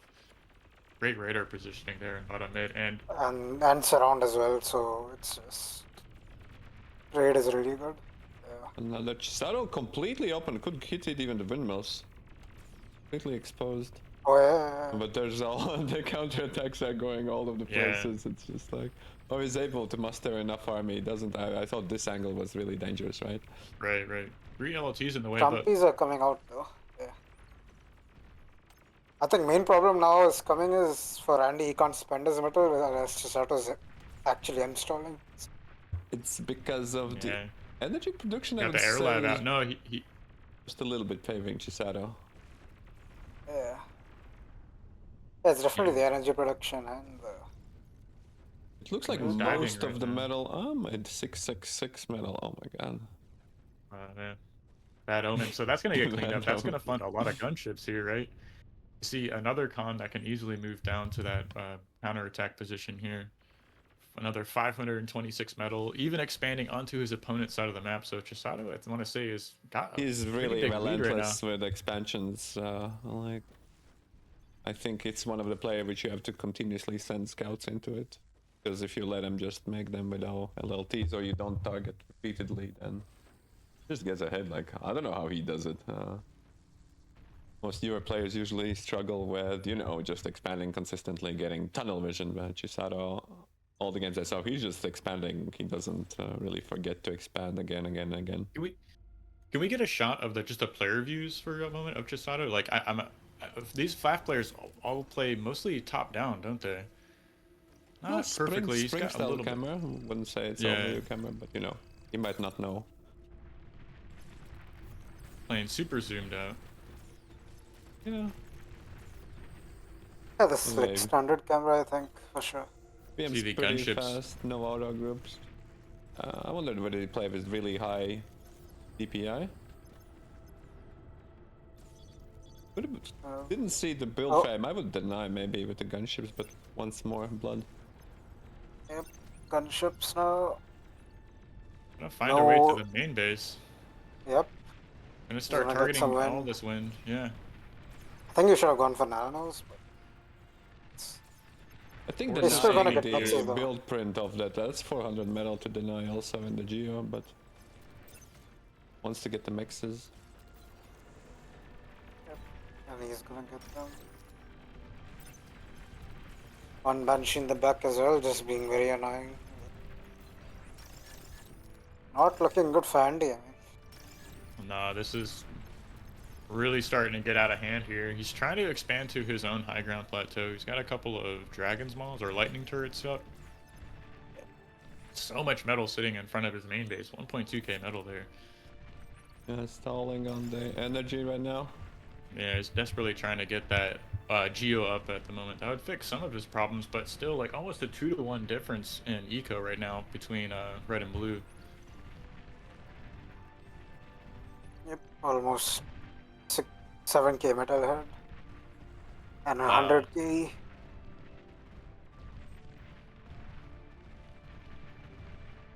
I mean, the Banshee in the back is still doing work, by the way. Yeah, completely undefended, right? He's gonna get all those wind Yeah. turbines. I don't know, he's sending whistlers. Never mind, the bombers will definitely get them out. Gonna fly right into those whistlers, trying to reinforce the back line. A little unfortunate there, but Yeah. I think the story is just the medium tank numbers right now are starting to get out of hand. 2-to-1 advantage here. Chado can camp this big 4.4k reclaim field.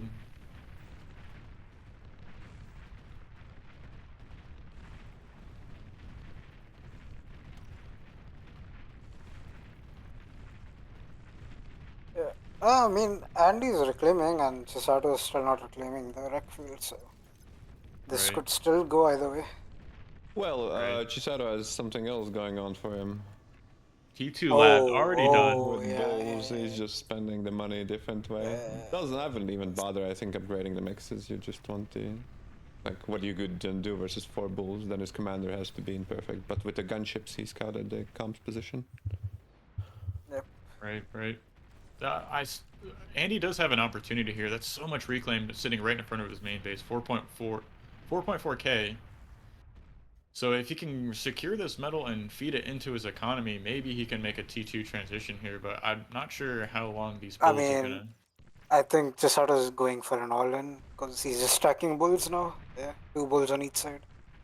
I mean, 3 bulls and 2 bulls. Will actually on the make the south. cons, so And console I saw behind that too, so definitely committing to a later part of the game here. Yeah, and T2 units detected, right? Yep. yeah, you thought, oh, what is it, like That's just bulls already on like your a side jag, of the map, I right? hope, one jag? No, it's 3 bulls, right? It was 3k metal. And He's gonna bring a couple of Huh? medium tanks here to step in front of his commander's cloaking. Yeah, cloaking makes sense, but I think Chado saw it when he attacked with the gunships. He knows the commander's somewhere north, so I would go to the center with that knowledge. I don't think he forget. I mean, Commander could have moved a long time back. Yeah.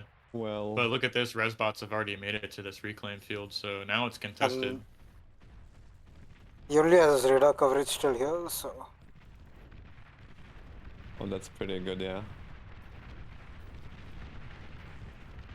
I'm just gonna try to deal with those 3 bulls. oh, it's gonna So go right into the close. com though. Oh, All the nice bulls, pick yeah. off. That's a good Minus pick off actually. 3,000 metal, just. Oof. Con. But still Actually, no Valley T2 has transition here. pretty nice number of like 27 tanks, 6,000 metal. Army value is was 9k versus 7k on the spectator widget shows that Randy actually has more metal into actual army. Yeah, that's because sort of scaling and the now. res He already bots. has. The res bots. Oh yeah. Gonna get cleaned up, right? And now the reclaim field swinging back into Andy's favor, who's just now finishing his T2 lab. Oh, game's not over yet, boys. Looks like. It gets bulls even. I thought it was like very bull favorite match, but no. Oh. I mean, Yeah, bulls no are thanks. really good against stumpies, but you have to kite. You can't just brute Yeah. Yeah, force. it's the plasma. Yeah. Interesting control clicking the upgrading mexes. Would Or shift clicking, rather.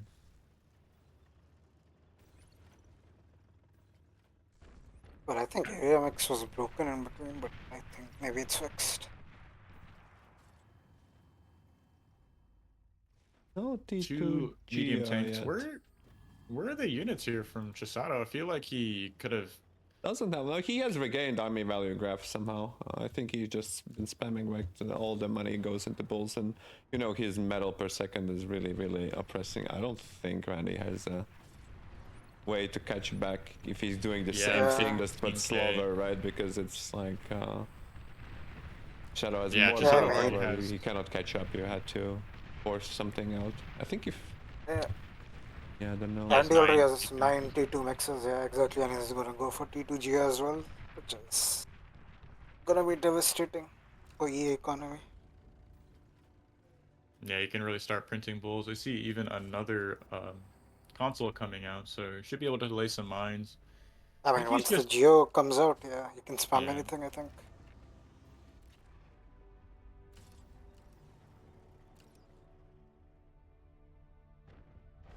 Like to see those expansion gangs here using those quick consoles to assist the T2.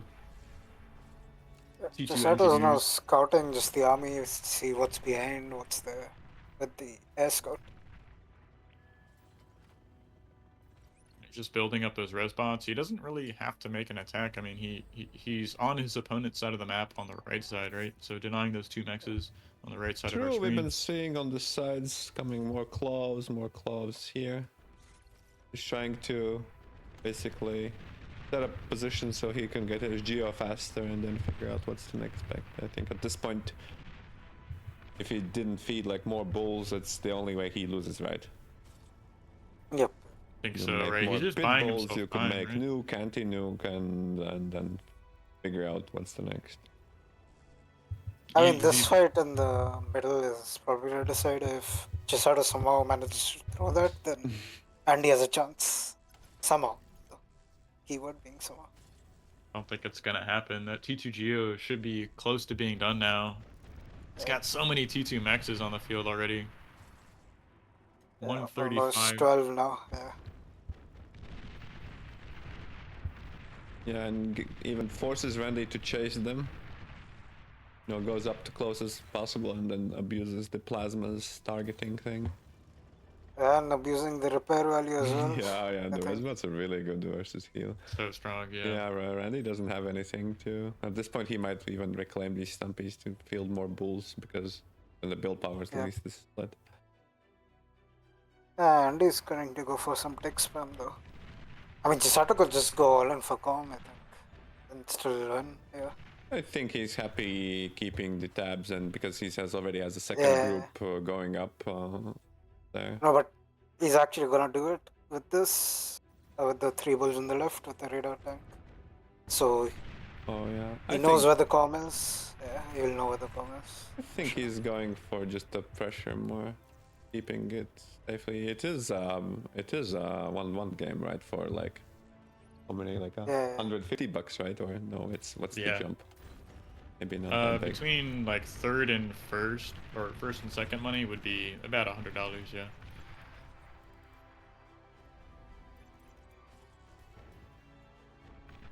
Yeah, so Andy cloaks his commander here. He wants to Yeah, find a but D-gun The somehow. but- radar is up there. The radar. Yeah. Might be in trouble. It had vision of it as well, so. Right. He's winning the fight on the right side, pressuring the commander on the left. Did win like a little bit. Well, he's just gonna chase down this calm. 3 bulls definitely beat a commander if you're on top of your micro. Commander's at 50% HP already here. He's even stalling on E, so He's he can't D-gun. trying to gale the Geo, that makes sense. And here, oh, he gets all the reclaim. Yeah, you can just blast through this, rezzing those with the T2 Geo he's got now. Starfield's backing. Starlight's Starfield. You see, yeah. even on the bottom left side of the map, he's going for Afus already, so he has the late game queued up for Oh, this himself. one? I don't think it's gonna get there. Yeah. Yeah, he has Geo, he has Fusion, he's way ahead now. Starlight's even showing up on the front line here. Yeah, I think Starlight should be a call for GG. Yep, there we go. A Andy good taps match. out. Yeah. Like I said, my money's on Chisato Yeah. for sure. All right. There we go.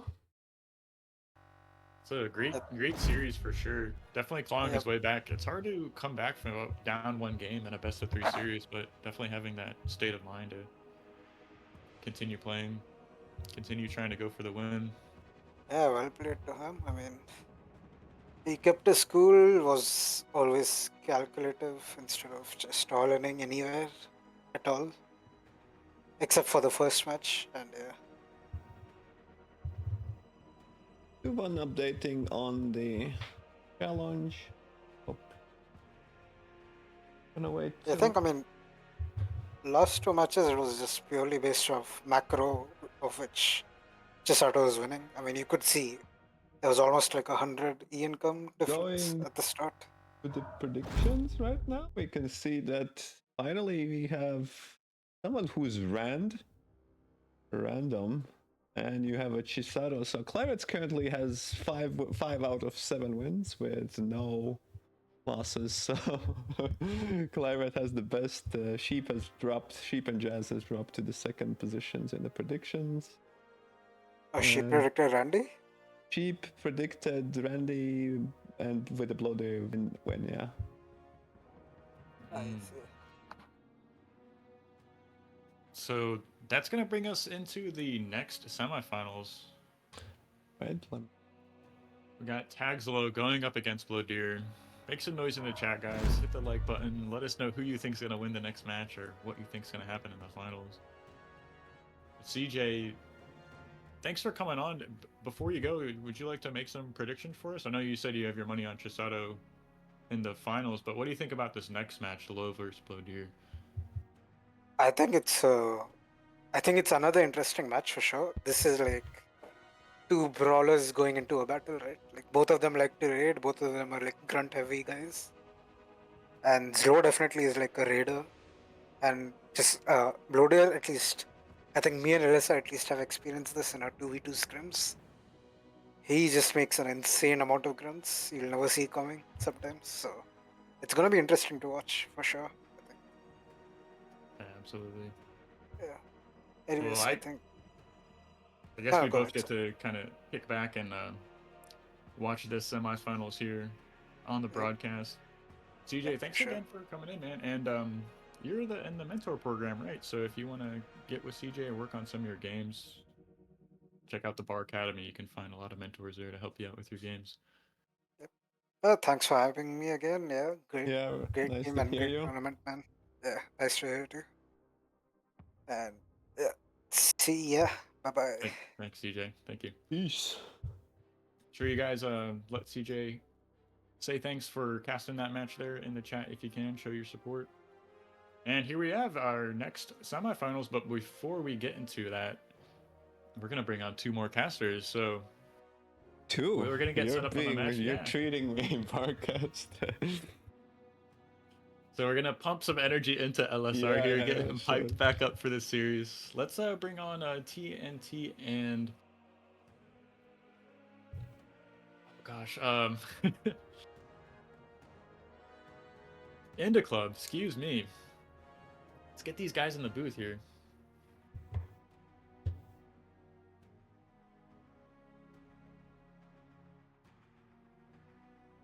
So while we're coordinating on these matches, you see Blowdeer's ready for his next match. We gotta get Zlo in here and work on grabbing our next 2 casters.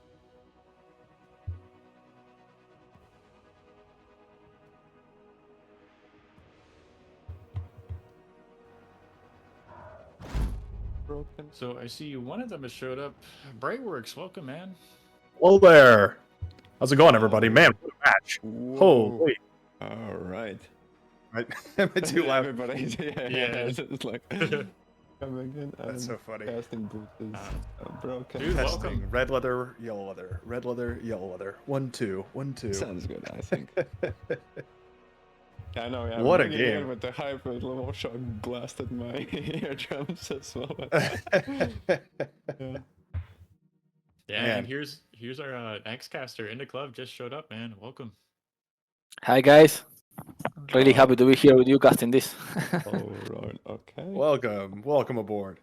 I was so glad to see some Armada gameplay.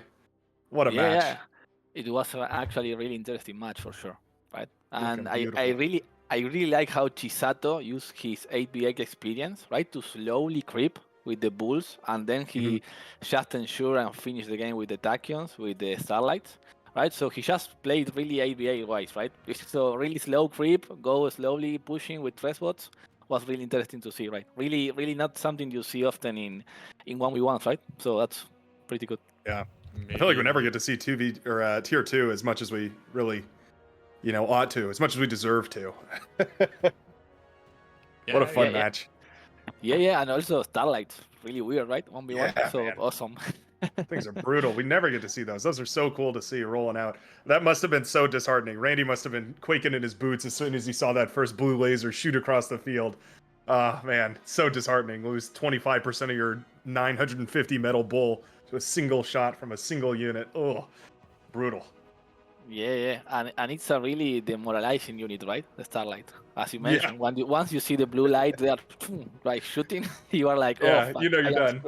I am really only bad. the Juggernaut feels worse, right? Yeah, that's true, also, yeah, it's the It's same. almost same level, yeah, same emotions. I Yeah, have to same agree. level as the Shagger. Yeah, in that moment, stage in the game is pretty similar. Yeah, 100%. You hear the stomping from out of the fog of war and then just the heat ray beam. Oh, shivers, shivers and shakes down the spine. Yeah, that's okay. We need to retreat, guys. Yeah. Yeah. All right, everybody fall back. Where's our T3? How's our eco been doing in the back line? Yeah. That's the thing, though. I don't know about you, Jack Sparrow. Do you play a lot of 8v8? Do you play a lot of 1v1? What's your background? Yeah, I am actually more like an AV8 oriented player, Okay, but I played some 1v1, so I have a lot of. I mean, I really watched a lot of 1v1, so I really know what they are doing on the meta, right? But yeah, I'm not like an expert playing 1v1, but yeah, I have a lot of game knowledge based on AV8 mainly. Yeah. Pretty much in the same boat then, because I mean, obviously I cast a lot of AV8 games, but 1v1. I mean, we all saw my performance in the last in the qualifiers. First round elim, let's go. Practiced like 0 times, so very familiar with the broad strokes, but yeah, the actual nitty gritty details. It's always cool to see. So blown away by how much these guys can control just across the map. Watching 2, 3, 4 battles taking place all over the place, and somehow they seem to have time to micromanage every single one of it. I'm still trying to figure out how to put down enough wind turbines to power my single bot lab, pumping out pawns and ticks. Yeah, these guys are impressive. I totally agree with you. This is for me it's like really different because most likely in AV8 you are going to be focusing on one line, right? On what you are going to Mhm. be doing forward, and then what is really interesting also about AV8 is that you need to find win conditions, especially if you want to carry. Let's say, okay, I'm going to bomb, I'm going to switch to air, I'm going to go to Yep. chew and pressure, I'm going to go all in, and not going to over eco. So all this Yeah. kind of decision, this also applies here. But I found that this really interesting. Once I was playing a lot of 1v1s, right? Not like a bit of a time ago. It's really good how you learn how to scale your eco and balance the energy income all the time, scaling with solars. For let's say, for instance, Comer Catcher, right? To know Yeah, it really is a skill. how many cons you need to have pop printing solars, right, in Comet Catcher at any stage of the game or any metal per income. That's really skill, yeah, that's for sure.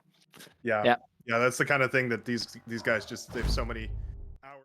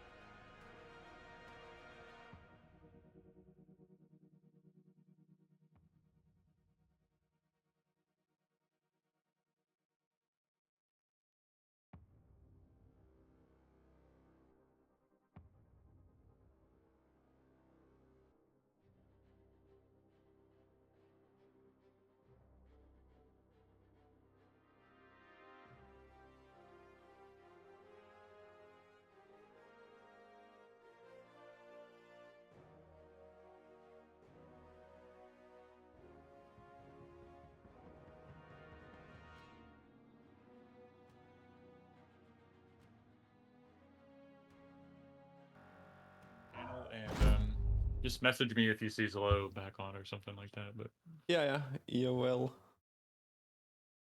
Zlo was playing in multiple tournaments at the same time, at the same day. Yeah, it's Yeah. probably Yeah, he's unlucky. he's 2 minutes into his FAF game right now. Wow, what a wild man. I'll take a break from Beyond All Reason and go play some FAF. I think it was big tournament. It's also like $2,000 tournament. Really? Yeah, Wow. like a Rainbow Cup. So at least that's what I looked up. So these That's fat funny. guys being pretty sports. Look, Yudi said I guess, we yeah. got lucky with we got lucky with the Yudi. Yudi said he like forfeited or something else with his tourney just a bit before. Anyways, here we are. He's taking a break from FAF to play bar, I guess. Not semifinals, More- and gonna let you have some Paradise Lost. Just for who asked? You asked TNT, right? Just as a treat. You can have a little bit of Paradise Lost. Just as a treat. I love Navy so much. I was so excited when the T2 expanded T2C pack came out. By far one of my most anticipated updates to the game is getting all those T2 boats out and up and running. CJOP versus Barcast here. Yeah. Oh, hold on, let me switch to LSR cam. Oh. Beautiful. I can free cam it if you want to take a break, LSR. Oh. Sure. Should I put it on you? You're the We can expert, speak in right? here, guys. Yeah, you can Yeah. just. It's a show okay, match. I It's a believe. party mode. So Okay. So yeah, This is just the warm up. yeah, pretty Barcast interesting. Pretty Barcast interesting already spawn, right? stealing Ragnar's builds in Ragnar's hearts. Yeah, CJ is usually you spawn in the other side, right? Not where CJ spawn, I would say. Other way around. I don't know. I feel Here, like we right? see people Like spawn in here. northern Barcast is part. spawning wrong, I think. Usually I think I Barcast see spawned in a weird spot. Yeah, Barcast is because the here weird spot. you have the torpedo here that is OP, as per my understanding. Well, here you also have a torpedo. Never mind. I guess it both works. For some reason, I feel like I always see somebody spawn in the southeast and the northwest, but I feel like reasonably both one would work pretty well. You have the mexes on land, you have the mexes in the ocean. Yeah, should just be interesting. Closes the rush distance just ever so slightly here. I wonder if we're just going to neglect the southern side of this field just because no reason to. Just go punch your enemy in the face. Let's see, we have Cortex Navy going up against Cortex Navy. Should be good stuff. Hope we see some missile boats.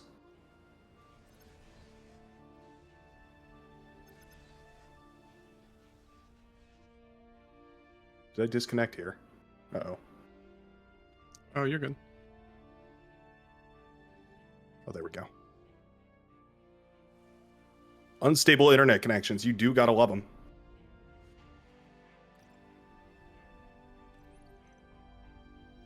Wind energy. Pretty phenomenal on this map. Tidal energy. Pretty abysmal. 15 tidal energy. I think that's less efficient than solar panels? No. Yeah, It's 15 close. title is garbage. It's pretty bad. It's pretty bad, Yeah, especially if you're going really into those bad. boats. It's I think it's well, I think it's still better than Solars, right? But it's still really bad. it's like slightly better. Can't remember what the ratio is. That somebody told me all the numbers at one point, and I tried to memorize them, but I always forget about it. I know 21 is the number. It's like between 20 and 21 is where it inflicts from being less efficient to more efficient than fusion reactors. So Yeah. that's like if you see 21 up there, it's like, all right, go for about as many tidal generators as you can. Start filling up the map with them. Hmm. Yeah, but wind here is super OP, right? 5 to 20. Yeah, is wind was insane. great. It's better than enough, right? At the advanced fusion reactor. So yeah, you usually want to be building wind here. It does make it pretty complicated because it incentivizes you a little bit to keep your commander out of the water, or maybe even just try and get a constructor out on land. Not that it'd be Yeah. able to go very far. Yeah, something really important here. As you see, he doesn't have any let's say con.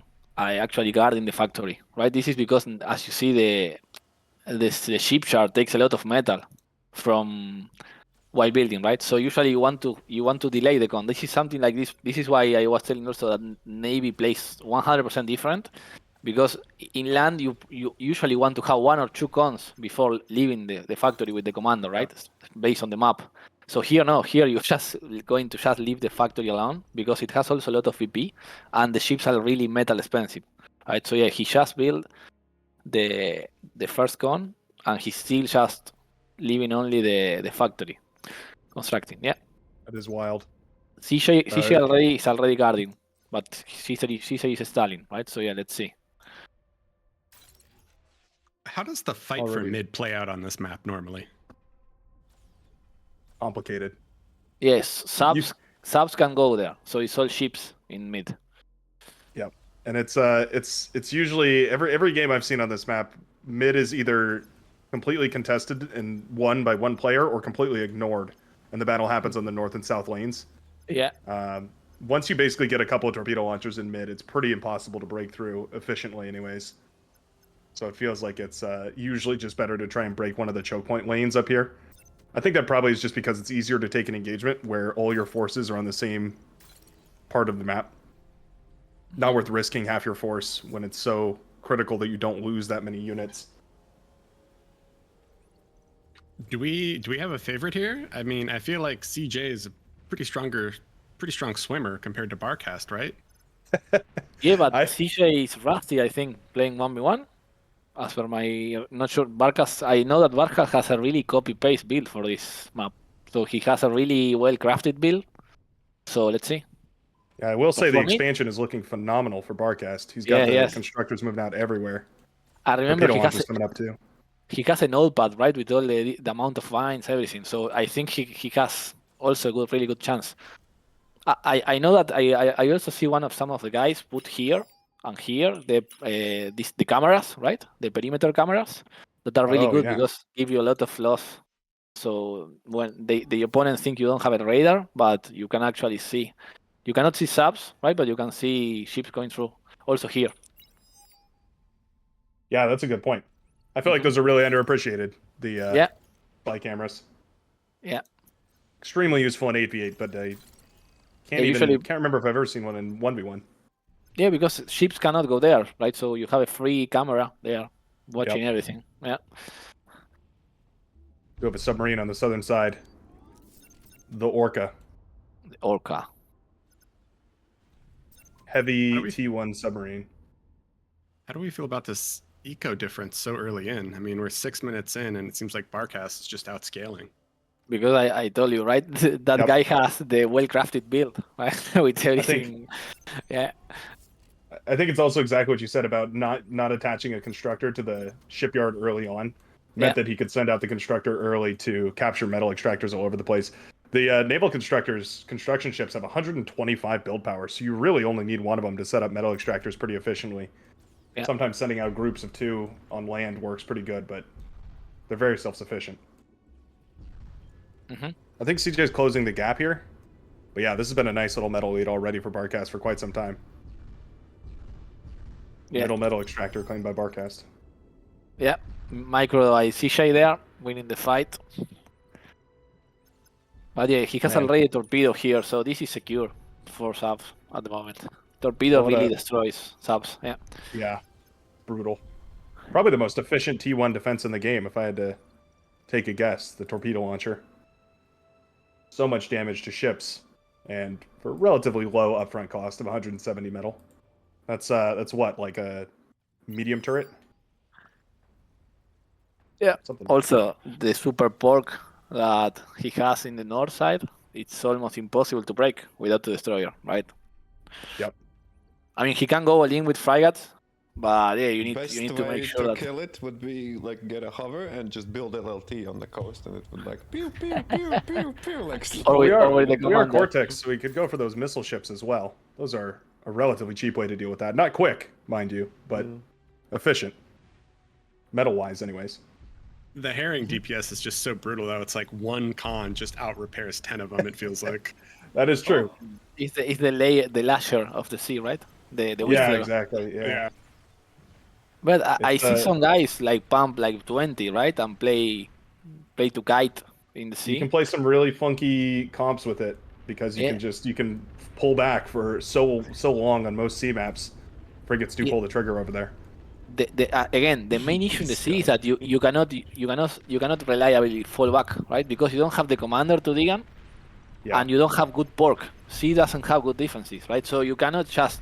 I mean, it's all ship against ship all the time. Because if you fall back, pork is bad, right? So you cannot rely in pork to help you, like fend off the opponent. So yeah, I that's don't one know. of the Torpedo launchers are pretty solid though. You yeah, have a but good line of them anyways. one frigate already beat it, right? So you need, and usually you have like 10, 12 frigates fighting at the same time, right? So they just delete them. It's That's like true. medium. It's the same like medium tanks against LLT forest. It's the same, right? You can have 15 LLTs and you are facing 15, 20 medium tanks, and they are going to all melt, and probably 3, 4 medium tanks are going to die, right? That's is almost the same. It's a pretty I big hear you. metal donation on top with that frigate push from CJ. Yeah, no actually residence included huge. there. Actually huge. Depends how this fight goes right now with these 4 frigates. Not sure why Barcast is fighting here actually. Nothing, yeah, because he cannot raid. You need a sub to raid underwater. So I guess the lane is open right now, and he does have a sub back there. actually on this map, hoverage and switch to hovers is huge, right? If you Yeah, can, I can if see you can, that. if you can sneak like this and kill everything, that's huge. Wind, yeah, Because- energy Sure, yeah. victory is big. You can have all the metal in the world, but if you don't have an OP wind on this map, then Yeah, that's the thing. If you That's kill the the game. winds here, your game. Yeah. Oh, we do have an air switch. Barcast starting up the Keep playing. Yeah, this is the build. This is the Anyway. same build he did when the last time I saw him. Yeah. big energy production might be able to sustain the air switch. there's a lot of submarines under there actually. CJ has 2 orcas firing away at these frigates. Man, those hurt. All right. It feels like CJ is going to have wreck control of this northern skirmish, though. Like, Barcast has the sub out, but he's not going to be able to actually hold it. Took control of the camera back. Thank you, With Brightworks. the gunships coming out, it's going to be about how much damage we can do to those submarines. Yeah, the torpedo gunships are really good. The Monsoon, however, a whole lot worse than the Puffin. Unfortunately. And Sorry they are about the also Cortex commanders. they are also really good because they are not APM intensive, right? So Yeah. when you are playing 1v1, you want to focus also in easy to use units, right? So this chick, you just press fight command and they are going to just melt everything, and you just micro the ships. Yeah. This is forcing a couple of those herrings out. The missile ships. I will actually go for a bomber here and start bombing the windmills. 2 Yeah, or I 3 think that's a great bombers. idea. But yeah, Oh, that's let's right. see. Yeah, you get the what are those bombers called? The Dam Busters. What a Yeah. brutal bomber. I personally do not like it that much because it's like super clamp the bomb, but it's really good for sniping advanced fusions or fusions. For that thing, it's really good. I feel, but yeah, for carpet bombing, I think the Armada one is the better one. Definitely. Yeah, it's very good for sniping. Yeah, like you said, singular structures. But as soon as you have to coat an area and heavy firepower, not ideal. Yeah, you overkill a lot. For instance, you want to kill winds, you overkill a lot in the same area, right? Because they deal a lot of damage. We see these bombers in action in the previous game, right? With Ragna against Chisato. He tried to snipe the commander. Was pretty interesting play. Oh, that's true. Yeah, he did go for a seaplanes. Oh, and that Salamander play too. I wanted to talk about that. That Salamander transition was so clever. Going for those T2 tanks out of the amphibious lab was such a cool play right there. I'd never thought about doing that in that map. Yeah, and also Heartbreak Hill, that yeah. is really strong. And this is another point for Cortex against Armada in 1v1, right? Yeah. Because that tank is massive early on, and you can pull it off from a way cheaper you don't factory. think the turtles are the good? Just have a nice turtle rush, right? It's I feel like turtles are kind of like an emotional damage weapon. Like if you use turtles against someone, it's just to hurt their feelings. You know, it's interesting now with the AA. I mean, it's not a bad unit, I will say. For sure, but yeah, of course, it cannot compete against a fast Raider as the Salamander, right? It's a different type of unit. It's more like a poison arrow. It's same kind of tank. Yes. You want to slowly push a front line with Pork, and they are really good HP wise. They are really tanky, but yeah, they are not like the best unit in the world. Why? The Salamanders are very. They can just. They work against everything. Where is the Especially with their T2? switch to the heat ray. Where is the T2 from Barcast? Hey. T2 shipyard. How he has a destroyer? He made a T2 shipyard and then I guess he transitioned out of it. Well, he was really. Oh yeah, All for that Buccaneer that's to go what I down to told him. 2-1. He's still sticking to my coaching. Apparently, he made one ship. Gets his mixes, and you have plenty of metal, right? He can make unlimited destroyers, and destroyers are like pretty good. Yeah, but I mean, also, I mean, not the flame ship from Cortex is not that good, as per my games I played. But I really like the lightning ship. The lightning ship is pretty strong, guys, and it's really underused at the moment in Armada. If you reach fast T2 with Armada and stack like 7-8 lightning ships, they are super fast. They are faster than frigates, so you can raid everywhere. And they have the AA Very also, right? powerful. It's a really powerful ship, but it's really underused at the moment. I did not know they had AA. That's actually really nice. Yeah, they added the AA. It's light AA, but it's like showers. They are like showers at the Jaguar, moment. like ship Jaguar, right? Yeah, That ship makes shower. sense. I mean, that should be good, right? yeah, Jags are good. So, So, yeah. Jags Yeah, in water and- sounds also good. Are they fast, the Jags? Yeah, and they also are like the best Wow. hover spam killer in of every boat. Yeah. The best dolphin killer, the best spam killer in all the water. The They are welder really of good. the seas. Yeah, the welder of the seas. Yeah, but they are faster. They are more like a shower. Yeah. Could retry this. Actually, anyway, the best ship in the T2 lab for me is the Despot, right? The Yeah, it's hard to battleship. beat the Despot. That thing's that's brutal. insane. Yeah, Is that the core ship or something? Sounds like The core battleship. Yeah. that's insane. It's it's got such potent weaponry because it has the heavy laser, so it can fire away at smaller chaff and deal with it pretty effectively. And then it's got the big Cerberus cannon mounted on its schnozzle. It's pretty difficult to deal with. We've eventually ended up with the herring comp here. I just want to point out. we talked this about is it going to theoretically. to destroyer. Look the splash damage. Yeah, splash damage is huge. Bombers here. Okay. Oh, it's doing that. I think you don't want to print print destroyer here. You want to print frigates, right? Yeah, I think so. I think Right, mass Riptide. frigate production would work pretty good. Riptide is really strong for me because it's the best metal to damage in all the T1 ships, right? So you want to have it's like medium tanks. You want to have a lot. Mm-hmm. Even if you have destroyer, if you just run frigates into them, they are going to destroy them pretty fast. But yeah, if you want to slow siege and slow creep, destroyers 100%. What I'd like to see more than anything else is 2 res subs out at the front repairing all these boats and resurrecting them. Yeah, that is missing at the moment. Yeah. Oh, that's the Torpedo damn launchers buster are- with. Oh, that's good. Oh yeah, Oh, lingering. doesn't throw the bombs. Yeah, CJ is pretty doomed here. Metal wise is 100 to 20. Yeah, this Don't is look over. that damaging. GG. Yeah, CJ calls it. Yeah. Wonderfully played by Barcast.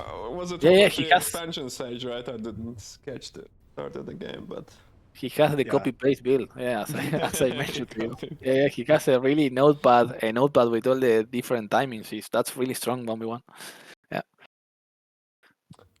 all right. Yeah, the graphs tell the whole story. Is slow here, yeah, slow here, right? Is it time? Yeah. The man has arrived. Okay. Hey guys, just want to say good luck casting, and I will be watching on Twitch. So looking forward to it. Sounds good. Good game. Yeah, thanks for that. Sorry you had to wait a couple of minutes. Well, I guess the viewers would have to wait a couple minutes. I Are don't you know. kidding? I got to watch my Navy game. I'm so stoked. Yeah, at least one Paradise Lost game, right? One Paradise Lost today. You Doesn't got I'll take matter, it. Official, not official, who cares? We just had it, right? Just I'll take it. Cool guys. Well, hey, good luck and looking forward to it. So see you in the Sounds next good. time. All right, they're getting ready here. Bans have started. Blowdeer bans Red Comet thingy. Zelo bans Canis. And Blowdeer banned Paradise Lost. What a party pooper. Can't believe it. Can't believe it. He saw that last game and he said, maybe not. Maybe we won't be playing Navy. I thought maybe somebody's getting expired for all the forecast things. Yeah, Barcast looking beautiful in the Navy. Really, really. Terrified to go up against that guy. Okay. My goodness. Isn't there a tournament preset that should be enabled? Oh, no, it's a setting on the bottom side. Never mind. Looks like And Region we're 7 just is waiting on single. these fellers. Yeah, they are banning maps at the moment. So Red Comet is gone. Slow ban Canis River. And Bloody banned Paradise Lost. So we are pending last slow ban. Is the grand finals best of 7? I think it's best of 5, Best of five, if I best am of five, not yeah. mistaken. 5, okay. So yeah, we are going to see a lot of maps that are not really that popular at the moment. Ban Desolation. Oh wait, we are going to see Onyx, guys, probably. Onyx is in the pool. Oh, yeah. Who chooses first? It's going to be... Certageta, yeah. All right. Grunt on repeat map for me, yes. Yeah, this is like Grunt City, 100%. Yeah, there's just so much space to take on this map. And Yeah. there's just enough hills to make it inconvenient to use vehicles, but not so Yeah. many that, like, it's impossible. It's a What- tricky what- one. Yeah, when I was playing some 1v1s, I just copy paste one Randy build. Randy was doing 1 con, 7 grants on repeat on the factory. And yeah, and that is really good because it solves a lot of your macro problems, right? Of course, you need to Yeah. react to stuff, but you want grunts early on. So, and then you can say, okay, I need more resbots, I need more cons, right? But you just alt click resbot or con, and you can focus on micro in the grants, at least early on for sure, right? It auto scales your whole economy. Yeah, that's really good. Click everything around. Yeah. And the win is really also really huge, right, on this map. So you can have 1 con doing wins, and most likely you are going to be good. But it's a pretty fun map. Pretty fun map to see. I mean, it's again Grunt City, but the trades are key here. Trades and resting of runs are key. Yeah, the res bots can be really, really damning if you end up, you end up losing too many res bots. It's easy to think that those are free, but they really do cost quite a lot. So yeah, those and are those can really turn the tide. Also, if you trade, right? If you trade in a really good spot and you can rest all the grants, you can get like 10, 12 grants. That is huge. That is a huge undead army. You are going to keep pressuring your opponent. Yeah. That's one interesting thing about the Cortex versus Cortex matchup is that they don't destroy hardly any of the other units as far as the grunts go anyways. Almost always it leaves a wreck that you can resurrect, which is pretty interesting. Mm-hmm. All that juicy metal in the middle of the map there. Yeah. I was remembering some discussions with, I don't remember who was speaking about it. Not sure if it was Teddy or Ragna, I don't remember. But saying that if you go construction and you just avoid taking the metal in the middle, it's also pretty efficient, right? I mean, you need to actually craft the build order, but I see the other day Slow, right? No, do not take in the mid. Let's see. I think it was Slow. Slow did not take the middle with the respot. He just went for construction and he started expanding earlier, not his opponent. All right, some introductions maybe? Yep. All right, spawning over here on the eastern side, representing the blue team as a Cortex commander, surprising literally no one on Sertageta. It's Tag Zelo, coming in with 50 true skill, a little silver tail of a chevron poking out there as well. Going to be showing us what he's got. Double mechs, double wind. Mm-hmm. Here to introduce our fellow opponent over here. Yes, we have Tag Slow, one of the legends of the game. He's a fab player. He also played Total Annihilation, as far as I know, and also BA. He's from Russia. He's going to be fighting a Finnish player, Blowdeer. And yeah, he's opening also, as we were telling, right? Grand City. He's going to open in Cortex bots as Blowdeer. I'm not surprised in the slightest to see these bot labs coming up here. Me neither. Pretty much no Blowdeer's- one should be surprised at this point to see a couple grunts being pumped out. But we are going Nine. for a con first. Okay. You were What? saying the con first can be almost as efficient as at getting metal, Yeah. or were you saying just by sending it around to claim the metal extractors as opposed to reclaiming? Yes, claim the structure straight like as Blowdeer is Mm. doing, right? Let's see. Interesting. Because, and Yeah, I see what you're as saying now. Slow is just wasting time trying to take the middle metal, right, with grunts and securing it. While Blowdeer is just has already one comb, right, expanding. That is huge. So I guess the difference is made up where how efficiently you can use that first res bot you pump out. If it gets enough value, if it keeps resurrecting units and whatnot, then it's worth it. But if not, then claiming the metal extractors sets you up for the late game, or the mid game, mid and late game. Interesting. That's a really interesting trade-off. I wouldn't have imagined it would be as efficient to just go for the metal extractors, but I guess it's easy to overlook how much metal those really do produce every Nice. single second. I think it's strategy. It's hard to judge. I think the execution is also really important. For example, this Blowdeer is actually using this strategy to ignore the middle and go for this flanks, right? So a lot of his strategy Yeah. weighs on how well these flank grunts will do, right? He's, I mean, Ragna also actively gives up positions and mexes and metal advantage. The game's not so simple, right? You can just true. sometimes snowball Yeah. And play initiative based things. And Looks Yeah, like yeah. a spreadsheet, but it doesn't play that way. Yeah. Huh? And also, again, if you can ignore things, you can trade off as LSR was saying, right? That's 100%. Yeah. He has the mid, right? But I don't know. Yeah, well, the two grunts have made it. What value would they have? Did go all the way around. If the This Slow can be maybe huge. Halo's still there to had defend. LLT, he just only now getting radar. So Blowdeer might be up this to is something. huge. But his APM starting limit, yeah, this is huge.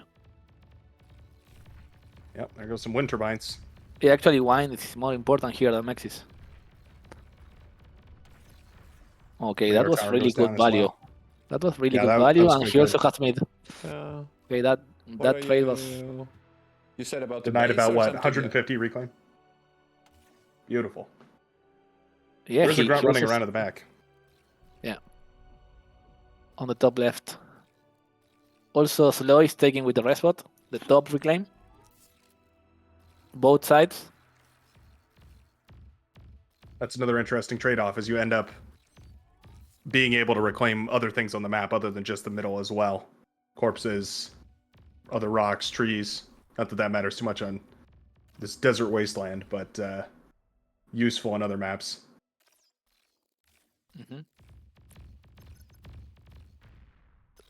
Slow is concentrating a lot in mid, right? And this reclaim field is a lot of runs actually. It's like 7 runs to resurrect, so that's huge. If you can manage to pull it off. Basically doubles the army size, more than doubles the Yeah. army size here. Yeah. So this is going to be a cool fight at the moment for that res. So easy for this to snowball out of control here. I like what Slow is doing at the moment. Slow is actually pushing, right? Sacrificing some grants to actually gain the momentum in mid to rest. Well, he's Yep. been striving. It's really interesting. They've been exchanging the controls. Slow loses resbot, but I think it was really interesting because I think Blowdeer actually wanted to snipe the resbot of the Slow early, but didn't have the chance, and then Slow ran into him, and then Blowdeer regained the chance to use the resbot, but Slow is still controlling. So But yeah, look he's at gonna Blowdeer's try to position at the moment, right? force- It's a big run by. Yeah, We've got it forces says moving in every twice direction. the metal income if we look at like even those 3 mixes are Yes. giving him twice the metal income, and Yeah, but Slow Others is more too. actually resting in mid, so it's kind of even, I would say, army-wise. yeah. He's got the production in the form of resurrection. Slow needs to That's counterattack, not bad. right? He needs to also do the side hustle, like a couple of more grunts, like pulling this army's back is just wasting a lot of his army while, that This guy, is going to be massive. Blowdeer gets to just naked expand. That's not good for Zo. Oh, there's a lot of grunts in the back line here. That is Metal extractor goes down. Constructor's in trouble here too. Oh no.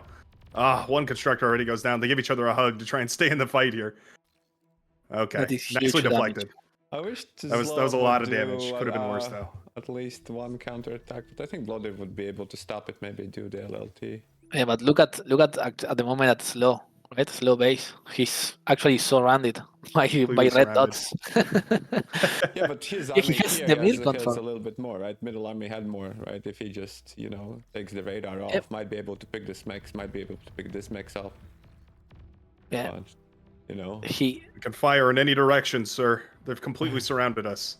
I like Blowdeer's strategy, right? Blowdeer went one direction with the structure, a combat, trying to just secure one expansion path and go full aggression. And it's actually working. Has worked. The radar, very instrumental here. It does fall.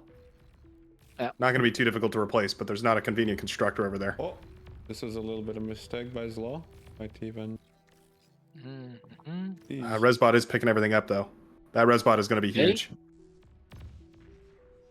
Counter aggression now by Zlo on the other side of the map as well. Yeah, we have tension in both bases at the moment.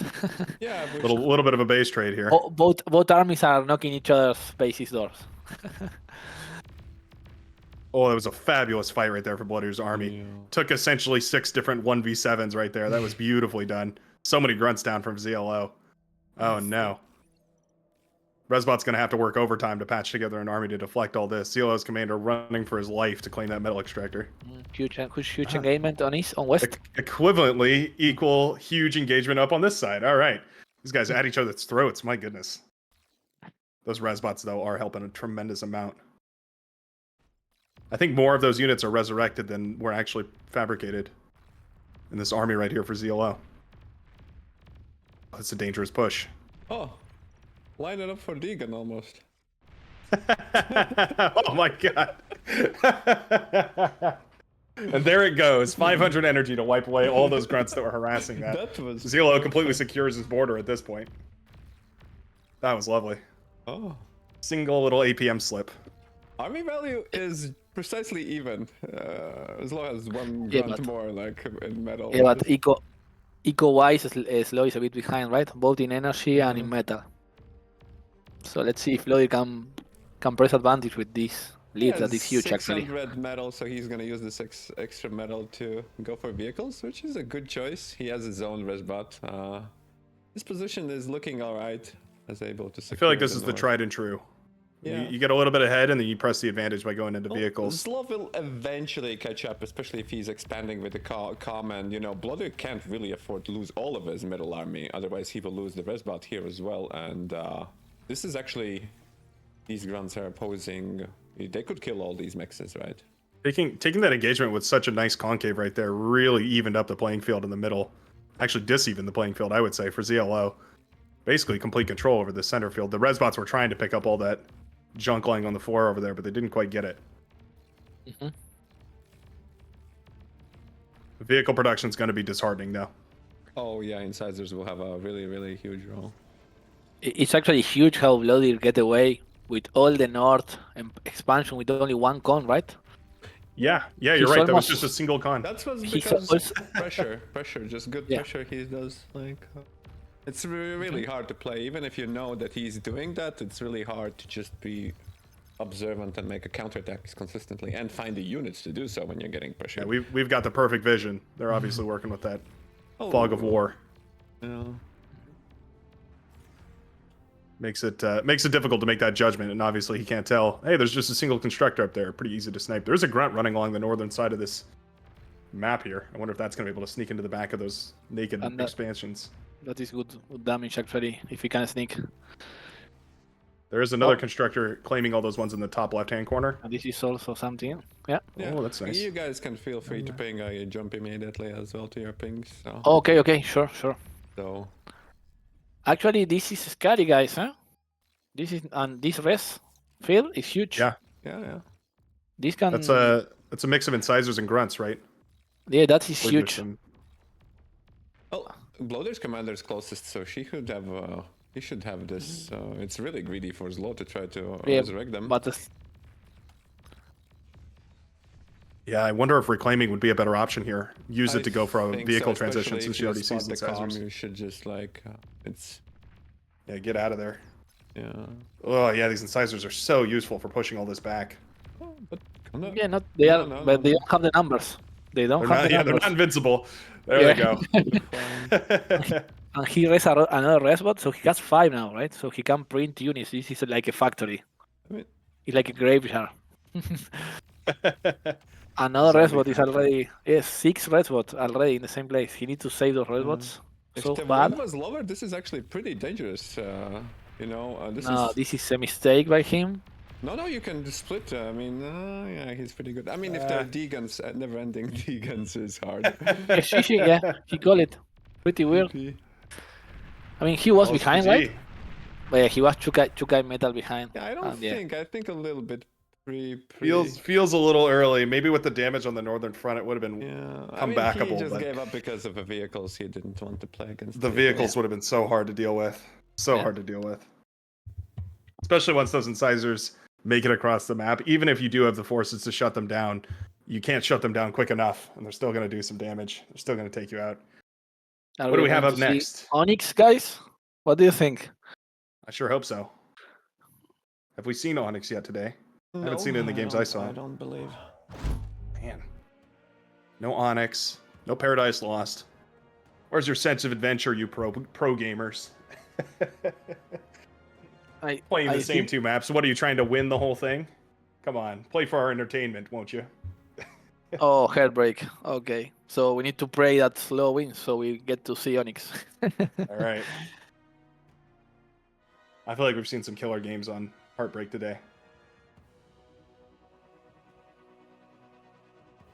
I hope we get to see Onyx, though. Onyx is the corner spawn. Northeastern corner. I think I'm remembering the map correctly.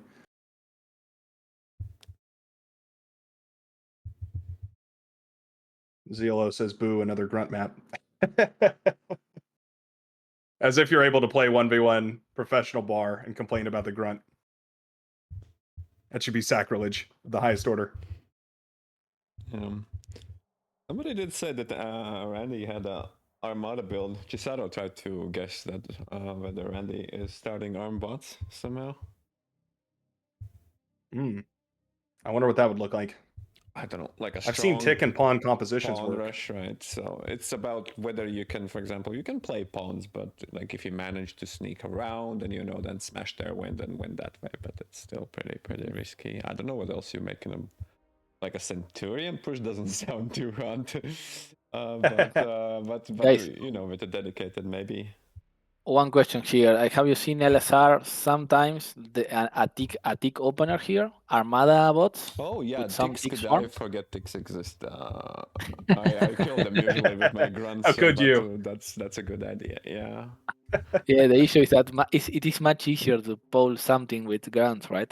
It's much easier. They are way stronger units than ticks, so you need to be everywhere with ticks and have a lot of numbers and yeah. Yeah, as soon as the grunts get out in numbers, it's pretty difficult to push past them with ticks. Yeah. There's some way you can bamboozle, right? It's like you create this tick army and then you like try to kill the lone grunts and then the grunt player thinks he has numbers, but then you go quickly into vehicle and then you suddenly have like tanks against his.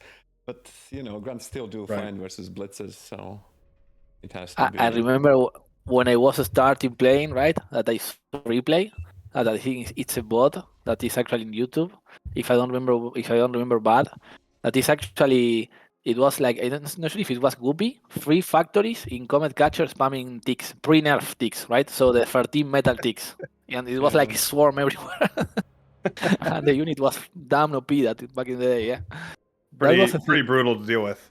Yeah. Popular to some extent to do only rovers or only ticks. Used to be much more viable. Like, I mean, I've died, I think, a couple of times to ticks, right? And also commander, you just like technically you can dance around the tick around the commander, so faster than it turned rates, right? So you can technically 1v1. Like he just cannot deal damage to you if your like micro is perfect. If he doesn't move, right? And, yeah. Nothing's more satisfying than 20 ticks surrounding a commander. Yeah, that's the thing. It's the most embarrassing death there is. Yeah. But they actually melt him really fast, really right? do. The commander life is like 2 or 3 seconds and he's dead. It's insane. Yeah, they've got a crazy Well, because they get the bonus, they get the surround Flanking, bonus, yeah. and Fix all of them actually get it. have really good DPS per. They do. Or metal cost, yeah. Yeah, you Someone can, said for it was example- the highest in the game, Yeah, but I don't know if probably, that's yeah. entirely true. Sometimes if you see like a single Titan, right? Yeah, it's called. Oh, yeah, Titan that could be nowadays. true. Yeah, Their it's, laser backpack. The Tix is actually really good counter to it. There's nothing you can do. Pretty similar Blowdeer. openers here, guys. Yeah. Both with 2 cons. No, sorry, Blood is with 1 con. And 2 from Slow with ZLO. 2 cons. A bit more greedy, yes. A little bit greedier. I don't think I mind it on this map, though. You've got a little bit more space. There's a lot more choke points as well. Dealing with the hills is quite difficult, too. Things move up and down a little slower. Both with the It's already headed out, same radar position for both. Yeah, we do have very similar build orders, although the extra con is going to be a huge advantage very early on to claim those metal extractors southward for ZLO. Bloodeer doesn't really have anything to do similarly northwards. Well, he has a con out now, but it's just going to be a little bit slower.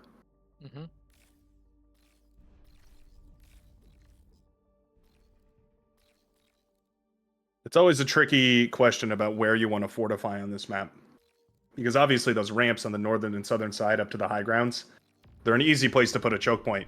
But also that can be a really heavy investment and can tank your economy early on. Is it better to just put units over there instead of static defenses? Yeah. How much is the investment really worth?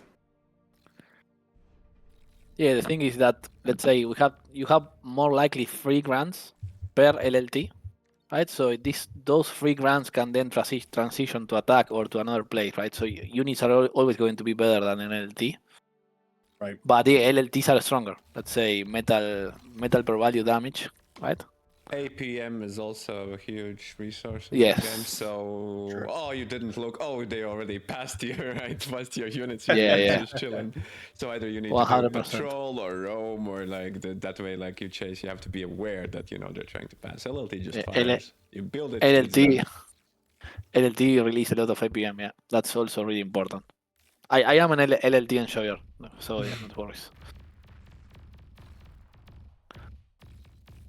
I wish there was a more incentivized usage of the medium turrets. They're just a little too expensive to justify. But well, Claw is totally busted, I will say. think everybody Armada has a Claw. usage, right? So HLT is for zoning, right? It's sometimes when you just don't want enemy to get that max and you just build it barely out of the range or kill the towers. I mean, beamers and HLTs are really good for cost. Like they kill things, and claws are good.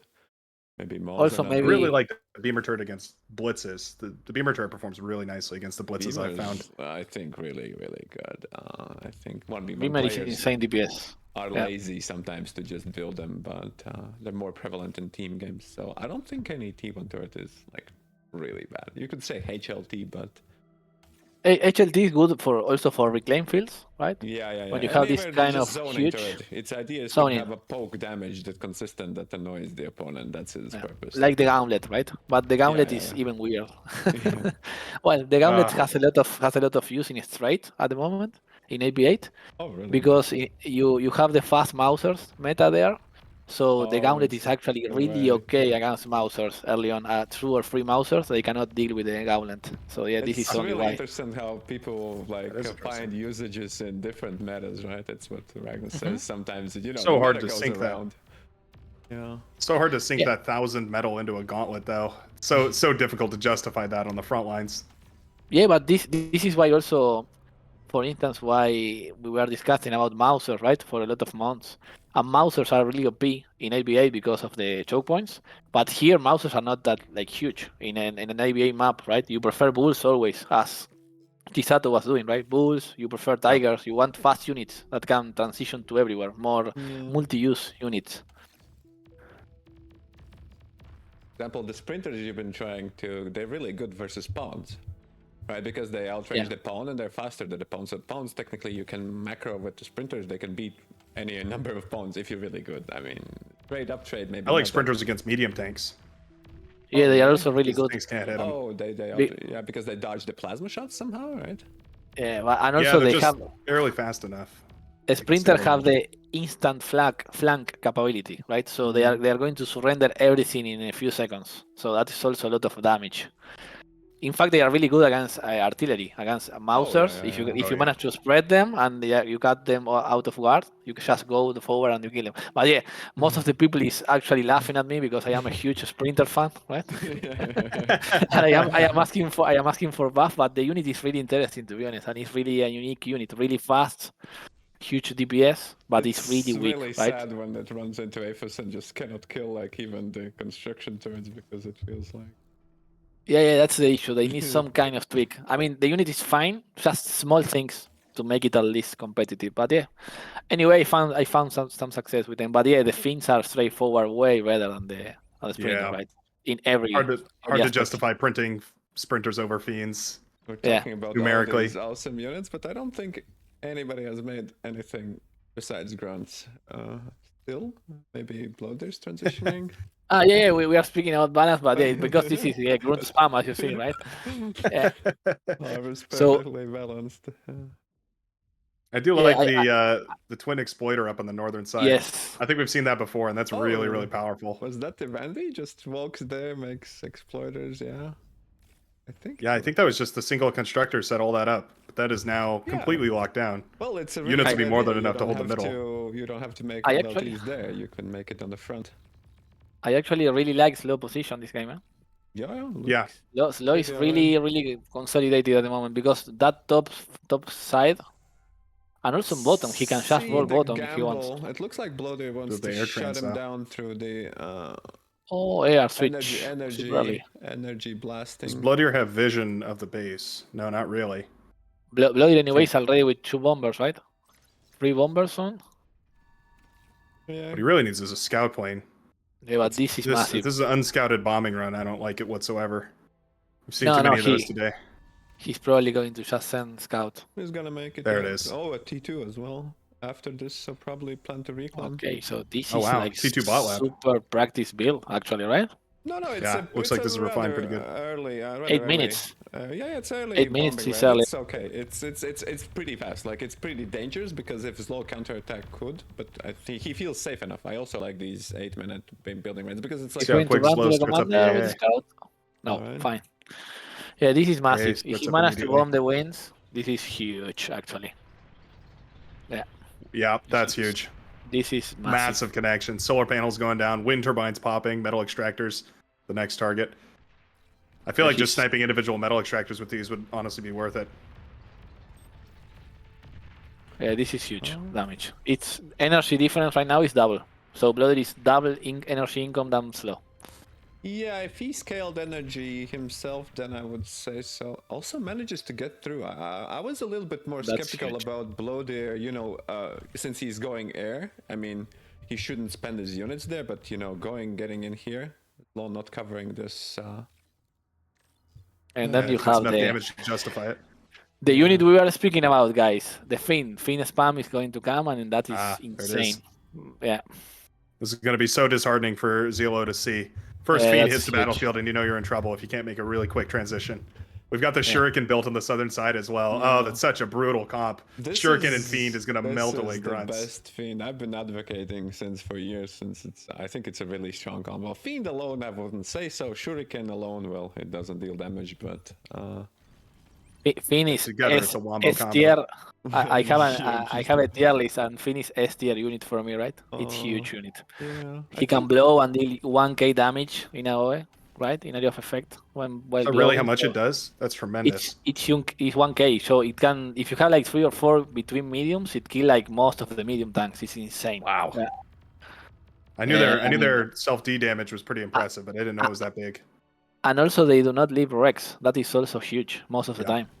So it's like a perfect unit in early D2. It But is. the It is thing the pinnacle of rating because you leave no trace, huge Yeah, yeah. damage.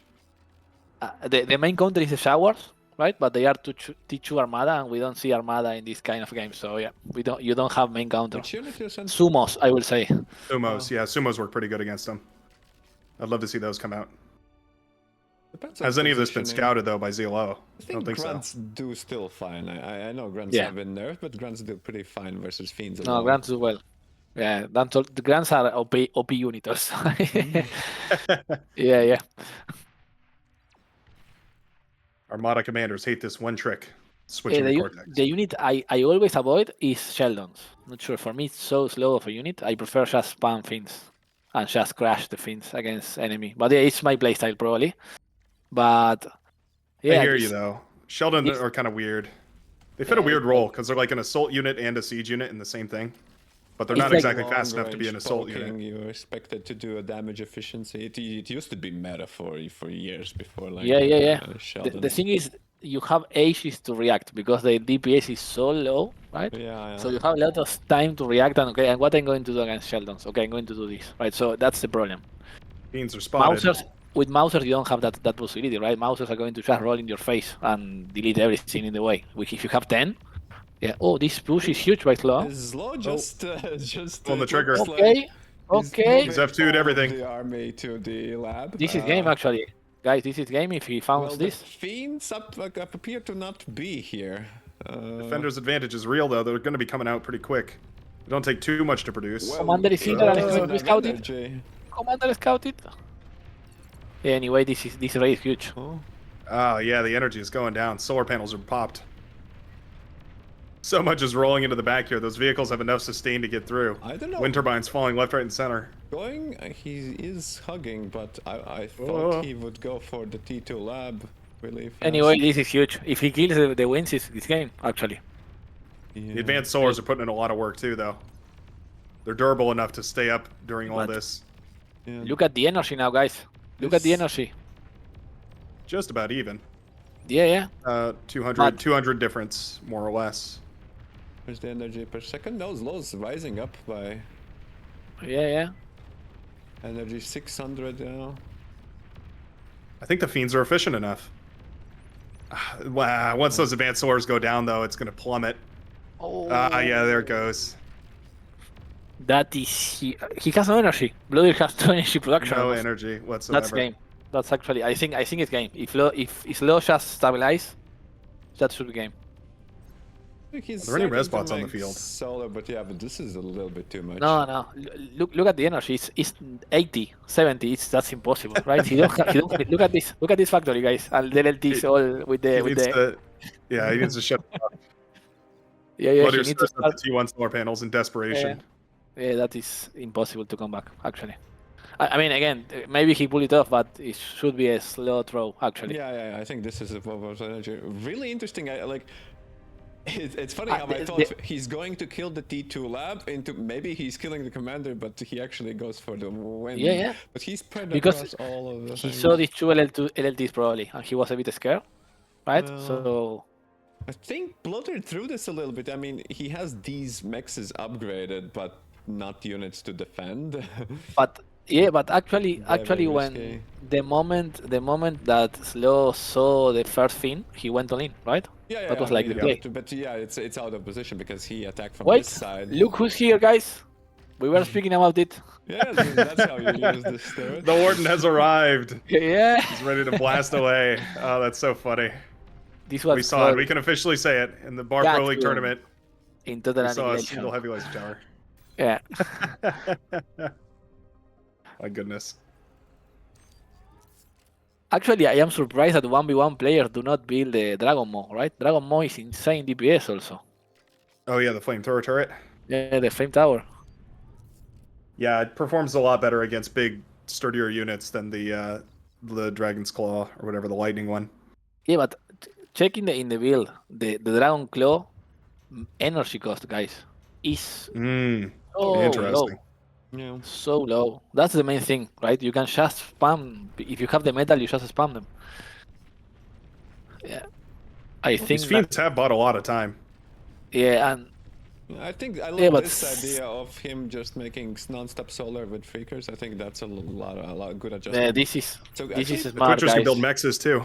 The mexes are This pretty is- important. Super smart because he don't have the energy to Even contest. though I would be very impressed with Blowdeer if he actually manages to hold. Slow is scouting both the north position and, he still has that T2 lab. But this is 20 metal difference, 600 energy, right?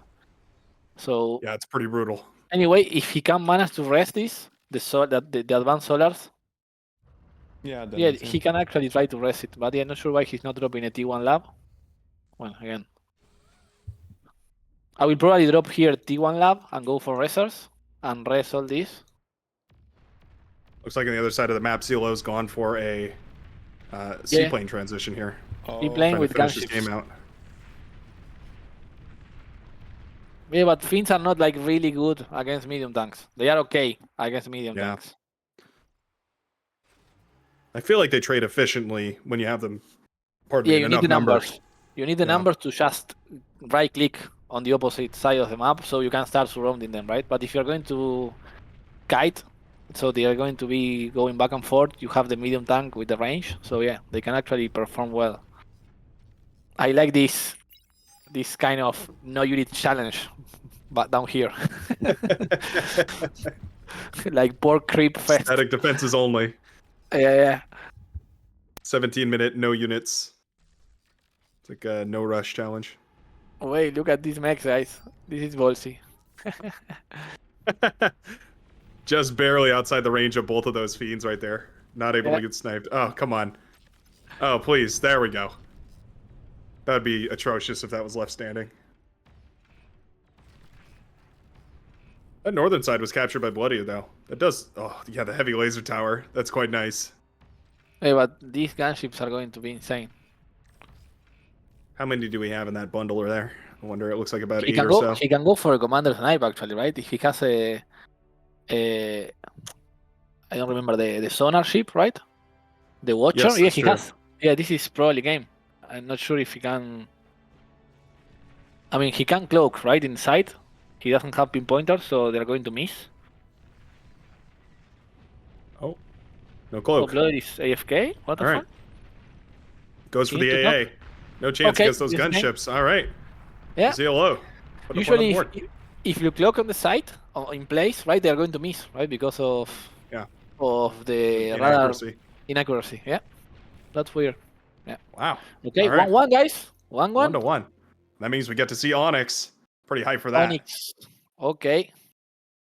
Oh man, the seaplane gunships looking fabulous today. I didn't have that Yeah. on my docket as far as things I was expecting to see so much of in this tournament. Actually looking fabulous. What do you go for on Onyx? I actually feel like Armada has some really good options here. I feel like the Blitz could be really powerful in this one. I think hovercraft would work too. I think it's who gets the pocket position and the sides. It's just like these. You have to get to either one of those sides and still keep your base alive. That's the main objective. Or maybe Northern maybe we and see. northeastern Oh, and southwestern sides. The geothermals, you mean? Yeah, you have to like. There's the resources, right? So you have the resources on the Right. side. So you either get to you at least need to control one, and then ruin the progress of the other player on the other side. Middle, there's nothing to do. If you actually look, it's a couple of mixes. Actually, it's a bit of a poverty map, right, guys? You don't have Yeah. a lot of mexes, Yeah, so Yeah, you you're need right. to be really you careful have with the these rates. crystals, which some people feel that you need to have like a response of eating because they do contain a little bit trace amounts of metal inside of them. So Trace minerals detected within the crystals. yeah. I mean, the energy gain from that actually, is a lot guys, bigger, though. Securing this area is energy, huge, You right? don't really worry because if you look at the wind speed, the average is insane. It's 20. Oh, yeah, the wind speed is 29. If you get to one Tidal speed isn't side, bad either. Yeah, you could make you hold longer, especially if you really build up your wins. You can really also run on energy conversion economy. It isn't that bad if opponent has like a 1 mix more because it's like 3 or 4 Yeah. windmills is 1 mix. Actually, guys, controlling like this, right, and porking in here, it's huge because you just secure all this area. Yeah, but the opponent then Yeah, comes that's true. to here and counterattacks. That's Yeah. usually the thing. And if he expands to here and is able to control that hill, then it's different. So it's all about how these two players, which side do they go for, what do they choose, and how do they make their progress. Yeah, It looks like let's we're see. going into, you guessed it, Cortex Grunts. Yeah, and this especially being a low metal map. I mean, it's not like a huge low metal map, but it's a bit of a low metal map initially. Right, so yeah, grants are going to be key, and also the wind speed is huge. That favors bots. So yeah, Yeah, both players opening with the res bots already. Yep. I was Starting gonna to say, yeah. The minerals are consume. worth it. Gives you like When I wonder if an this- early energy converter would be worth it here, because you're gonna overflow so much energy in the early game here. I wonder if slapping down an extra econ or two would. yeah, that's Would be converter worthwhile. is a thing here actually. Yeah. early you Convert don't this. want to really build it next to your wind. It can get you into trouble, right? So it's Fair perfect enough. when you completely run out of metal, then you go out to base and then you make it, because yeah, you just want to grunt, I guess. Well, nobody has Blowdeer accessed a little bit, like one grunt's worth maybe. Yeah, I guess in the grand scheme of things, you only really excess for about a second or two there when you're switching over back to unit production. Yeah, and you're making queues with your, like, for example, I know Blowdeer makes like a really long queues already. He's already making exploiters here, and here he has this figured it out. Both players looking to vie for control over that southern sector, though. Those doubly claimed metal extractors. Big plans on the northern side too, though, for ZLO. Yeah, looks like. I mean, this is my slacking in 1v1. Is I would say, like, okay, I'm gonna really press for control here and give up area here. These commanders are like, no, we're gonna put control all over the map. We're gonna expand in every direction. Yeah, Make sure that there's, I don't forces think everywhere. it's good strategy. See, Slow deciding to make the first energy conversions here next to his base. A little bit dangerous Thinking spot about if something runs Yeah. it, because I think you can run up this hill. Oh, first scuffle. Slow loses resbot. I think, guys, on the left side on the map, on the left side on this side you have more metal, right? So you want to secure Yes. actually this side, and it's That's more way valuable. easier to pork. Like only porking here, and he needs to do this to Yeah, radio. Yeah, but you have to keep your army to the middle or have a reinforcement path as well. I know. Yeah, I mean, I there think are if like you win the battle to contest chokes, all that, right? though, you don't need to pork. I If think you I choke think if in you've won here, that battle, Yeah, you you're just done. go You for the choke base in and here. kill all the wins, right? That's the Yeah. biggest issue. So yeah, Yeah. if you go there with a commander, I've seen people like that spot. I think it's pretty good as well, but you have to secure your base as well. I think that early transport build might work pretty good here. Okay, this Fly is around the also edge of the map. really good raid here by Slow. Yeah. He's going to pick Man, up a yeah, that commander. grunt I survives. mean, for Blowdeer, right? Arrest him. Oh, Blowdeer, Citizens sorry, arrest. sorry. I have the color switch now. Yeah. For Blowdeer, I really mean, it's nice. Both of them. I think Slow just needed to That's eat. huge. Yeah, he just needed to eat the grunt and would have been fine. This is looking grim at the moment for Slow. Yeah, the Two pressure. cons, another con dead in here, guys. Another con gone. No. Yeah, that's huge. That's huge. That's all the expansion down for ZLO. And think he's he has also to get the going commander out to there. get 2 more Mexes, I think. Yeah, oof. Oh, that He's sucks. back to starting Mexes. Yeah, this is almost over, if you ask me. I think ZLO Yeah, needs to get the commander out there. I think it's the only thing all sturdy of enough to the- expand now at this point. Also the robot, yeah, this is almost over, guys, I would say. Yeah. Yeah. GG. Calls GG. Really nice early aggression from Bloody there. Yeah. Manages to put a second point on the board. Just non-stop Wow. rally, no breaks. Yeah, you can see the parade march of grunts heading over in that direction. Just beautiful. Yeah, Yeah. snowball out of the control, and that means that We have a final, guys, right? yeah. it Wow, should yeah. be that It's way. going to send us to our finals. We Who's the other have contestants? So we have Bloodier the and the FAF, guys. Chisato and Bloody are going to face each other. oh, that's going to be such a good battle. That's, yeah, I expect T3, guys. I expect T3 in the finals. Yeah, hear me out. Can we just up their starting medal to 6,000? No, these guys are really good at turtle in the game, right? Bloody is more aggressive than Chisato, but Chisato is really good at long game, so I expect to see a really good series here. Yeah, that'll be a really, really good one. Welcome back, Barcast. Yeah. Hey, guys. Talk about some matches, huh? I was just transported into the future, jumping from the stream to walking over to my game, and it's like ending. It's like, oh wait. That's funny. So I sensed I needed to jump back on here, so just Perfect didn't timing. quite catch the. Yeah, Okay, shoving predictions for the leaderbirds. Claret is on fire. Let's see. Yeah. Predicting Chado to win on the finals. All of his picks have Okay. been correct so far. So Hey, 6. Chisato is my teammate, so let's go. I also voted, but I'm not sure why it wasn't here. Yeah. Yeah. Who else is winning? Elsa? Jazz is beating 4. Jazz is 4 out of 7 so far. So we played 5 matches. I think it's 5 matches. No, it should Pretty be. strong. Hoping next season maybe you'll have a little bit of the prize pool going towards whoever made the best prediction. I think that'd be a fun A way to do little it. bit, yeah. So that's the end of the 2 semifinals. We have our 2 finalists. What is it? Chado versus Blowdeer. Before we get into a little bit of a break before the finals, we're going to switch out some of the casters. But until then, we have an announcement we're gonna make. Inda Club, take it away. Yeah. So yeah, we have great news for. I mean, tournament wise, we have great news for you guys. We are going to be organizing mainly with LSR, PTAC, Barcast, and also with Shad Hunter. We are going to be organizing a 5v5 tournament.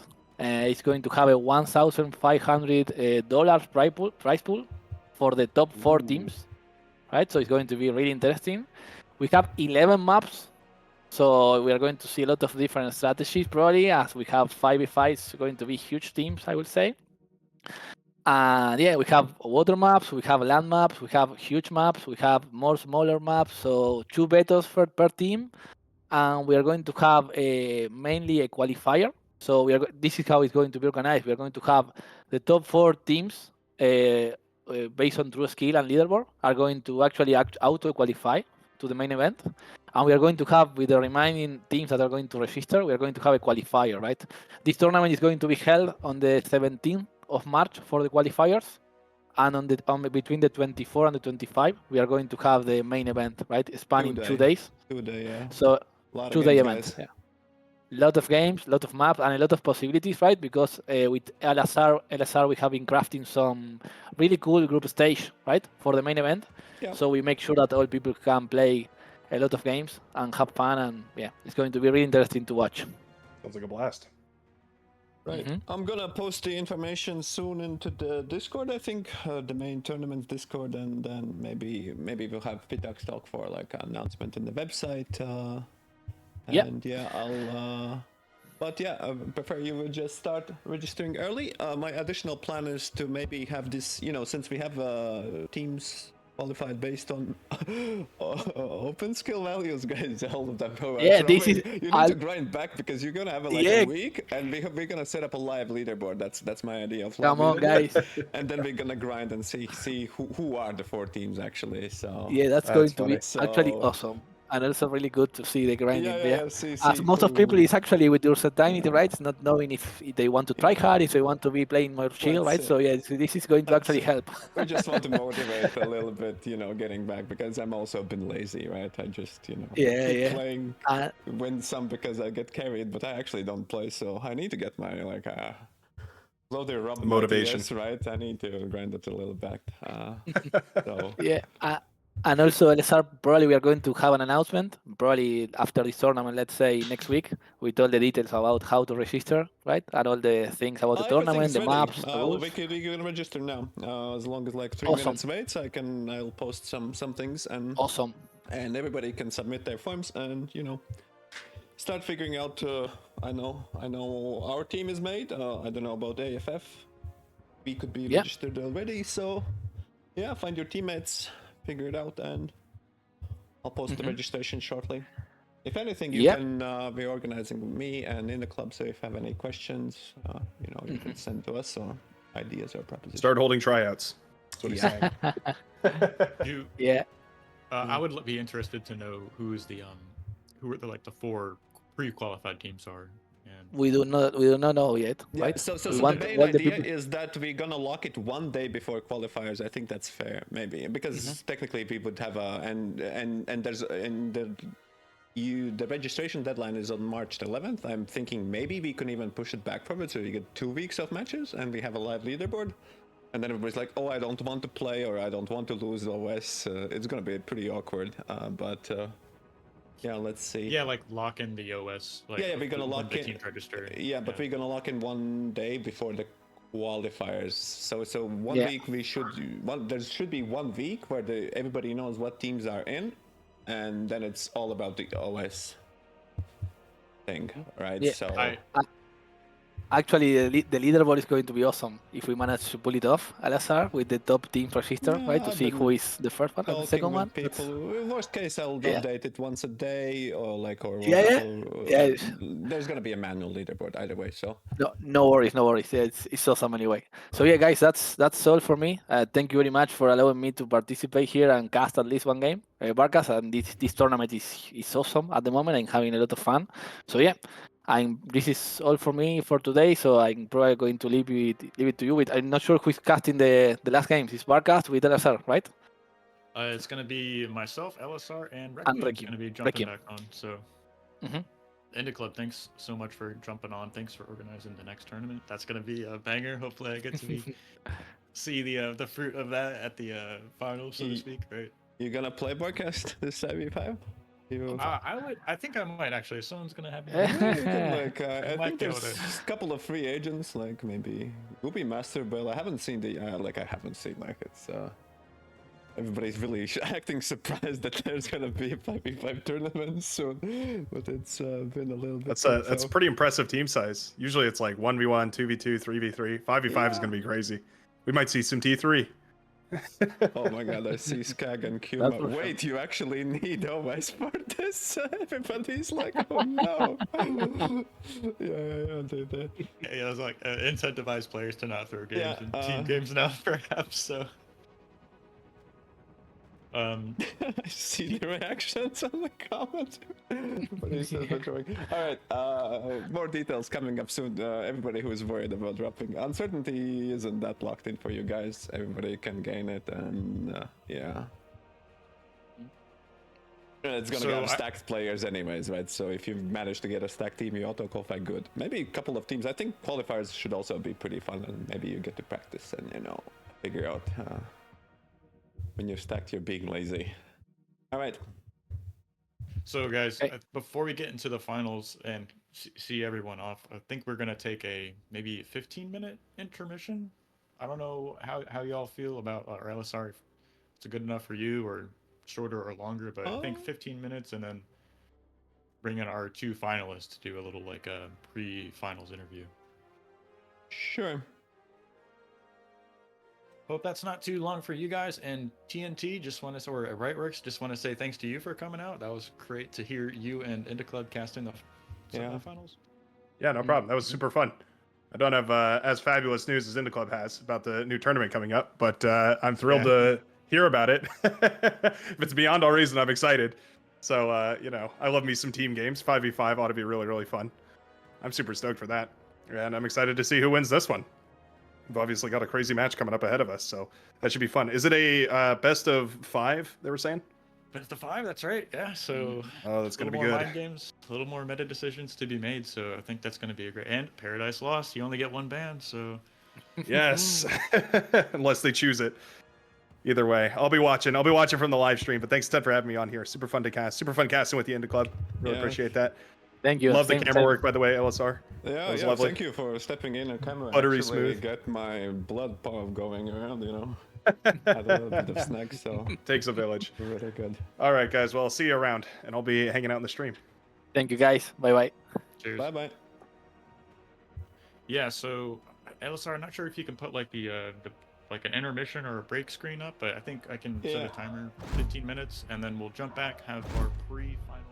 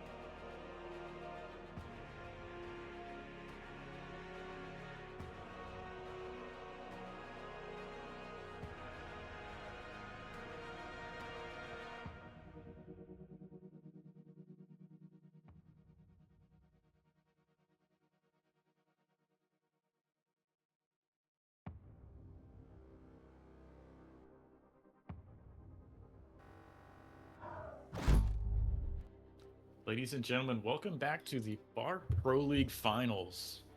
Joined here with LSR and Requiem. How do you guys feel about this? Well, I mean, a bit of an upset. I wasn't expecting our Andy to lose to Crusato. So that's not who I expected to go through at all.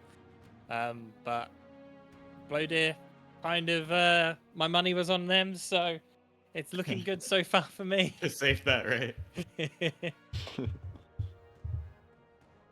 Yeah, thank you guys for jumping on and being with us today, and thank you all for viewing this with us together. So make sure to hit the like button, but let us know in the chat what you think. Who's going to win this match here? And before we get into the finals, I don't think this would be complete without bringing the two finalists in here for a little interview.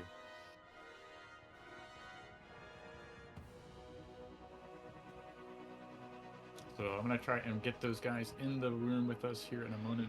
Alright, I'm gonna do elimination show once again. That, yeah, it's indeed all the FAF guys, Chado versus the Blowdeer, and maybe on prediction. Did anything change? I don't think so. Claret's up on the top with the predictions right there. I thought Yudi might make it to the finals on the left side of the bracket, but I was definitely doing the dark horse pick with Vader making it to the finals on the other side of the bracket. But I think I'm pretty happy with what's happened so far. So definitely two of the top players here. Speaking of which, one of them's joined us. Blowdeer, congrats, man. Hey, what's up? Dude, it's going good. We're gonna have a nice best of 5 here in a moment. Just waiting on Yudi Yeah. to show up. Yeah, I hope Yudi's here. Let's see what the lobby. Yeah. What do you think about your matches so far today? Right, the first one was against Vader. I don't remember anything. It's pretty Really? pretty standard win. It went to game 3 versus low, right? So Yeah, I didn't catch the whole Onyx Cauldron match, but the first 2 maps were pretty great games for sure. Right, the heartbreak was heartbreaking for sure. Yeah. That was interesting. I guess I just needed to have Vader in the middle of the map because I didn't see that he had a massive army.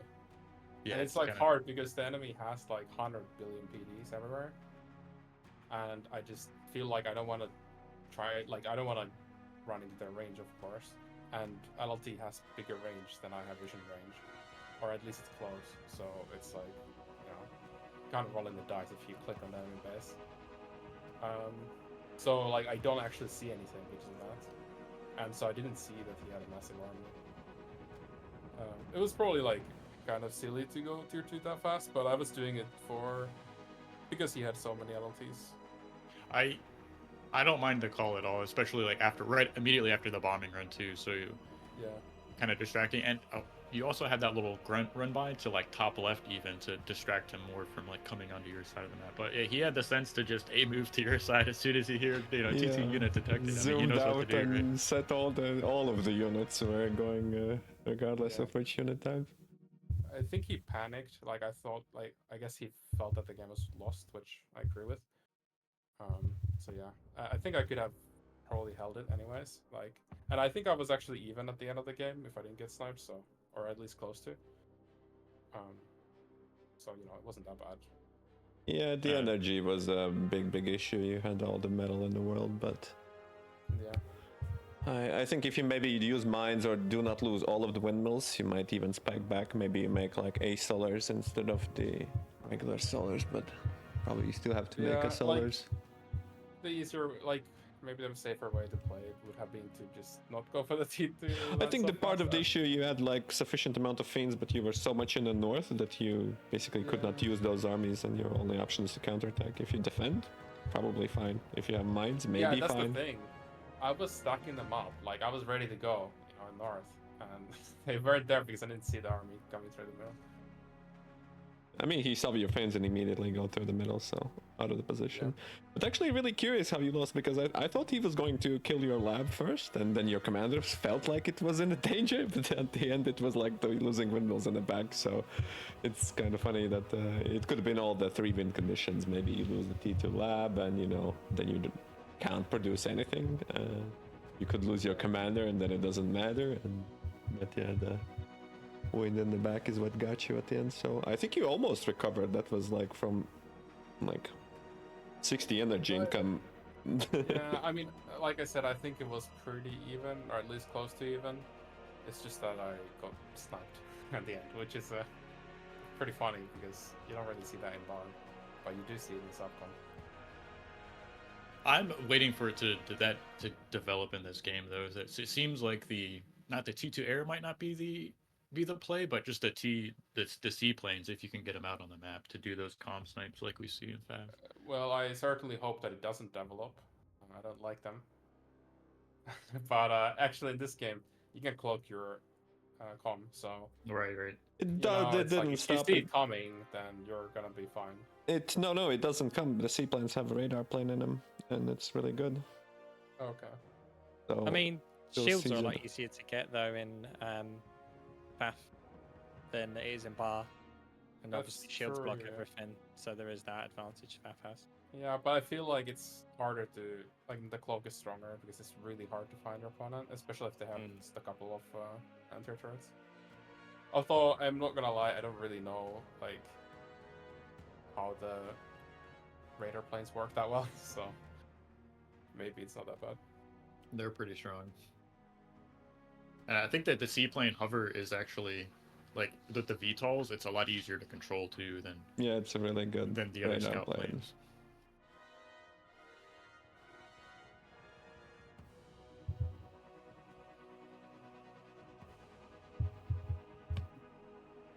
Here's Yudi.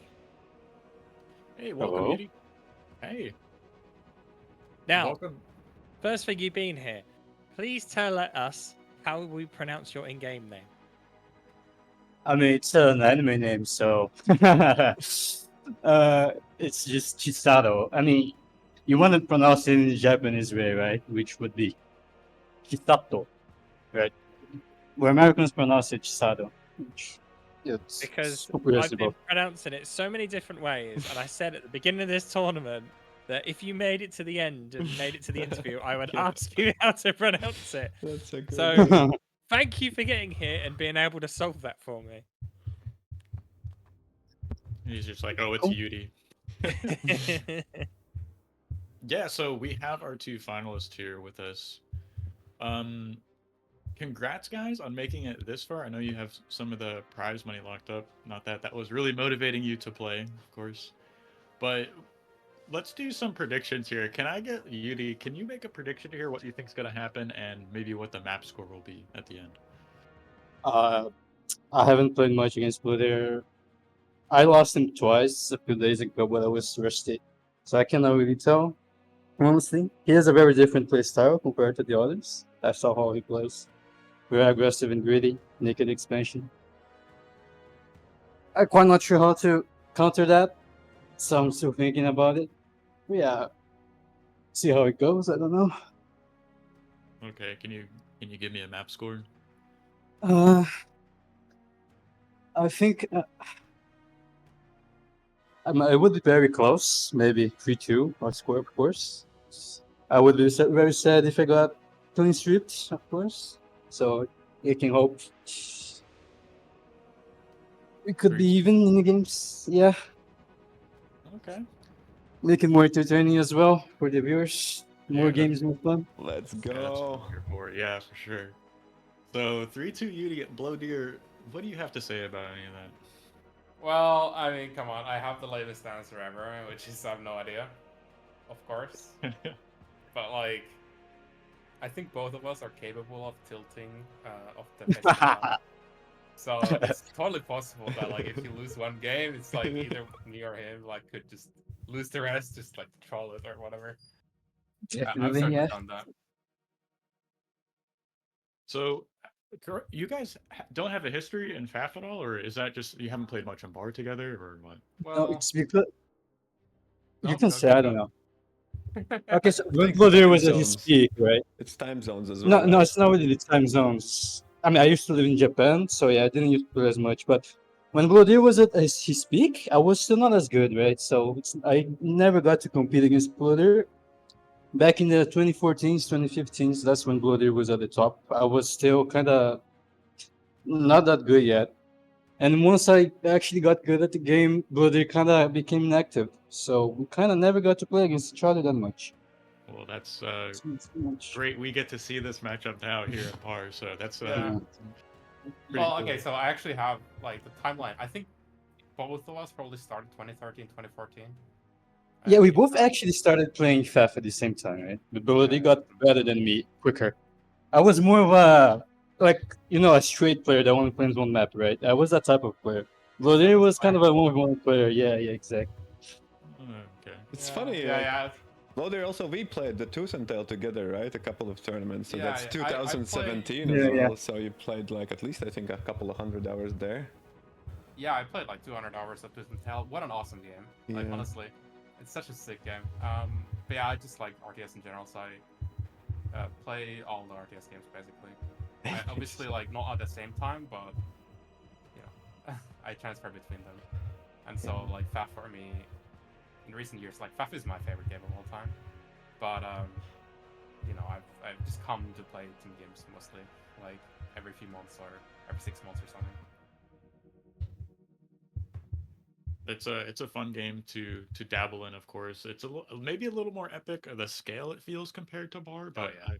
I really like the spring engine and how clean and like snappy the micro is in this game compared to FAF. So Yeah, like performance is one of the biggest deals for sure. The simulation frames are 3 times as much as I've heard.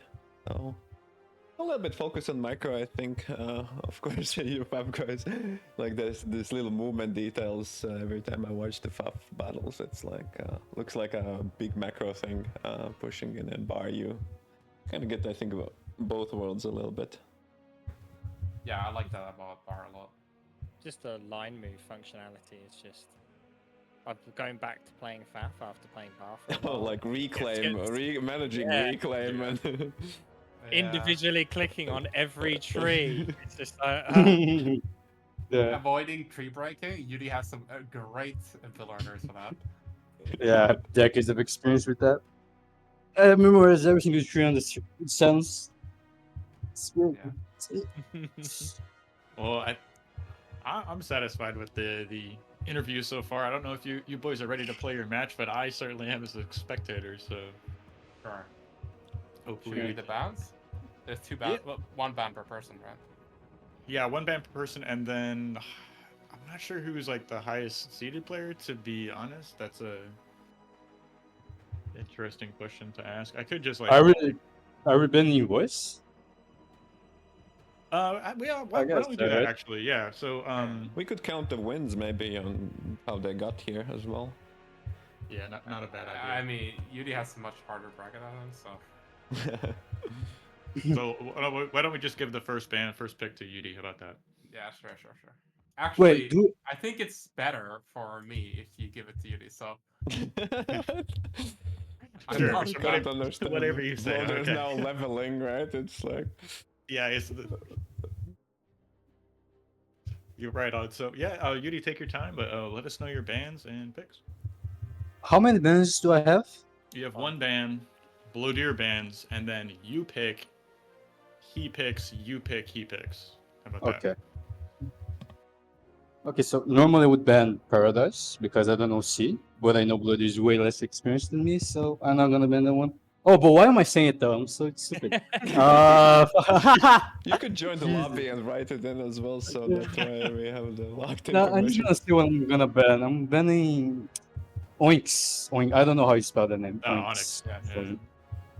I never played that map before, and it doesn't like the type of map for me. It's like a macro map. Fair. All right. I will ban Red Comet. Oh. Okay. So 2 small maps out of the pool. That leaves Canis River, Sertigata, Desolation, Paradise Lost, and Heartbreak Hill. So Yudi, you want to pick the first map? I would like to pick Heartbreak. That's my pick. What was that? Heartbreak Hill. Oh, okay. Right, I guess we leave the voice. Yeah. Good luck. Good luck. Oh, can you pick? I mean, bad luck for you. Have fun. Oh, shoot. Okay, hold up. Do we pick the next Yeah, map? just pick the next map. Yeah. Oh, okay. No. So we pick all the maps at the start. Yeah, just pick the maps you're gonna play at the start. Yeah. Oh, really? Okay. Yeah. Okay.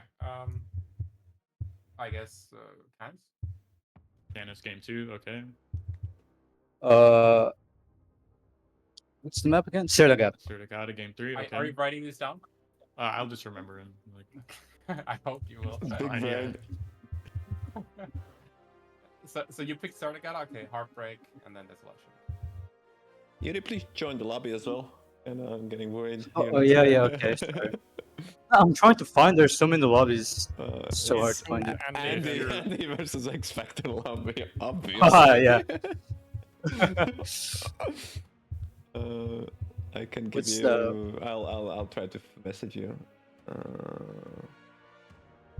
Okay, so the last 2 maps you would have to pick in order for would be Paradise Lost and Desolation. Hey, hold on. So we picked. I already lost. Okay, I'll repeat back what happened. How about that? Just write in chat, guys. Yeah.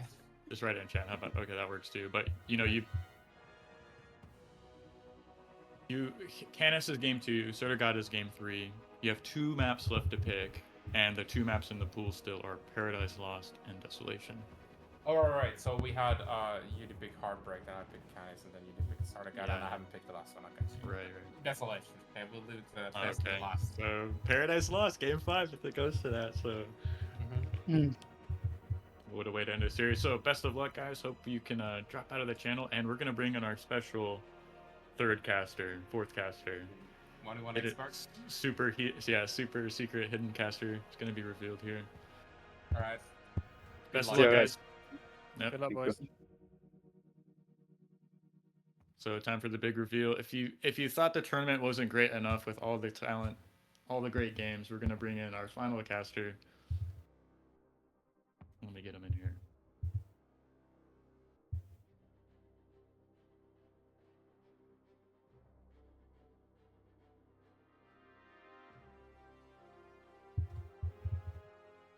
Looks like we're going to be loading into our first game here. These guys are ready to go. And here's our next caster. Welcome to the booth.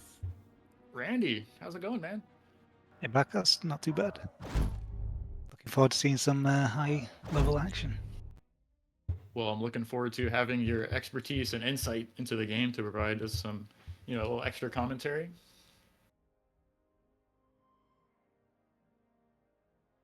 Not sure if I'm really needed here anymore. I could just duck out and go sit on the couch with my patio door open, enjoy the sunshine and some great bar casting, but who I think knows? everyone would miss you. All right, fair enough. I was spoiling myself just a moment ago, just chilling on the couch watching that last final. That was great. That was great to. Oh my god, I just think relax a bit. Chado has some Randy special up on his Yeah, I was sleeves. about to say that. Somebody said some arm bots or. No, this is going to be a 5 blitz attack here. He's cooking something, that's for sure. Yeah. He in match versus you, he tried to call it that you're arm bots, but he was wrong, sadly. But he had this in his mind. But here we go. Let's introduce our players here. Spawning on the right side of Heartbreak Hill, playing as the blue pieces, we have Chado cooking up something. His opponent spawning on the left side of the map, playing as the red pieces. It's Blowdeer. He's looking to take down this tournament and get himself a title in this game. He's opening up core. So Chado, though, going ARM. First time we've seen ARM in a final for quite a while. ARM versus core, yeah. Can I get a prediction from you, Randy? What do you think is going to happen here? Like a map score? Who do you think is going to take it? Ooh, it's going to be close. I don't know. It's both of these players can take it. It's down to who's on a good day. I'm not too big of a fan of this kind of start position, but Chisato might have something up his sleeve. Very well. I'm gonna say Blowdeer takes it 3-1. So that's my prediction. I think the map pool kind of favors Blowdeer. If he can take it in the first couple games, I think he'll win. But if it goes to game 5, I bet you Chisato takes it. And so far, the win's been quite low, which is kind of in Chisato's favor because it means that Bloodair won't be able to guard out as many grunts early on, so his cheese might hit a bit harder. But he's gonna stall before the 5th blitz finishes. I think you can do this off the 1 mech start. Maybe I'm wrong because he had to do a little bit of an extra walk to get the mexes, but I think it's gonna be really close getting this 5th blitz out. He's got the Trico though as well. Bloodeer doing a really great job scaling his E, so playing different here. He opened grunt first straight across the map here. I think that he went two cons first. If I'm not mistaken. Energy is a little bit exposed if you look at Commander's position. If the Blitz were to strike, they might be able to. Yeah, this get is a lot what of he's back- going for. You already see the battle lines draw, and there we go. Yeah, The so I think he energies. Sorry, go ahead. Oh, I was gonna say I think he cut a blitz there. I'm surprised he doesn't have a scout with his army. Maybe he's gonna sneak that in after the con finishes. Mm-hmm. I think with how we're seeing everyone play this map being in the same start position, he's just going to go for it. He knows where Blowdeer is going to spawn. He doesn't need to bother with I a scout. think the Blowdeer will be able to scout this. Yeah, he knows now something's up. Oh, Is he Barely- gonna scout those signatures? Oh, yeah, yeah, he he's, sees them. He knows this build too. maybe he didn't see them. No, he's moved grunts to the south. He didn't interact with that grunt. Alright, yeah. But he's not moving his commander. It's still like 4 grunts isn't enough to stop 4 blitzes. He has to get in front of these wind turbines with his commander. He isn't building any laser towers either to spend. He's got to push in. I mean, this is what you wanted, is to get on top of the enemy's base, but nice control here. Oh no. Doesn't end up anything coming from it. Pretty much deflected there from really well from scouted. Blowdeer. I think if Blowdeer had a scout, maybe he would, see the grunt and be able to control it. He does get a metal extractor with a scout though, but that's about it. Oh, on the top, yeah.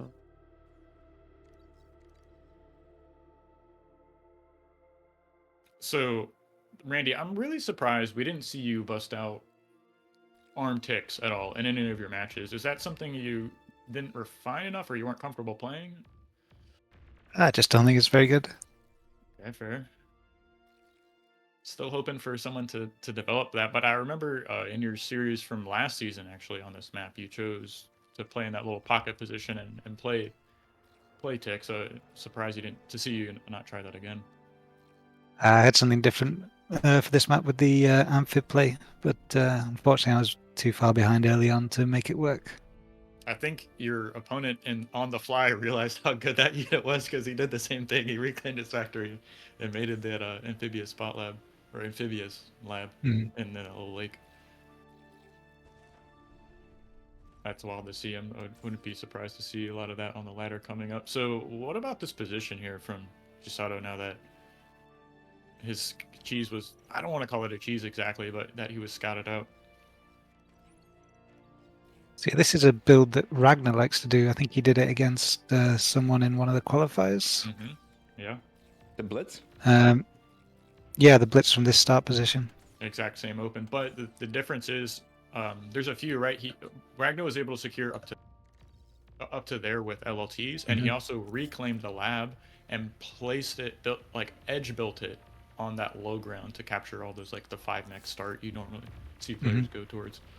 So see, Chisado's actually walking there with his commander, retaining that build power on the plateau for now. Yeah, this is the phase when Chisado's going to find it tough. He's going to find it hard to break out of a contain in a cost-efficient way.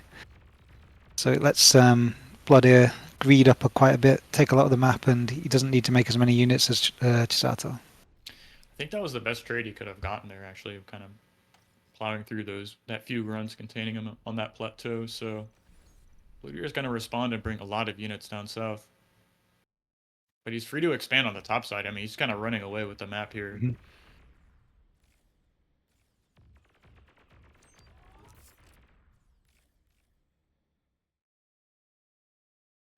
Take a look at these statistics. Pretty even on metal produce, actually. Chisato is sitting on the advantage right now, but I don't think that's going to last very long with this expanding from, what is that, 1, 2, 3, 4 construction bots expanding? The only thing that Chisato is getting is, you know, he's able to expand with his comm, which is a little bit faster if you count the build power, but 4 bots aren't exactly too fast. And he might, struggles to expand with vehicle con, which is like, I think, one of the best features of playing Armada con. Right. Yeah. He Problem he's could've- got is... Sorry, go ahead. Oh, I was going to say, you just could have been a little more aggressive on the bottom plateau and build forward LLTs to secure those 4 maxes. If he had those like turned on right now, he'd be in a way better position. Yeah, I think there's a little bit of desperation with Chisato now. He's only been able to expand with his commander and on such a big map. He knows he's going to fall behind quickly, so he's desperately trying to find some way to get back into this game, trying to sneak out some blitz, but Blood is on top of it. Yeah, 400 metal sitting right outside. Right outside his base here. No red spot, and a little bit of a run by here. 7 blitzes sneak through. 7 grunts, excuse me. Gonna get cornered here on the cliff and end up going down, but still, it's just kind of oppressive being in this position. It's like, how do you break out? How do you expand? Blowdeer already has 2 construction turrets and 2 construction bots and his commander on the factory just pumping out grunts every, 3 seconds, 2 seconds. So Printing units here. He's going to be outnumbered very quickly, Chisato.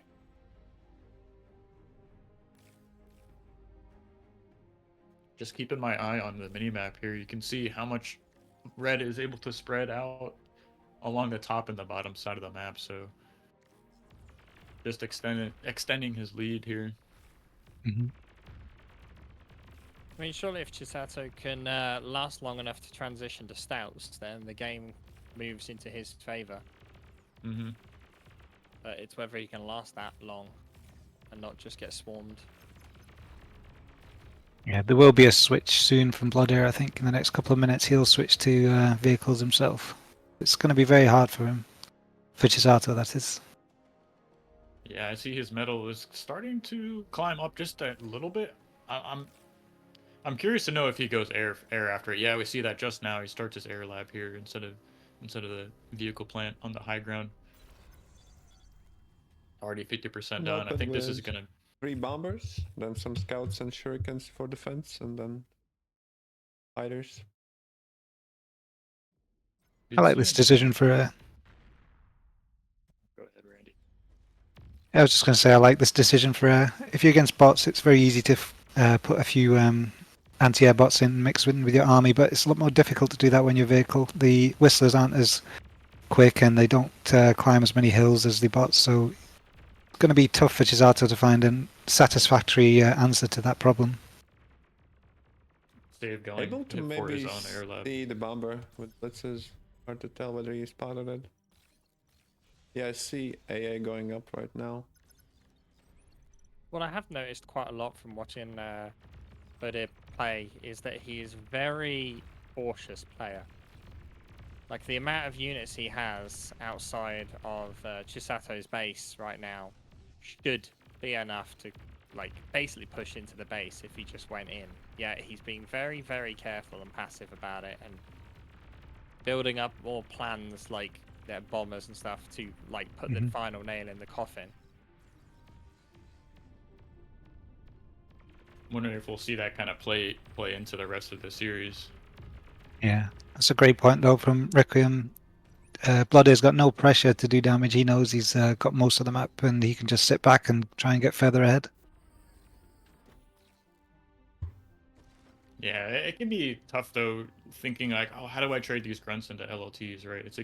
It can be tough knowing like what's behind it, of course, how many you really need, or I think it's best in some scenarios is to just kind of lock your opponent into their base, so to speak. Finally dives in though, catches that one LLT, cleans up a few mexes, and here come the bombers. Making their way over this hill. See how this first bombing run goes. A couple of nettles are already in position. First one gets its payload off. The second one is diverted away. Same for the third. Two of those bombers ended up going down without doing too much damage, so... Only a grand total of 6 windmills destroyed from that bombing run. The real issue here is going to be the next phase. It's like how do you attack onto the map as Chado when you know your opponent has air and they have access to the paralyzer drone? So you need to have anti-air with any T1 army moving out past your defenses, right? Yeah, and here comes the drones. They're going to jump on top of these blitzes. Blitzes trade fairly well into the drones though. They can take them out. Similarly, incisors do quite well against the drones as well. And we see Chado is teched into air himself, so he's got a couple of fighters out now to deal with these bombers. Should turn their attention towards these drones here in just a moment. And suddenly the trade goes maybe towards Chado? You notice though, Chisato had to reclaim his vehicle lab in order to have the metal to build the lab. Oh yeah, that's true. So he doesn't have any much of the reinforcements, and even though all the metal is on his side of the map, you know, there's still grunts rallying in, I think. Blowdeer's already on the next tech path, adding vehicles. Yeah, he opened up vehicles. He's got these really well-positioned con turrets here that can cycle between the 3 factories.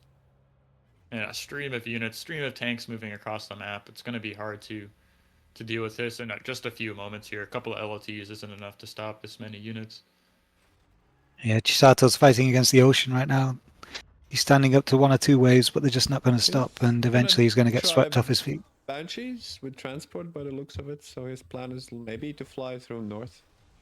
Well, he's going to bring his comm back, I want to say, to at least those 5 he's gonna X's. bring his comm maybe further.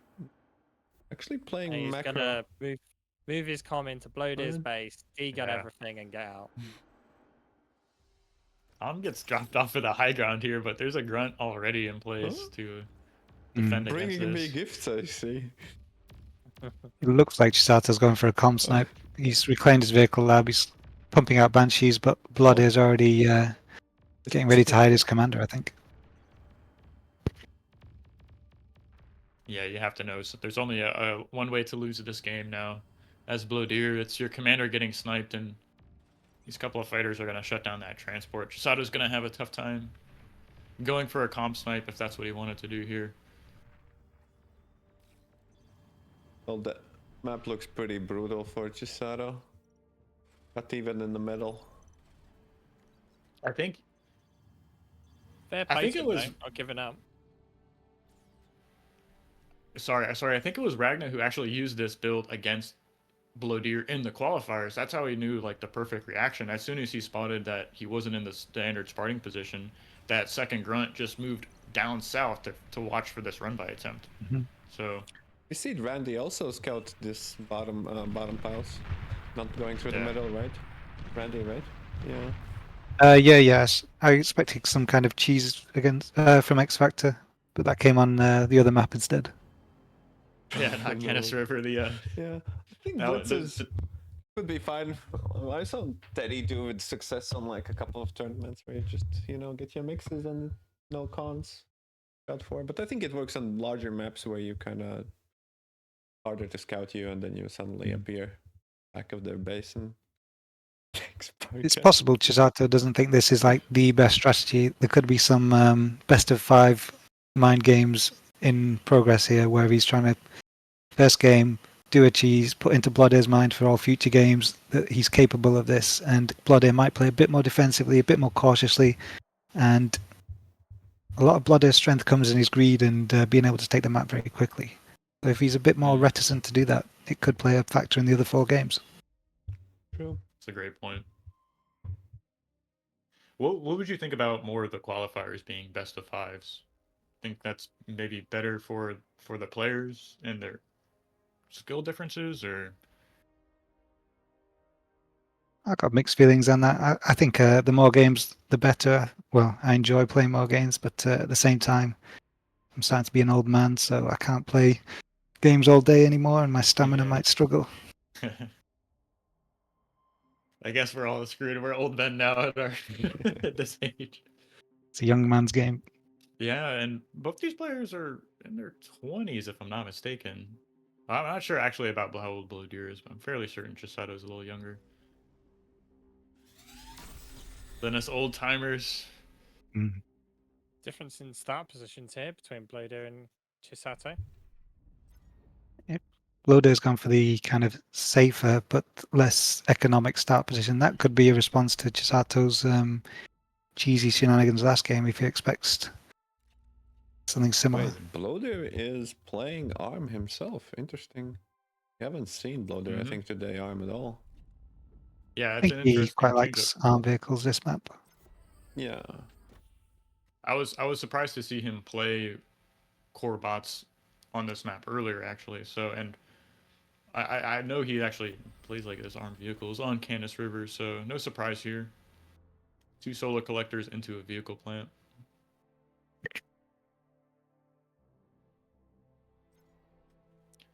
I will say, after playing on this map a lot, I really like that 14 wind speed. It's somewhere between, it feels somewhere between a wind and a solar map, right? So you have to be a little more cognizant or aware of the balancing your E.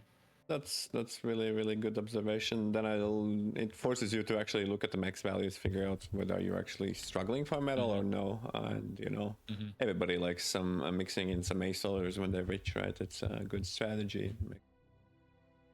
Of course, I think it's the kind of the perfect window. Of course, like playing like Comet and really high wind maps are really fun in their own way, right? Because they like a unique strategy. It's so good, and you get to spam, or you have to make a lot of solar. But this is the balanced part, I would say. Yeah, maybe it'll stay in the pool here. I do like to have one large macro map in the map pools for players. Definitely a balance. When it comes to start position here, what do you feel about Blowdeer kind of giving away access to that North Land Bridge by spawning so far away? I'm not sure what his kind of analysis of the starts positions is, but from my opinion, that's like a safer start, but less economical. So maybe it means he's confident to win in a long game if it goes that way, and just doesn't want to get defeated early on. What really made sense is the Chisato start on the hill one game, especially if you know you're gonna play against the vehicles. I think it's you have one-way expansion and you end up at the bridgehead, kind of easy, not off to the side, and you can safely expand with your commander. But I think we solve almost all of the possible starting versions on this map. And different matchups as well. I mean, we saw armed vehicles versus armed vehicles. I don't think we've seen like a bots versus vehicles. Been a long day. We saw seen a lot of Ragna just Heartbreak just now, but it was a little bit more different. Wouldn't say the normal play.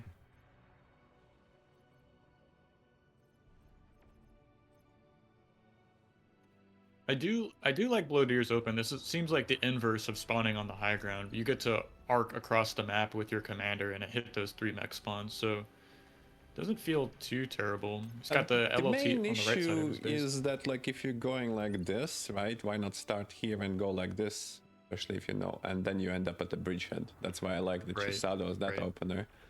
But yeah. Blowdeer's playing really greedy. Look at this, 2 cons moving out. Gonna have to citizens the rest that 1 scout that's tickling his cons here. 2 cons isn't that bad. Yeah, you'll just vaporize this little guy. Thanks for the metal donations. You can repair each another, and even the blitz can arrive, even if it's still making at the factory. Meanwhile, Blowdeer's Couple of been... blitzes. This is pretty big. Yeah, this is great damage actually. Mex goes down. Solar's at risk. Had to burn through one of those wind turbine carcasses here, but yeah, huge value out of a single blitz. Now the build since his commander's into the base, have less units streaming in. Oh. Yeah, build power. Chado tries to goes away. Counter attack a little bit. Of rovers.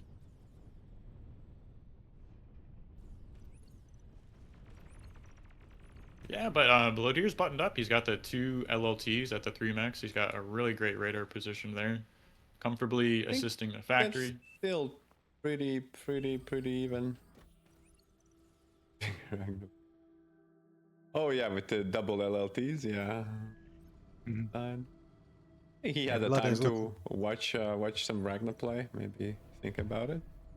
Well, maybe he had time. I just had a conversation with Ragna. He was saying that in this matchup, like blitz versus blitz, expanding with your comm is strong because you don't have to defend your mexes with your blitzes. You just use the LLTs, right? It's like the same amount of metal essentially. Oh yeah. You can just be on the other side of the map attacking. It's like hard to. It's just hard to stop the blitz, right? Moving through. So. If you make it to the choke point, it isn't as bad either, right? Instead of like having cons expand to the choke point. Yeah, you have to like instead of having to defend your cons with blitzes, you can just attack with your blitzes, expand with your commander, and it's like you're stronger in both situations. You get the LLTs up faster. They can't dive. Like you don't have to protect the commander, right? So a little bit of the energy. Chado has some big radar blind spot issues right now, though. These units are able to get around the back of the base again before he even sees them.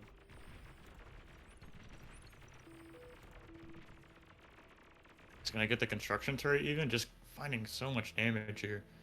And there's not enough build power, it seems, for Chado. He needs to reclaim this metal, retake his mexes.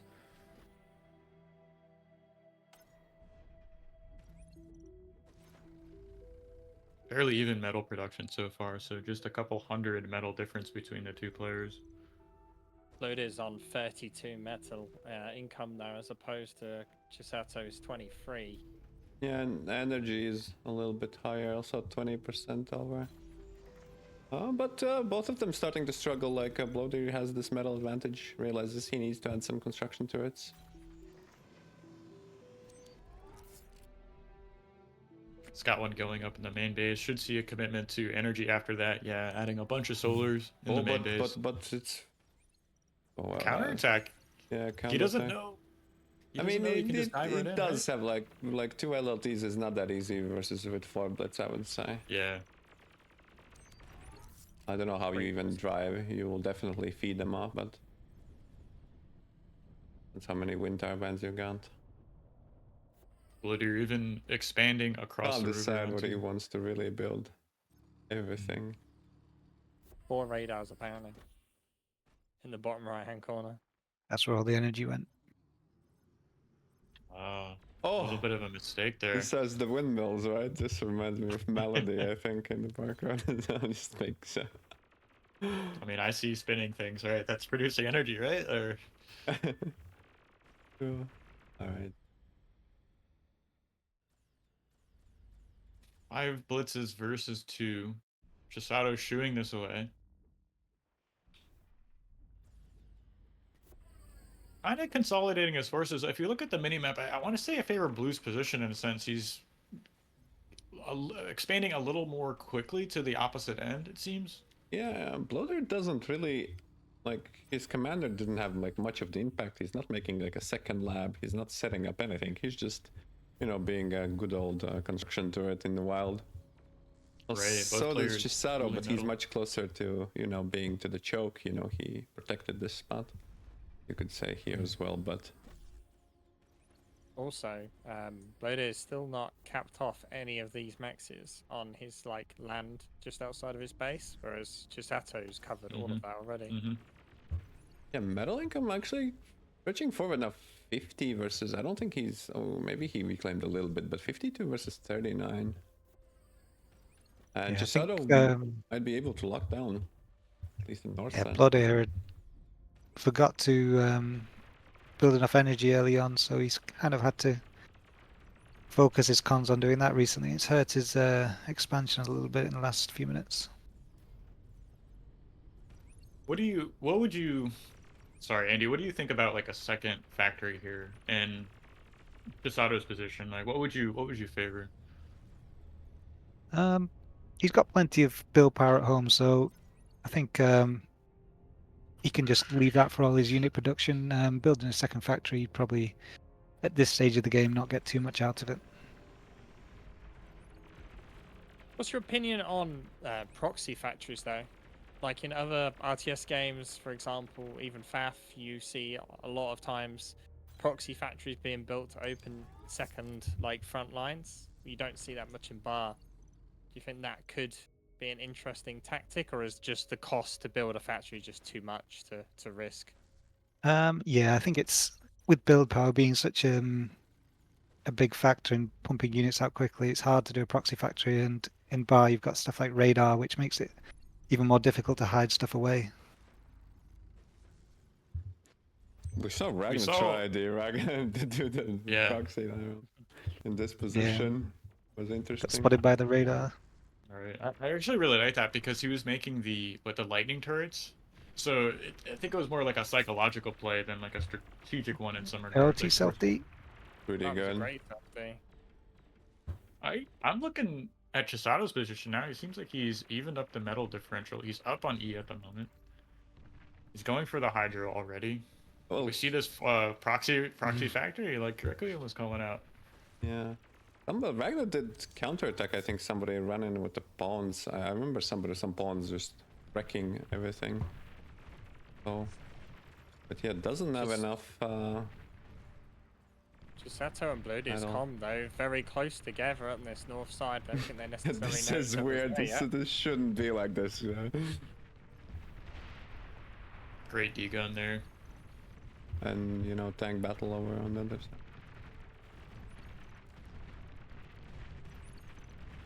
No Janices yet, though, from either player. I think the commanders are on some lit and let live protocol. Yeah. Couple of Bloodair's tanks. commander. Go ahead, Andy. Just saying, Bloodair's commander feels very exposed. Yeah, more than Chisado's, that's for sure. Especially with those tanks just, you know, casually driving by. Right. Oh, well, he's closer to Chisado's production, right, than Chisado's commander is to Blowdeer, so definitely feels a little bit more exposed.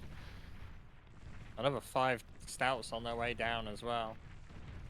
And LLTs don't do too well against stouts. Yeah, we see. I don't think the Rocketeers will make an impact versus stouts.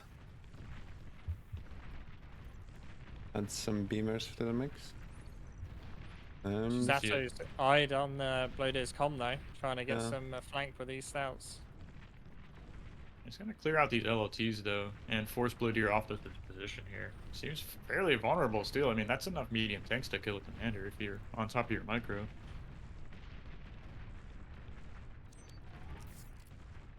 The tanks taking out cons in the middle of the map, tanks raiding on the left side, tanks raiding on the right side. I think this game, Chado clawed his way back into it if he was ever behind. He's got the production now. He's eating his solars. I don't see him committing to A solars yet, so maybe a little bit of a mistake here. I think he's just needing the metal to finish that factory up. Yeah, he's got bombers being built now as well. Chisato moving into air, whereas Blowdeer's just trying to push out as many stouts as possible. Look at that factory on the right side. There's a couple of cons there to get the reclaim, but I mean, look at this pressure from Blue. He's raiding on the left side. A lot of damage here.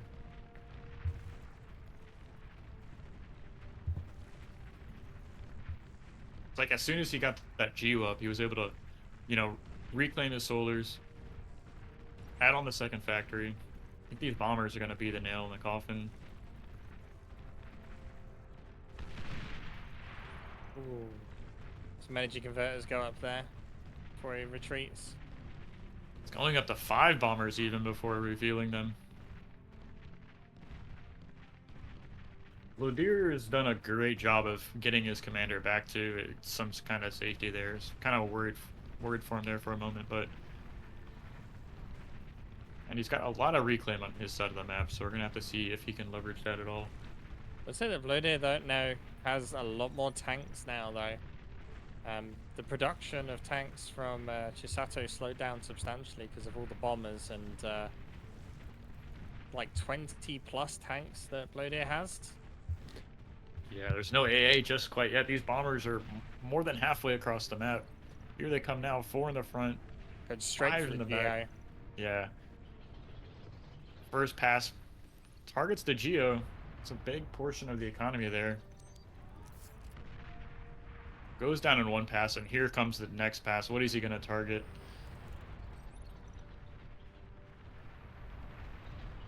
Three nettles get put up immediately. No anti-air out of the factory, and these bombers are going to do so much damage.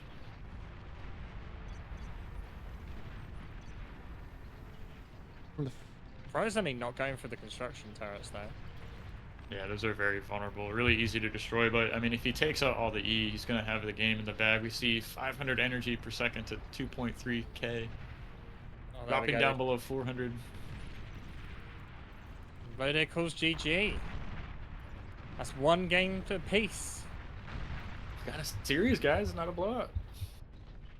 Hey, do you Chado think evening up the score? Blowdeer would play Grunt if we roll back to time? Would he change his mind? It's tough to say. Maybe that goes back to what Andy was saying, just having the fear of God in you that your opponent is going to do like some kind of blitz all in. He was able to deflect it though with grunts though, so on the first one, Heartbreak. But there is only one way the grunts or the blitzes can come in on Heartbreak Hill. On this map, I mean, you can get attacked on any angle.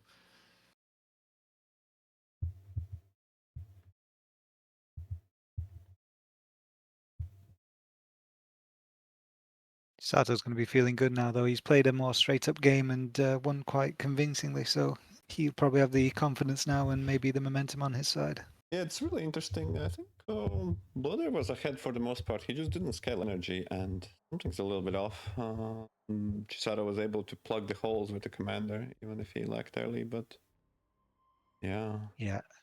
I don't think Blowdeer will be too disheartened with that last because he'll know what he did wrong. Hard to tell. His raiding did really well early on, but I think, yeah, he went up to about 15, 16 mexes. Middle game raiding. Yeah. Didn't really squish anywhere, like hold his back. Yeah, he forgot to add on energy. I think that's all. He'd not set a con to farm wins, and yeah, he'd got up to a metal income that he couldn't really spend without the without stalling E, so he just kind of stumbled and lost the momentum. Here we go, guys, in game number 3. This is one of my favorite maps in the pool, and looking forward to see how either one decides to open here. Chisato looks like he's going for a very fast bot lab with just 2 wins before it, making use of the really high wind. Right. Plus, Blowdeer's done the same. Good call.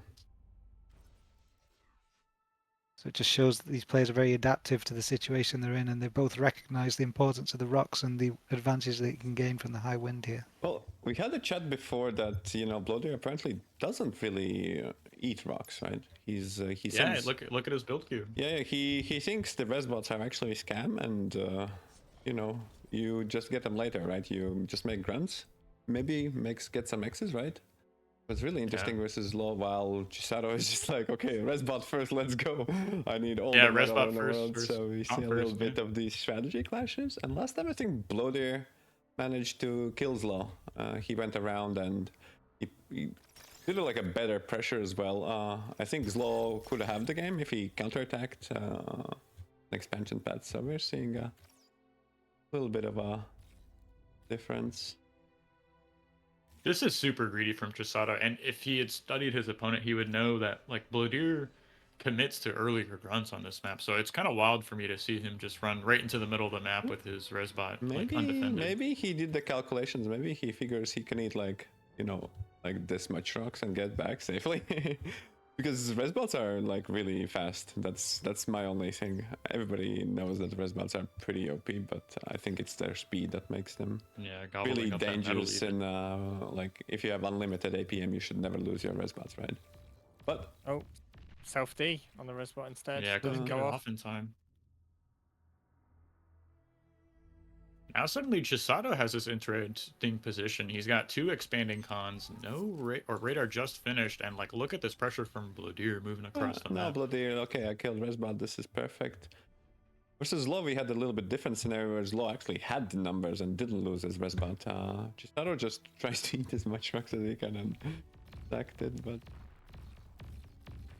I think that's going to work out for him because Chado isn't stalling on metal like you normally would off of this kind of like 2 con start where you're trying to make these mexes. Hit a little bit of a metal stall here, which you don't see. So he's able to get his economy up. Now he's making LLTs at these expansions. So really good position here for Blue, it seems. Despite the fact, yeah, Yudi's getting, or Blowdeer is getting this metal reclaim in the middle. She could have actually resurrected the Reser, I think. Eats it Could have for been the the... play, yeah. Might have been a bit of a misclick, just area reclaiming the middle, not realizing he could have then you could maybe split off your response.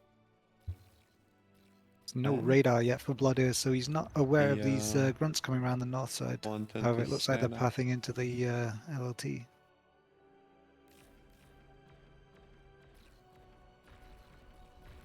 Oh, loses 2 of them. Yeah, that was great. Great kind of hold there for Blowdeer, deflecting those grunts. They'd run back behind the main base and taken out the wind. I think we'd be watching a different game. Look at this pressure though from the front here for Chado. Great radar positioning there on the back on that back max. He's got 2 grunts defending the back of his main base. Should feel confident enough to step into the middle of the map. So they, like, Chado did find this spawn. Pretty big. That's a huge pickup. 2 kills on this. He's still not done finding damage.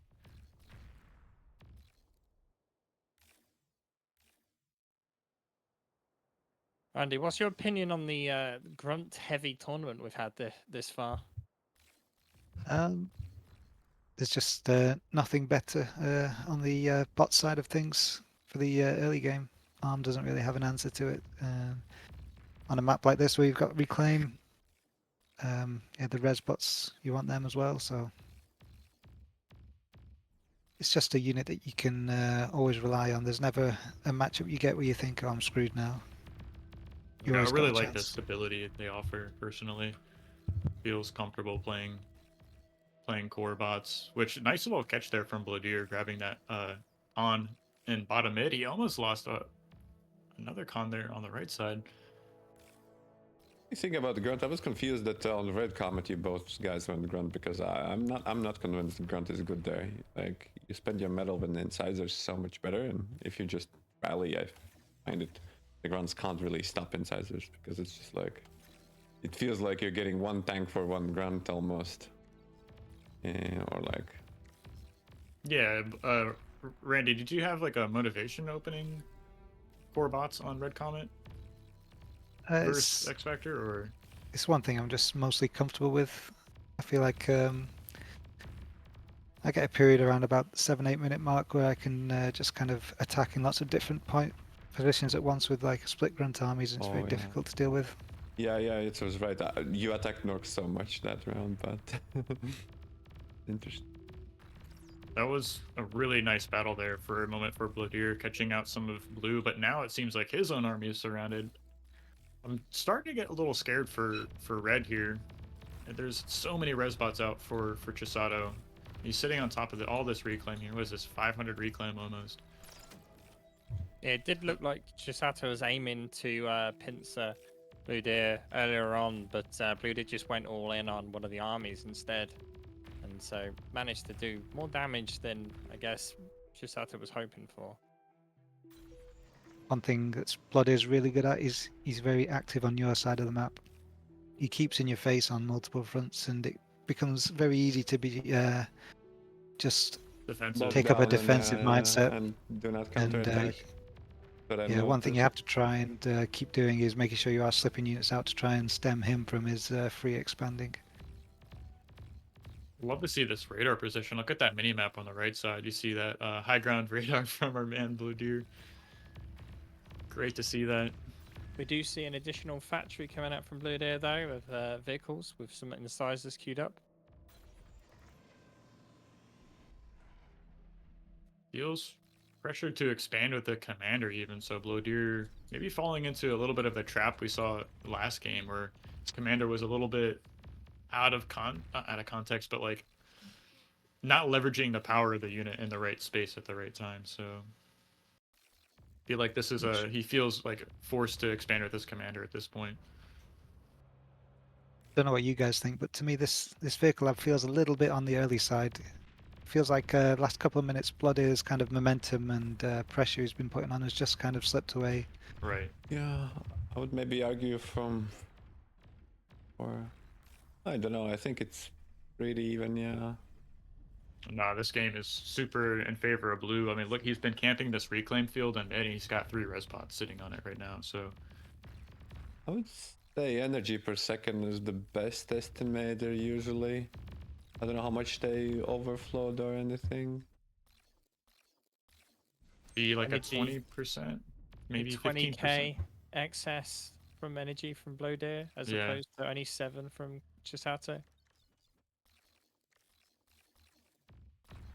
Hasn't made any additional res bots. I mean, but there's so much reclaim outside of Chisato's main base, right? So many wrecks He's here. getting up. Yeah, the army value still says it's even, and with most of the Chisato's money being tied up in defensive value, exploiters and LLTs maybe. Right. So there still has some chance to just, you know, naked expand and come back. I don't think it's clear cut. Although the you know, he lost his pressure thing. Has to regain the initiative. Yeah, but Blowdeer's done a great job of expanding on the left side of the map. We see he's got a couple of exploiters mixed in with the naked expanding. He's finally got a construction bot heading to the top left, so he's working on taking his half of the map. But you know, Chisato's got money to spend in the bank right now. He can make a second factory transition. We see him doing that now. He's got his vehicle lab almost finished. Working on a really ambitious wind turbine farm. All stacked together here. Chisato now going for vehicles himself, but going single brute and then into incisors.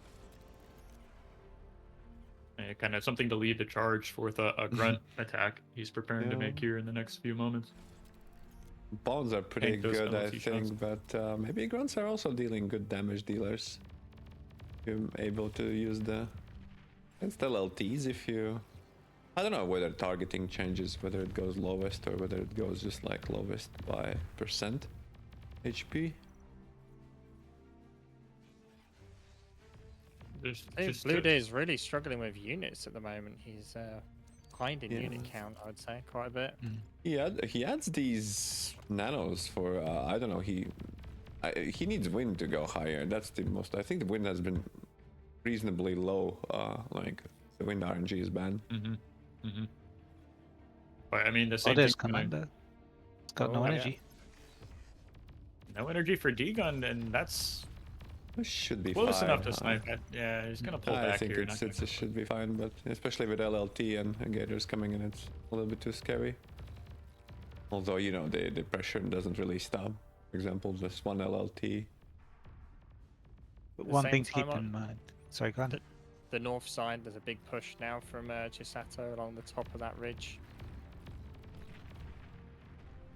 There'll be quite a lot of economy damage. With Bloodeer's commander out on the map, and now Chisato knows where it is, on a map like this, as the armies get bigger and bigger, Bloodeer now has to be very aware that if he gets caught out of position, his commander can easily get surrounded and killed very quickly.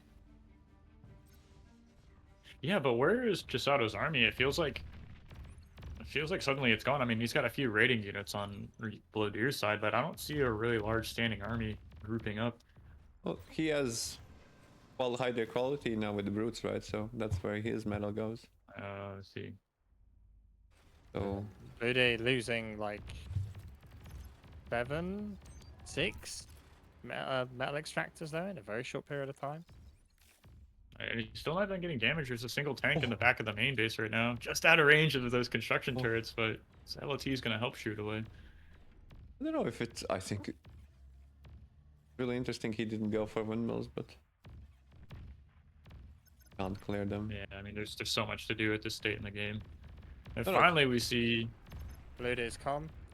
Lots Yeah, of Blowdeer's units calm. pushing towards him. Should be fine, I think. great repair there. Getting those LLTs up just in time. We see these medium tanks being dealt with here just above the main base, and looks like the game might stabilize for a second. Not that Yeah. much actually.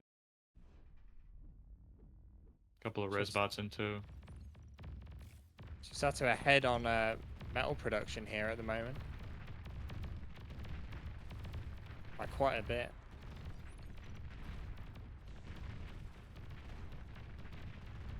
Both players hurting for energy at the moment, and Blowdeer's got a bit of a metal bank, so he can solve that with some solar production, but wind might turn back on here in a second. You see it's just barely creeping over 10. But the medium tanks are on the battlefield here, so incisors have a really tough time dealing and trading with these units effectively. Oh, there See, has big- some numbers counter-attacking. Right, it looks like it. A lot of incisors here heading towards the top right side of the map. He's moving into a lot of exploiters though, as every single metal extractor along that north side is armed exploiters. This is some Randy level tryhardism. With the There dragon was even teeth. some walls being built, yeah. Yeah, with walls. Yeah, you're right. Those exploiters doing a great job holding down the fort. A couple of reinforcements coming in to help protect this. And oh, unfortunately, that resbot's going to get taken out. Been great to have that up on the right side of the map here. I think Chado might move into some thug production. He's getting this forward bot lab here. He wants to contest the middle of the board here. Now that we're moving to this kind of split map situation. Resbot? No, you're right about the thugs. He does love thugs, though. That's interesting that we saw it today, especially when he's ahead. I definitely noticed that he values his thugs. There is a force of 6 brutes though coming in just below Crisato's com. Looking into a couple of LOTs, so it's not like the commander is completely vulnerable here, but I mean, if we look at the minimap, Blowdeer suddenly looks like he's in a better position, right? He's got more of the map taken. He just has to concentrate his forces here on this forward bot lab, but, you know... And here goes Chado now, counter-attacking. Like, counter-attacking, right? And that's it's a just pretty sophisticated army, right? Thugs and medium tanks against just incisors. And he's pushing into thugs with the commander, so I don't think that's going to happen. Well, nice little shot here of both battles, right? Both of them managed to spend their metal, so we have like full armies now in play. With metal production being exactly 27k for both, army value a little bit in favor now back to Blowdeer. Yeah, but With look at him that, resurrecting. Yeah, the res field here. Chado's reses are denied from that spot. But it looks like Chado might have all this out, so... That army in the north got completely taken out though. Right, but look at the push in the mid. We see medium tanks and thugs like barreling down on this position. Suddenly, there's going to be two reclaim fields to fight over here in just a moment. Vader does control the bigger field so far. He also has his commander nearby. I don't know if it's good or bad that his commander's there. Obviously, you can do a little bit more actions with, especially making LLTs. Yeah, this is going to be close. Chado doesn't feel threatened enough to walk out and prepare some positions. I think he's just happy. I think Blowdeer is really happy that... No, I like the thugs here in this position. Chado did a great job of like consolidating his response to a more secure position. Just as I say that, Blowdeer turns south and threatens them, so... We have shurikens about to hit the field from Chisato. Wow. That's really going to swing the battle here in this favor. I just like the thugs in this position here. But we Fighting do over- see bombers being built by Blowdeer. Yeah. Well, This is one getting would pretty tense. think that securing the metal field would be a lot more interesting, man.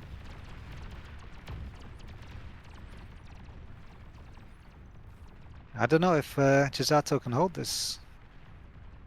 I mean, that was a great little paralyzing move Chisato? right there. The bombers, taking you out- mean?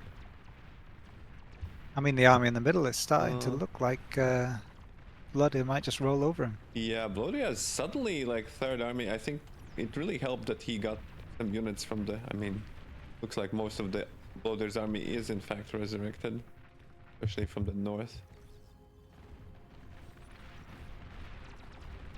Might turn in Chisato's favor here, though, because suddenly these Resbots are threatened. Ooh, yeah, He needs to target them down with his thugs. Yeah.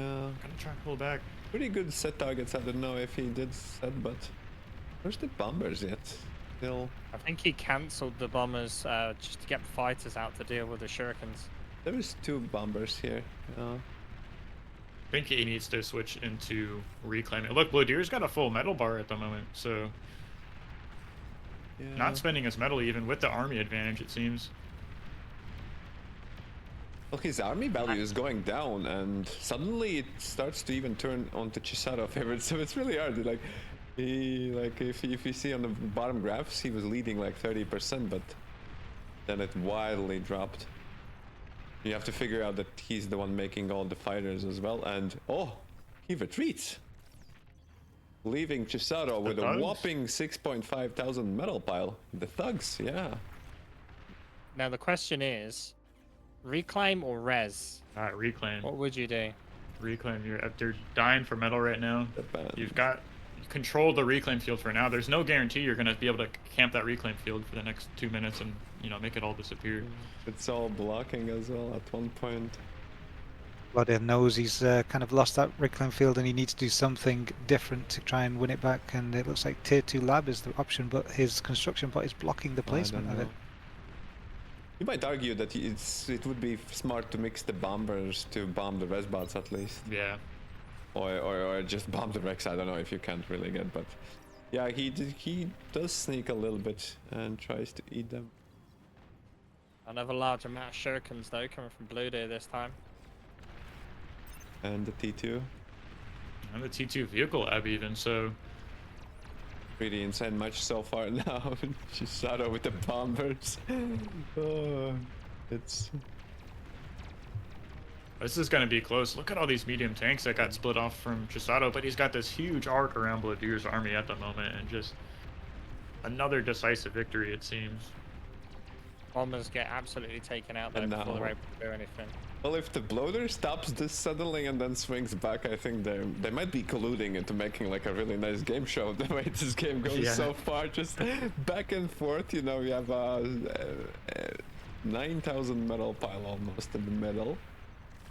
And How quickly these tigers are coming out though from Blowdeer. Yeah, there's too many T1 tanks though. I mean, it's like 2 tigers against 34 medium tanks, right? Chisato might have this. Commander's looking in danger. No air transport to pull it up, although it would be risky with all the. Oh, but Chisato didn't really pre-sped. But yeah, I think that's it. 3 D guns goes off. Yeah, it takes the game. Wow. Damn, that was amazing game. I think back and forth. Really wish that we could see the T2 maybe turn around and go back, but the Blowdeer's a little bit out of the position. Should have maybe made transport and ship it to this base when he realized. Damn. Wow. 2-1 to Chisato. Match point, yeah. Will Blowdeer be able to pull it back in round 4, 3, round 3?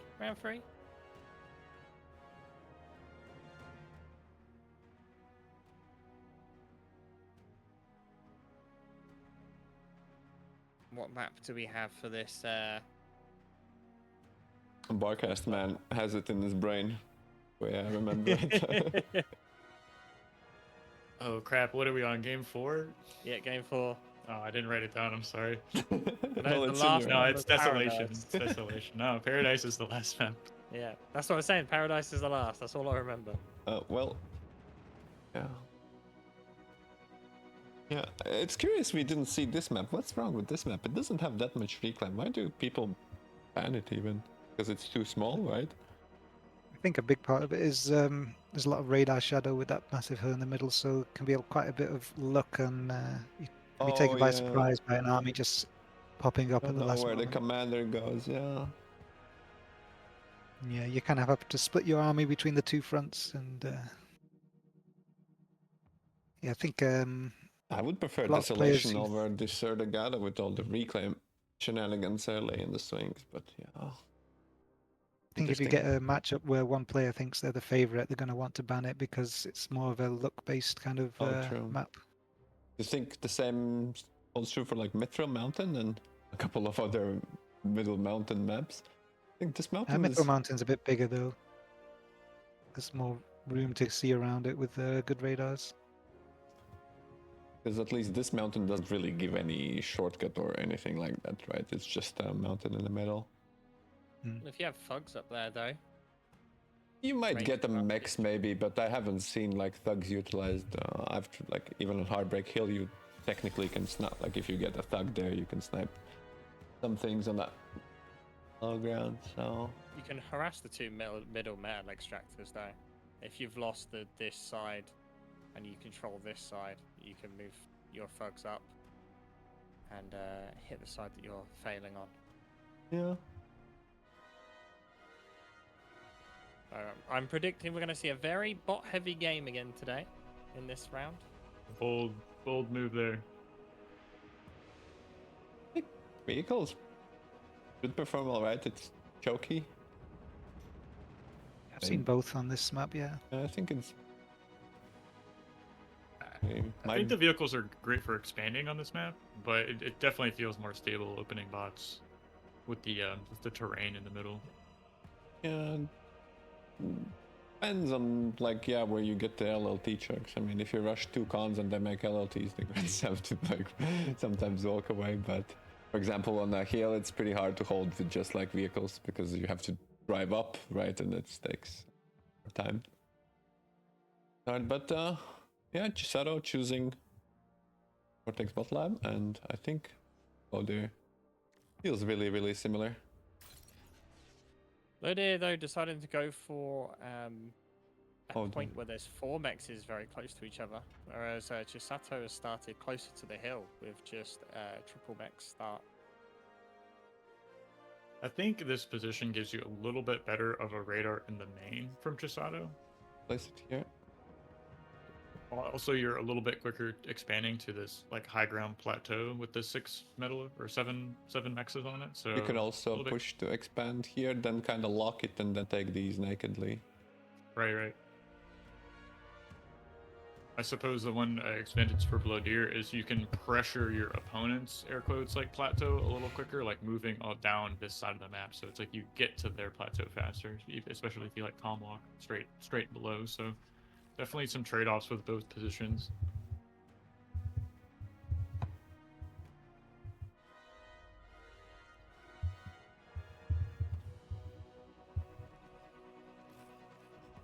Yeah, it's interesting to see. I have my theories. I like pushing this spot. Usually from Chisato's perspective and just holding the other side as is. That way I get to keep the mountain and, being that close to enemy base. You can have options. Really strong radar position going up on the high ground. You can walk past this position with your first con and then hit the 3 mexes as you expand. Oh, that's interesting, yeah.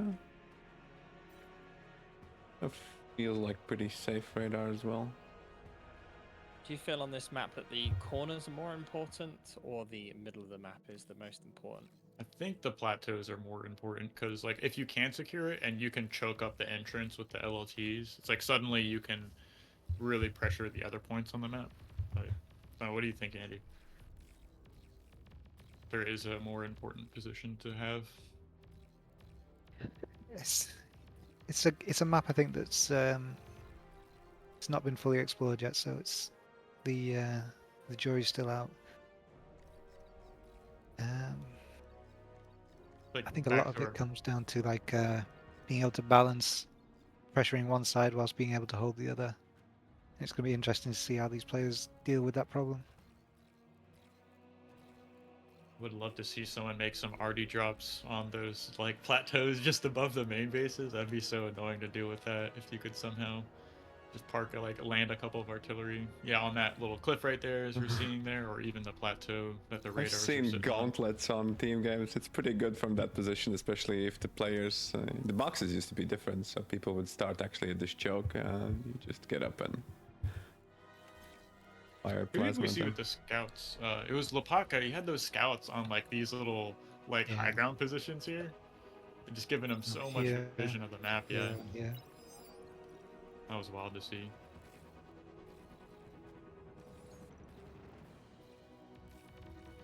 But looking at this game state, it seems like Blue is in a little bit of a better position. He's quicker to expand to the high ground.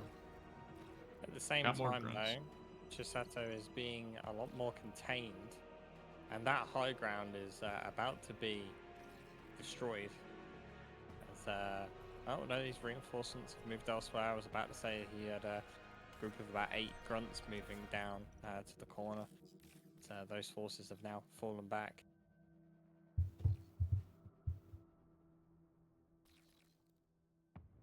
Currently in Blowdeer, Blowdeer has a eco advantage.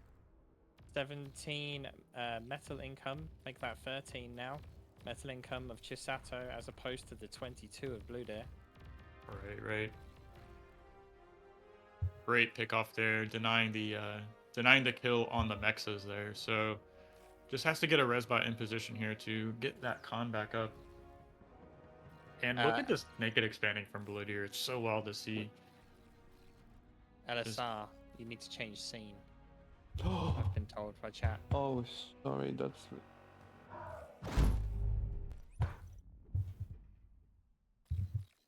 Rip. It's all good. Oh. It makes a lot of sense.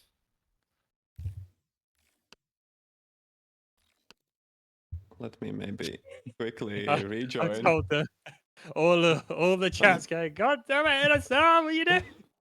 Sorry, my bad. I thought I kind of promised myself not to mess this up this tournament. Sorry, guys, it's been 7 hours here. It's okay, man. I'm gonna quickly catch up and show what's going on, but. Anyway, Chisato's finally sent some units around the right-hand side and caught all this naked expansion. Now, what damage will he get done? I think he's going to get quite a bit of damage. I see 5 versus 2 grunts in the middle. See 3 moving up to the plateau. This LLT might get up, but these grunts are going to run back behind the main base even, so this is... Yeah, when I was looking at this naked expansion, I was thinking, oh, looks good from an income point of view, but there's a weakness there that could be exploited. Yeah, absolutely. Coming from the man himself, goes radar first, LLT, then mechs, right? So... And there's definitely an advantage to playing safe and secure. It's like if you know you can win 10, 15, 20 minutes down the road, like making better decisions in the long game. Expanding a little slower, a little more safely can definitely pay off.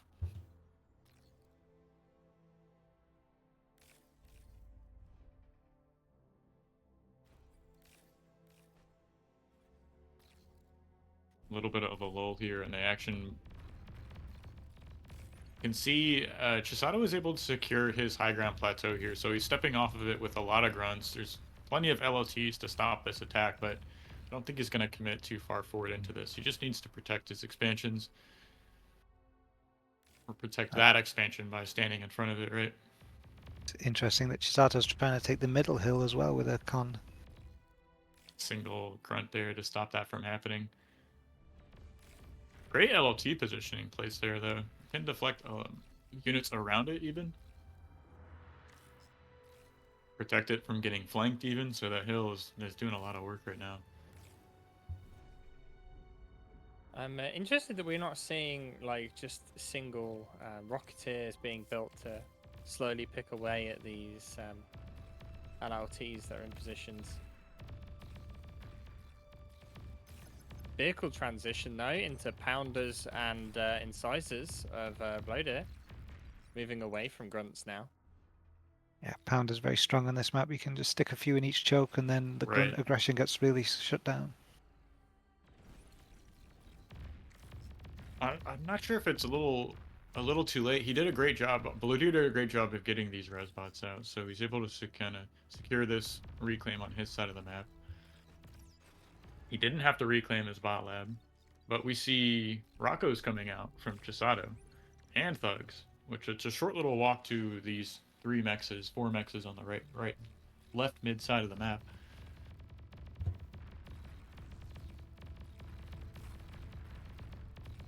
Trade's kind of going either way here on the right side. These incisors are stepping forward and getting a lot of value against these grunts here. It's going to force Chado to back away, denying his opponent these little pre-max spawns. Chisado's response as well to seeing the vehicles has been not to switch to vehicles himself, but he's gone into the thugs that he worked so well from last game. I like the thugs when you're being pressured. I'm not so sure how well they're going to work here when you're like trying to push into this position, but he has some Roccos, like unlike the last game. And Flame Turret comes up just in time. He'll also be fighting into levelers into narrow hallways, which never an easy thing to do. See a couple grunts on the high ground here just get blasted by the thug shots there.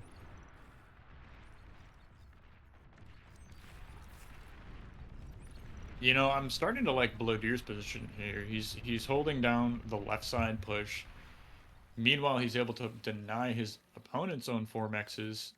I think Blowdeer could just run up the mountain as well. He hasn't explored that option somehow, being a little bit tunnel position on the flame. But you know, once he secured this thing, he also has option of going to the mountain. Well, he has consolidated on other side all of his troops.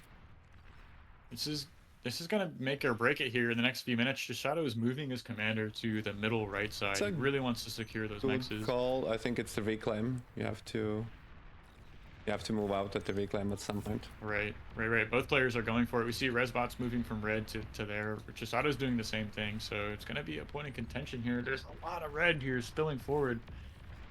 Meanwhile, on the left side, I think the thugs are actually taking it. I don't see many pounders left over, so that fight seems like it's going in the favor of Chado here. But the right side is going towards Blowdeer, so I like the 1.5 reclaim. That's just a lot of metal sitting here. Neither player is committed to reclaiming. They're just really focused on rezzing. I wonder if they know something I don't. Well, at the moment, they've got all the energy they can use, and they just want units on the front line as soon as possible to hold the reclaim field. So rezzing in this situation, especially for Chado, with the lack of units on that north side, he needs more units there, so rezzing makes a lot of sense. Blowdeer, though, moving his comm down in a mirror position of Chado here to stop that thug push.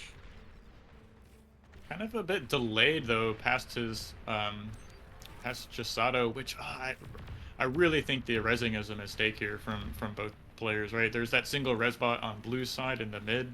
Just he needs to be gobbling up this metal while, you know, Blowdeer's commander moves out. I think it's the stage of the game where grunts and incisors are losing their utility, and you want to suck up that metal and invest it into medium tanks or thugs or pounders. Right. The red stepping forward here against these thugs, which he's moving back into his own LLT, so this is going to go well for Chado if Blowdeer wants to press the issue. Got some good radars in the middle here as well from Chado, able to see the line of units coming from Blowdeer's base.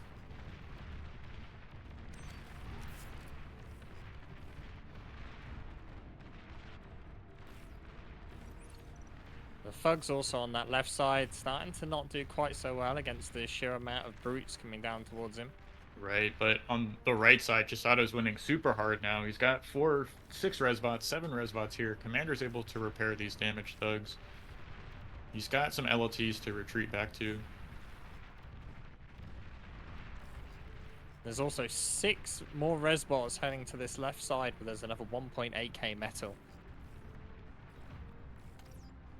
Look at that. Yeah, and notice in the main base of Chado, he's moved into a solar economy. So he ate up all his own solar, regular solar collectors and doesn't have to worry about the wind while he's contesting these reclaim fields. Well, winning both of the fields, I would expect, 1-1, one field each, but no, Chado decides he wants both of the reclaim fields. I think this is going to be the beginning of the end. So many thugs, even the res pounders here coming to play, kiting these medium tanks that are coming down from Blowdeer.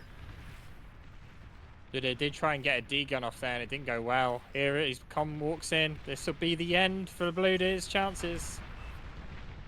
Chizato's your champion. Dang, 3-1. Well played Chado here.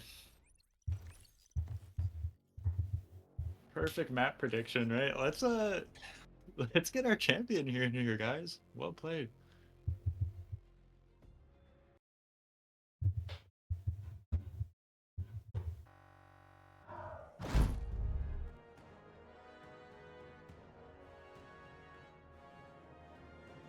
Wow, what a series there. Really sharp games.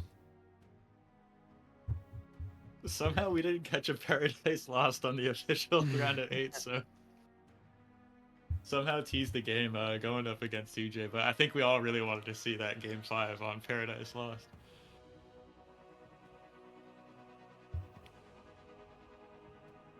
That's a really strong play. He had a tough bracket as well, and he came through, dominated everyone. I think that's quite the showing, really, like you said, Andy made it through a tough bracket, made it through a tough round of 8 even, so just... Question is, LSR, what were the predictions like? Who had Chado to win? All right, we have the final predictions. Those and the bracket for you guys to have what 3-1, right? Blowdeer won the heartbreak. Yeah.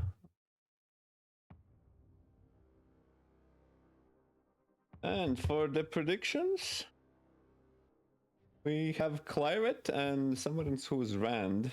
I don't know who made those picks. Is it random picks? So Claret is the ultimate winner with 7 out of 7 full full predictions, and Jazz and Sheep both with 5 picks, even though I think they picked a different order. Ragna also with 5 out of 7 picks correctly, and Laka. Barca's coming in next with his low with 4 precise picks. Ah, not bad. I'm sorry to cut you off, LSR. I think we got our champion in here. Duty. All right. Well played, man. Thank you. That was those are some really close games. The one on Sertigado in particular was a pretty nail biting there at the end. Yeah, that was very intense. Canis also was interesting, where we thought maybe Blowdeer has it, but maybe something went wrong with his. I mean, I knew he was using the Ragna's build on Canis River, so I kind of know how to play against that, right? I have my approach. So even though I felt like early in the game I was behind, I felt like I could have came back, and I think I did. Yeah. Because Ragna has a slower expansion gameplay, right? He focuses on too much LOT, which is what Blowdeer did. Yeah. I think your commander, my suggestion was like maybe starting on a hill would be better with Ragna's strategy, because then... Yeah, it's because, I didn't expect Blowdeer to play like Ragna, Oh, yeah. Because against Ragna, I'm always spawning on the hill, right? Because it's pretty easy to defend there. Yeah.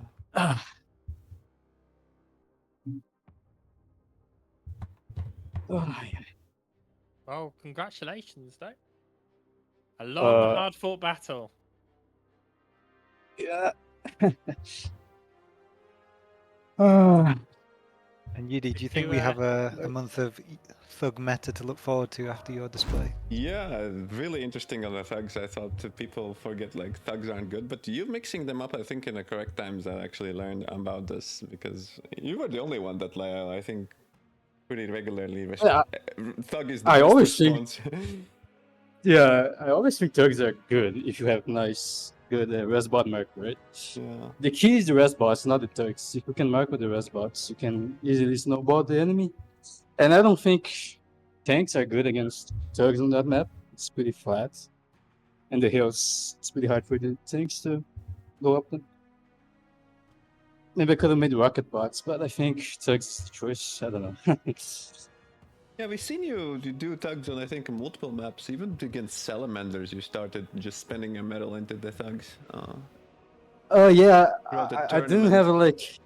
have a choice, right? I didn't think like I was panicking, right? What do I make against salamanders? Grunts is not gonna work. Yeah. Things not gonna work. I think tugs was the option. I don't know. Yeah. So you ended up making salamanders, right? You just did the same. Yeah. I thought That was about Tech 2, but Tech 2 vehicles, I don't think it's good on that map at all. Too many hills. And Yeah. salamanders are pretty fast, so they can easily just hide and run away. So yeah.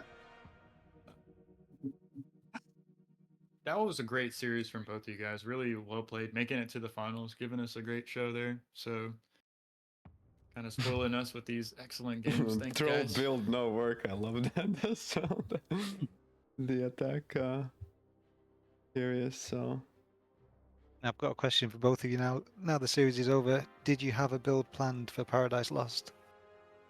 No, I never played Paradise Lost in my whole life.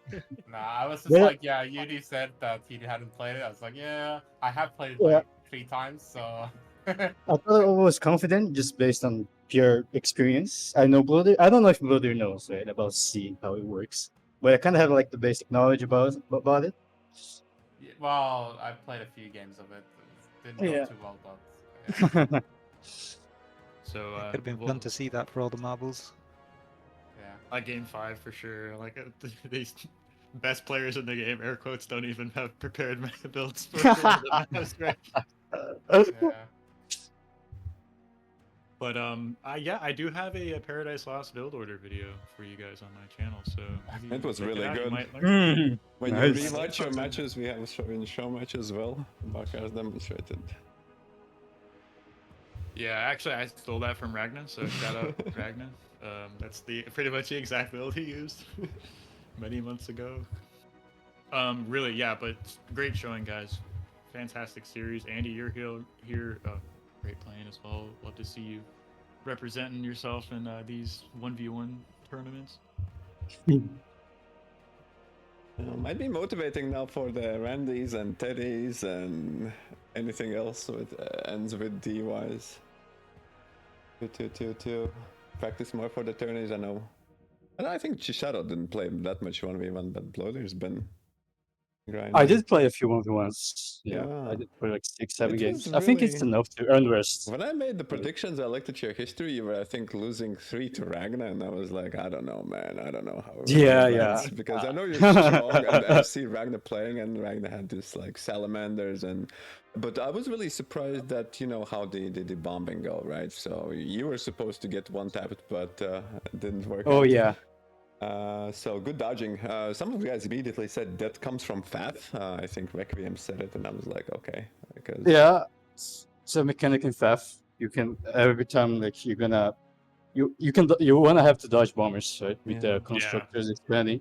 Yeah. At least bombers, right? I think you can learned dodge a from lot you of this shots. stunts that you just walk in the circles, which was really interesting because I tried to pull away at the right moment and I couldn't nail it, right? Ragna, I think, glanced me like 20%, another, and he was getting damage in onto me when he did like this one attack. We played one game versus this.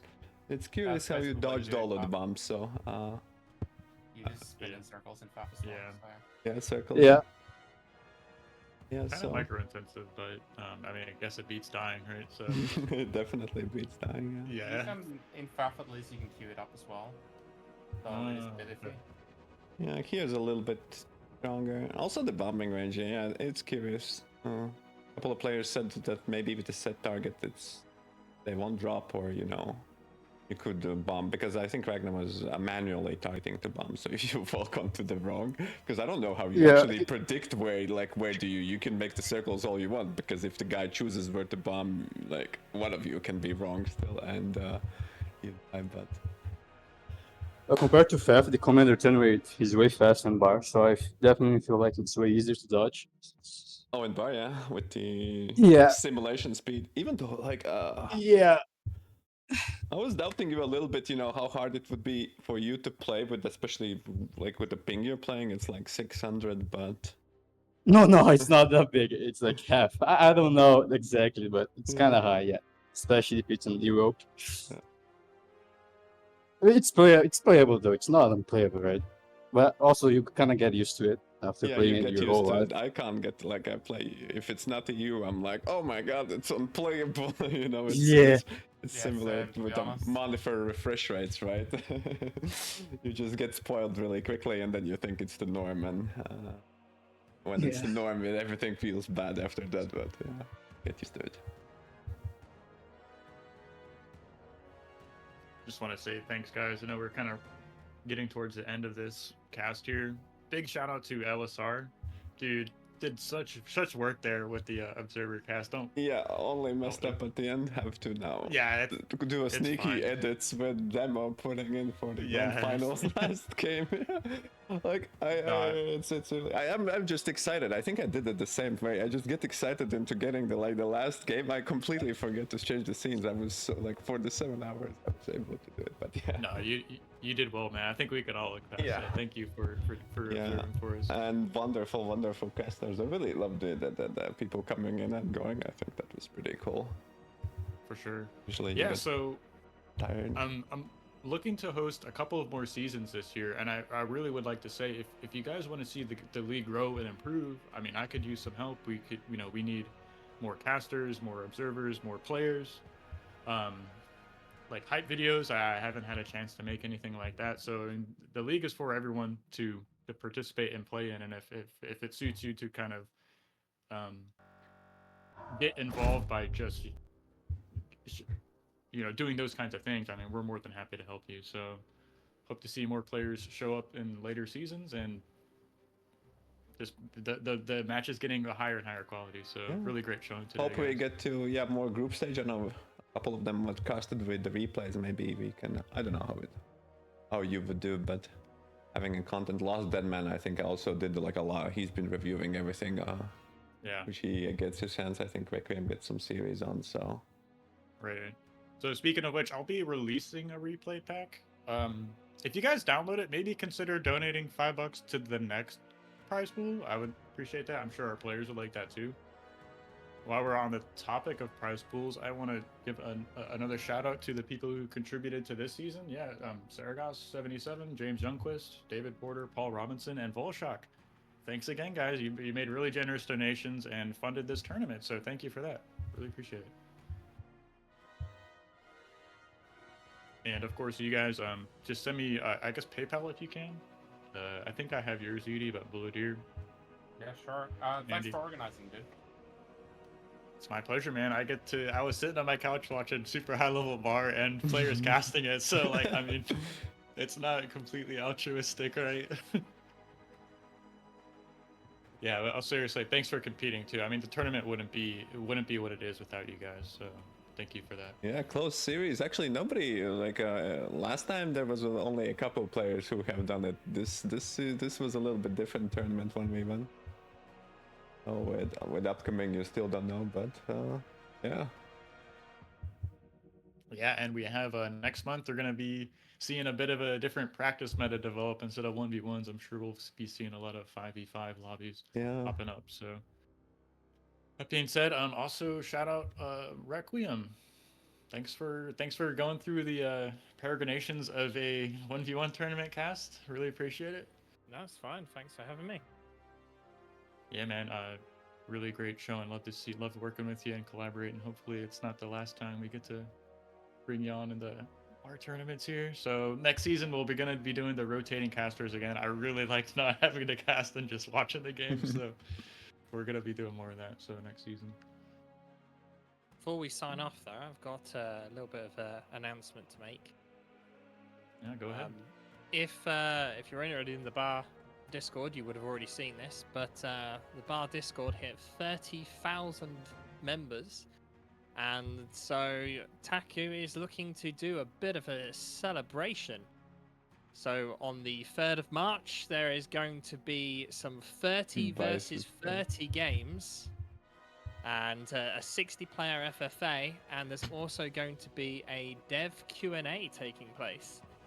So you can go onto the bar Discord for all the info. You can imagine how big the 25v25 games were. It was an absolute nightmare. So 30 versus 30 is going to be ridiculous. And there's a Google form link there for questions you can submit to the Q&A.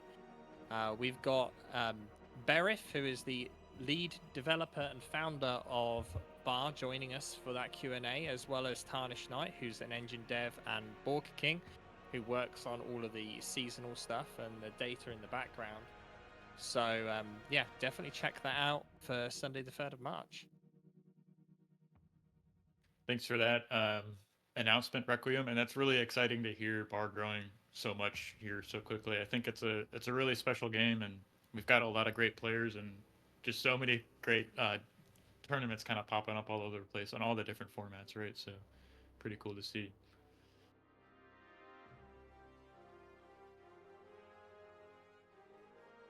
Well, I think that's it, guys. Andy, LSR, Yudi, you guys have any comments or last words you want to get in?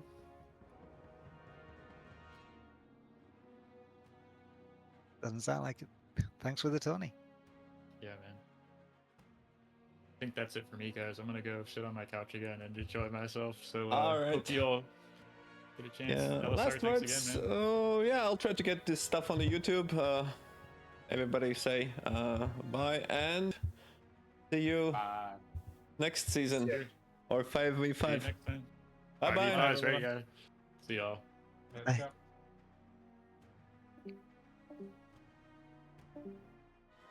All right, should be good.